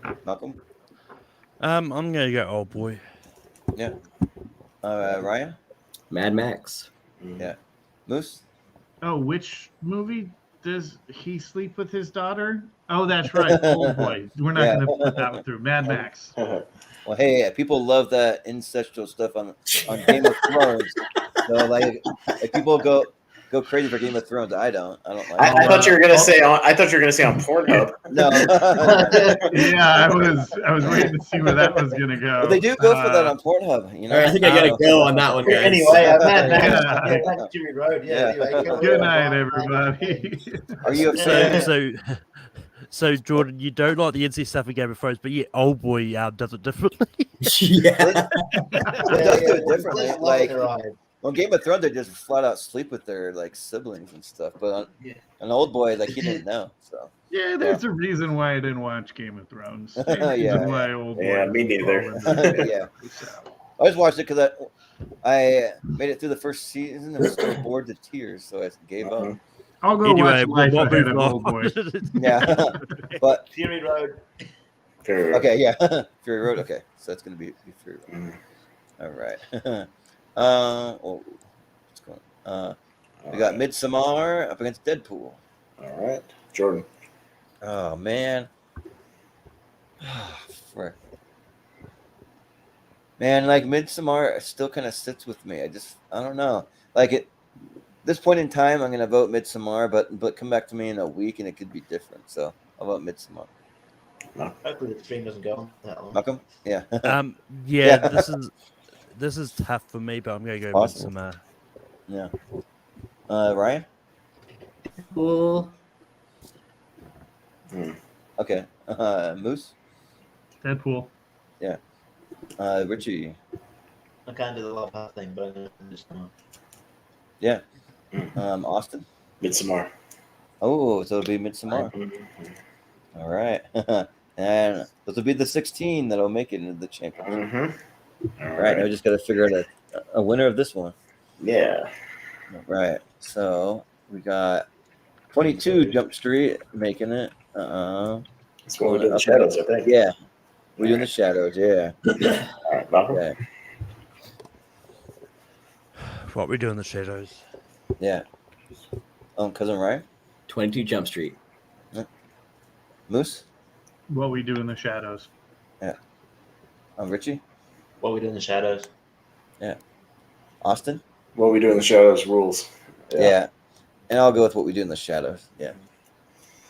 Where's what we do in the moonlight? God damn it! Yeah. Made my spinoff already. Enough. Ryan, rewatch What We Do in the Shadows. Yeah. I will. I will. Yeah. really good. It's great, man. And also watch the TV series. Man, it's one of the The greatest TV series things is ever. actually really good. It's got the It's really same good. vibe, the same humor. It's really good. Yeah. Yeah, like Yeah. well, I just I'll started say- that fourth season, and it gets better and better. Oh man. Have you seen Our Flaming's Death? Also, No. it's decent as well. No, Oh. shit. I need to Go watch check it that one out. too. Yeah. Good. Yeah. Yeah. Playing Blackbeard. Yeah. We got Batman Begins against Chronicle. All right, Ryan. Batman Begins. Yeah. Oops. Moose. Batman Begins. Richie. Batman Begins. Austin. Batman Begins. You know, I'll show some love to Chronicle, even though it won't make it, but I'll show it some love. Malcolm. Justice for Full Ragnarok. Batman Begins. Yeah. Amen. So it's Batman Amen. Begins. All right. Then we got Kingsman, The Secret Service up against Dumb and Dumber. Okay. Moose. Kingsman. Yeah. Richie. Dumb and Dumber. Yeah. I'll go Austin. Dumb and Dumber. Yeah. Dumb and Dumber is like one of like two of the funniest movies ever made. They had the other one I find the funniest didn't make this list. It's Beverly Hills Ninja. Like for whatever reason, that movie hits me hard. But with the Chris Farley stuff, it just does. But I recognize it's not good enough to make a 128. But it's one of those like the movie's so dumb it's like hilarious for me. But Dumb and Dumber here. But Malcolm. I mean, it's very personal one. If you think Beverly Hills Ninja is good, you should. Yeah. I didn't say good. I said funny. I mean, funny. Jordan, you didn't, but I may or may not have Surf Ninjas on my 128 coming up. I mean, you know. Yeah, Surf Ninjas was about 10 spots out of my 120. It's close. But that being said, I'm going to go Kingsman. Yeah. Ryan? Dumb and Dumber. Yeah. All right, that's it. Yeah, Dumb Dumb and Dumber. Yep. Mm-hmm. All right. So I think that's. Oh, we got one more over here. Teenage Mutant Ninja Turtles versus Step Brothers. Richie. All right. Step Brothers. Austin? Turtles. Yeah, I got to go Turtles. Malcolm? Step Brothers. Ryan? Ryan. Turtles. Yeah. Moose. And Moose. Step Brothers. Tie. Ooh, we got a tie. Tie to Jordan. Ooh. Because I'm kind of split on it, but I'll go Turtles. Yeah. All right. So, Turtles. Turtles. I was it really is, hoping all for right. the Step Brothers versus Dumb and Dumber. Oh, yeah. That was the Yeah, that greatest. would have been good. Yeah. Yeah, the best of the 2000s versus the best of the 90s. Yeah. Yeah. Mhm. Yeah. But tonight we dine on turtles. Halloween. we got Halloween. Turtles is a good delicacy. That's what I've heard. I've never tried it, but yeah, Halloween versus Spider-Man: No Way Home. All right, I'm up first. Who directed No Way Home again? You schmut on people? John Watts, I think, right? Yeah, John Watts is no John Carpenter. Halloween. Yeah, you got to pick which John you want to vote for. Yeah, Carpenter is much better director. Anyways, Jordan. I'll agree with part of that. I'll say John Carpenter is the better director, but I like No Way Home better, so I'll vote for No Way Home. Malcolm? Maybe if Halloween did a multiversal matchup with Mike Myers from different realities come and kill people, there might be a better movie. No Way Home. Yeah. Ryan? The ultimate nerd in me is saying No Way Home. So let's go. Yeah. A Moose? The whole movie is still avoidable, but I still enjoy it more than Halloween. No Way Home. Yeah. It'll be No Way Home. All right. Hey, Richie? Okay. Richie? Yeah. Halloween. Anyway. Anyways. Either way, yeah. It's still Spider-Man. Yeah. Spider-Man, No Way Home. I don't know why I did that. Okay, there you Yeah. go. We got Skyfall up against Rogue One. All right, Jordan. Interesting. I think I gotta go with Rogue One though. Malcolm. Skyfall. Yeah. Cousin Ryan. Rogue One. Moose. What do you think? Rogue One. Yeah. Richie Skyfall. and Austin. Skyfall. Is it a tie or I where are think we it's Skyfall. Skyfall? What did Ryan vote for again? Rogue One. Oh no, it is a tie. I'm sorry. Yeah, it is a tie. Oh, I thought, I'm sorry about that. So it goes to Malcolm. Malcolm.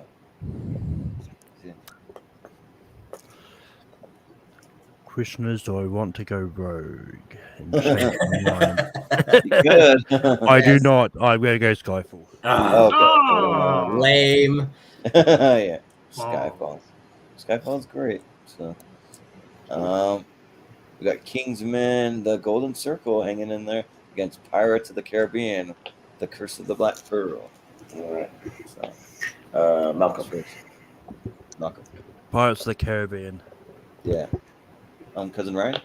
Johnny Depp all the time. Pirates. Yeah. Moose. Not all the time, but Pirates. Vast majority Yeah. of the time. Yeah. Yeah, Richie. Mordecai thing. Pirates. Yep, exactly. Yeah. Yeah. Exactly. Don't ask Chris Scott about Mordecai. Ooh, I don't know how he likes that, but he loves that movie. Austin. Pirates. Yeah, like Johnny Depp needs some love because Amber Heard shit in his bed. So we'll vote for Pirates. So All right, Pirates. yeah, Allegedly. yeah, right. But we have Mad Max Fury Road up against Midsommar. All right, Ryan. Mad Max. Moose. Mad Max. Richie. Mad Max. Austin. Mad Max. Yeah, I gotta go Mad Max. Malcolm. Midsommar. Of course. Gotta beat the Of course. odd one out. But it's fine though. All right. We'll see what All makes the final four. Almost there. All right, we're almost there. So we got eight movies left. What we do in the shadows going up against I think it's Batman Batman Begins. Begins. Yeah. Oh, shit. All right. All right. Moose. What We Do in the Shadows. Yeah. Richie.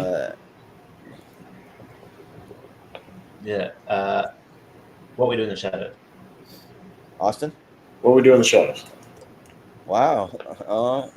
Yeah, like I didn't think that it would go that way, but I'll vote What We Do in the Shadows. Yeah. Malcolm. I mean, when you put bat against bat, it's really hard to have a winner. Yeah, right. Go, what we do in the shadows. Yeah, it's true. All right. Batman Begins, but Ooh. Yeah. All right. Oh, it's What We Do in the Shadows. All right. Yeah, an actual good Taika Waititi movie. Going on. Yeah. Yeah. It is an actual good one. Mhm. I'm not saying anything about any other movies. I'm just saying that's an actual Handful good of one. Old People wasn't in the bracket, so Yeah. And Boys Could've is a been. movie that we talked about. Anyway, Boys. Yeah. Well, we got Teenage Mutant Ninja Turtles versus Dumb and Dumber. It's a 90s All band. right. Richie. Yeah. Cool. But, I will go TMNT. Austin?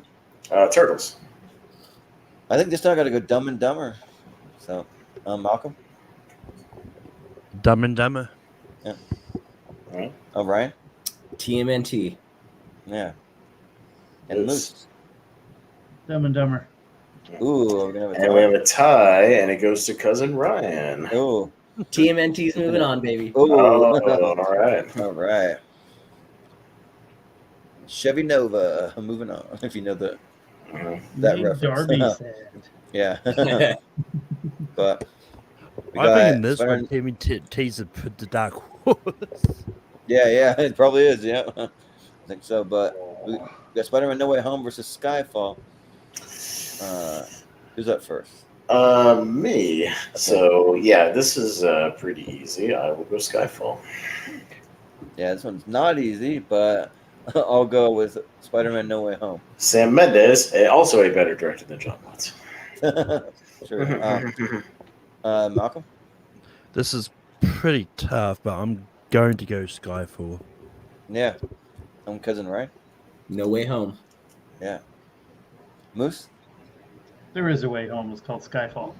Ooh. Jesus. Richie, what's it gonna be? Skyfall. Oh, okay. Skyfall. It'll be Skyfall. All right. All right. We'll stand tall and face it all together. All right. We got Pirates of the Caribbean, Curse of the Black Pearl up against Mad Max Fury Road. Ooh, this one's kind of tough. Both with like really cool big set pieces and stuff. So Jordan. Oh, I gotta go first. Frick, dang it. I think I gotta go Mad Max. Yeah. Malcolm. It's the Caribbean. Yeah. Cousin Ray. Pirates, man. Yeah. Moose. Fun fact: did you know that Max Rockatansky's son's name was Sprague? Mad Max. Sure. yeah. I know he had a son, but Richie. Mad Max. Ooh. So it's Mad Max. Would you vote Austin? Not yet. Okay. Mad Max. Oh wait, no, because we had a fair enough against Pirates, so it's a tie, right? I totally spazzed out. I was getting a bunch of text messages from a family member, so I'm sorry. Oh, yeah. I need to recap. I'm sorry. I voted for Mad Max. So did you. So did Richie. I think everyone else was on Pirates. Pirates. Okay, so if it's a tie, it goes to No, Moose. Haas voted Mad Max. I thought. Did he? Mad Max. You voted Mad Max? Okay. Yeah, Okay, Mad Max Mad is not a tie. Not a tie. Then I knew Mad Max. All right. Okay. Cool. Bad taste for Karen. It's Yeah. fine. Yeah. Well, we got a final four, so this is it. We got.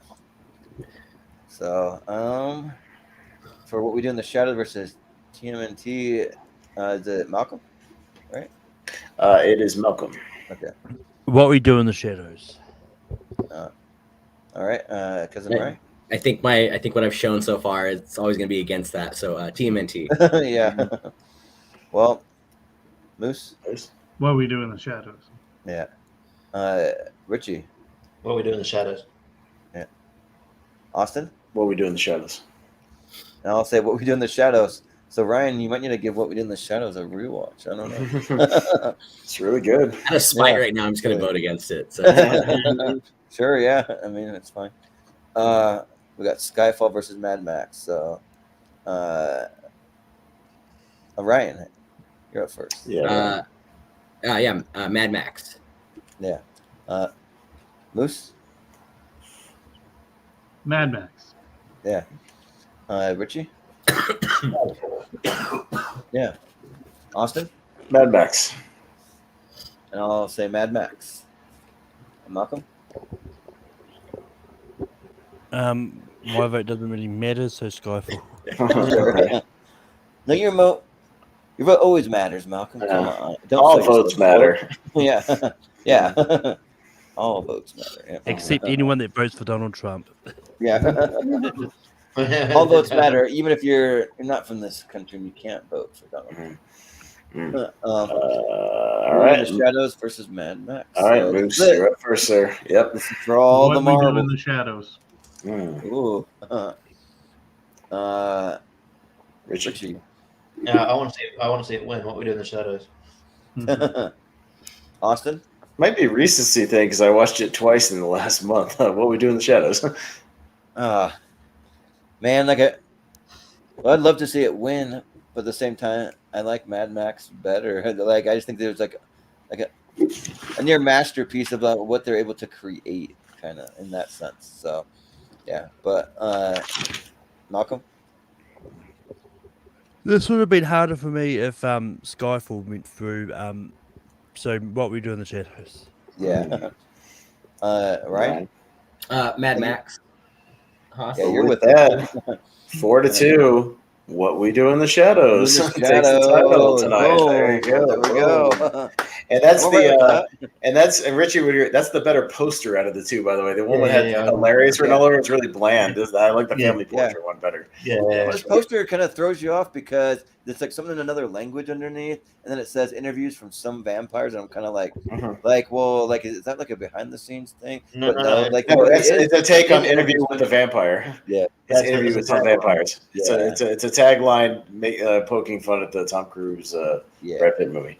Yeah. that makes sense. So Mhm. yeah, cool. Yeah, Taika Waititi's my favorite director of all time, so I'll take it. So I'm happy with it. So, and I think afterwards, like normally we say like, whatever movie wins, you have to go watch the movie in the next 24 hours. I'll at least watch the TV series because I'm working my way through season 4. I'll at least do that. So, but yeah, and then usually I'll just give it one last look because these are always huge tournaments. So yeah, so that was fun. So we'll do it there. So, but yeah, thanks again, guys, for indulging me in my part 2 here. So if you want to come back for the championship, that'll be in about a month. Any of you guys are welcome back for that. So, but we'll do some plugs. If you have anything that you want to say or tell us where we can find you or any of that stuff. So we'll start with Malcolm. Where can we find you? You can find me on Tape Free Productions every Saturday night when I host Rankum. This week's topic is Top 12 Jack Black movies. And you can also find me hosting trivia over on Full Metal, and also as well as popping up on other people's channels doing stuff. Nice. Sounds good. Ryan, where can we find you? So you can find me on Twitter at Cousin Ryan 2021. You also find me on a few coming up shows I'll be doing, podcasts or people I'm guesting on. So those are coming out, I think, sometime next month. So keep an eye out for those. So give me a follow if you're curious. And yeah, keep your ears out for anything else because Moose and I are always planning something. Yeah. I'm still waiting for the collab. I'll be interested in seeing it. So yeah, but Moose, where can we find you? Not watching the movie live. Oh man! Maybe So the Martin Eddie Lawrence, Murphy Eddie one. Murphy, Yeah. right? Yeah. Okay. So Martin You want a good Lawrence. scare? Come on, it'll scare you. Come on. You can find me at Big Moose Haas on Twitter. Thank you guys again. It's always a great time to come on these shows and talk shit with you guys. I know we can get on each other's nerves and talk a little bit of shit, but it's always in good fun. Yeah. Cheers. It's all Thank good you guys fun. again. Yeah, for sure. And Richie, where can we find you? You can find me on next Tuesday doing best wrestlers in movies, not featuring The Rock, because The Rock can do his own. The Rock will get enough for his own list one day Tournament, or tournament. basically. Yeah. Just big people like The Rock, and maybe not all of John Cena's filmography or all of Batista's filmography, because obviously they're just working actors at the moment now. So but some of John Cena's and Batista's filmography and Hulk Hogan. So doing the best wrestling in movies. That should be fun. A lot of bad movies to sit through though. So so you got that. Not so bad. I mean, if you want to check out a classic that I did earlier today, I won. I won. Yeah. And I've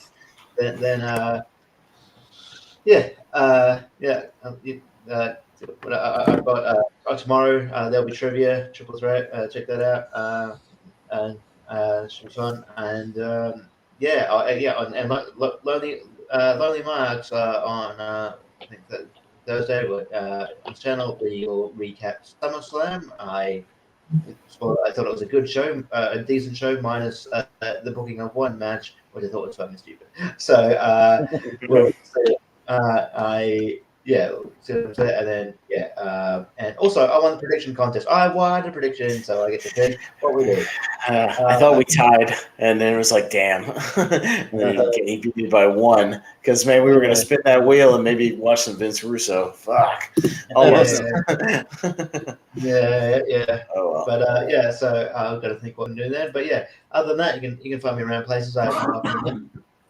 Yeah. Austin, where can we find you? I'm good because I don't know when we're doing our next shows. Jacob can't seem to lock down the time for us to do a podcast about movies, and I don't know, Henry's and me schedule's not lining up lately to do our show either. So I'll let you know. Yeah. By Tuesday, we might have already filmed something or have an actual time for something. So I'll let you know. So yeah, that's fair. Yeah, you can find me battling all the porn bots here in the freaking chat because they were wild tonight, especially they involved. Yeah. It's something about what that's not even a sentence. Only Putin didn't find girl with us. Yeah. What does that even mean? I have no idea. I think what they're trying to say is that Vladimir, the only person that can't find a girl with using that is Vladimir Putin. Yeah, right. Okay, but cool. What does that even mean? But yeah. But you can find all things about the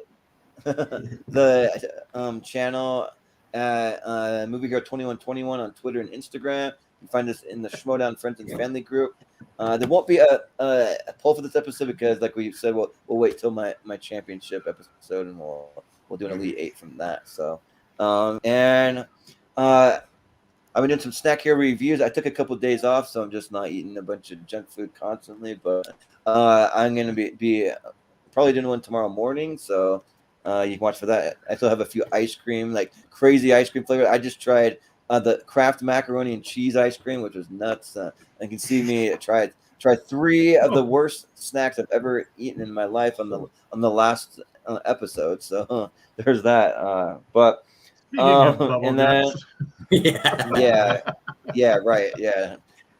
Well, the mac and cheese one was like really weird because like I love mac and cheese and you can taste that in there, but it's at the same time it's ice cream and no, that doesn't work. It's pretty infamous on the internet. People were like, it tastes like stale macaroni and cheese mixed with cream. It's just gross. Yeah, it's really weird. Yeah, but on that note, and then we just put out a podcast last week talking about movies that make us cry. I've been trying to find another time to schedule another podcast, but like that show in particular, we have another partner in the channel, Chris Scott. It kind of depends on his schedule because this time it actually lines up for him to actually be on tournament fights with us. So he's going to jump on that. And he doesn't have time for the other one. So whatever works better for him, we'll do one or the other. And if you follow our social media, you can keep up to date with all of that stuff. And just a few episodes that we have coming up here. So we already mentioned the best wrestlers in movies in honor of SummerSlam. We're going to be doing that. So it'll be the Lonely Marks podcast featuring me and Chris, who are like very casual wrestling fans. So yeah, so it'll be fun. And probably from now until Tuesday night, I'll be watching all those movies with wrestlers. That'll be my free time. But or just I'll recommend the good ones, maybe not so much the bad ones. Yeah, Unless you really want to like indulge yourself in the bad ones, because some of them are fun, but like fun bad. Well, there's some fun bad ones maybe, but but we also have we're continuing our action series. So we have best action movies from 2000 to 2004 because we realized there's so many action movies in the 2000s we have to split it up. They might not all be great, but they'll be at least a solid top 10 for sure. So yeah, and then we have best talk shows of all time. We're gonna do just one off the beaten path. We're gonna just rank all the talk shows from daytime to late night, all of that stuff. So we got that one on there. We're gonna be doing the friend of the show, Brian Nussbaum's top 128 movies part 1. So we got that one. We're doing best movie franchises of all time, at least 3 or more movies. And me and Austin went through that. On the list of those the other day, they have all these Wikipedia pages that list them all, and we're gonna have to do like a 128 for those because there's a ton of them. So we'll be breaking those down in a little tournament kind of, or like a series kind of going on. And then we'll have my top 128 championship episode that's coming up on August 21st, and then I'll give you one extra one. We got a 3-way tournament or a 3-way director battle that's going to be Spielberg versus Scorsese versus Tarantino. We're mostly just using Tarantino to fill in any gaps that we have. It's mostly featuring Spielberg and Scorsese, but yeah. So there's some episodes that are coming up, so you can watch for those. And yeah, guys, thanks again for coming on here. It was a lot of fun, and you're always welcome back whenever you want. So all of you guys. So, but that is going to do it. So for Malcolm, for cousin Ryan, for Moose, for Richie, for Austin, I've been Jordan, the movie hero Anderson, and we'll see you real soon. Well, Did it not go?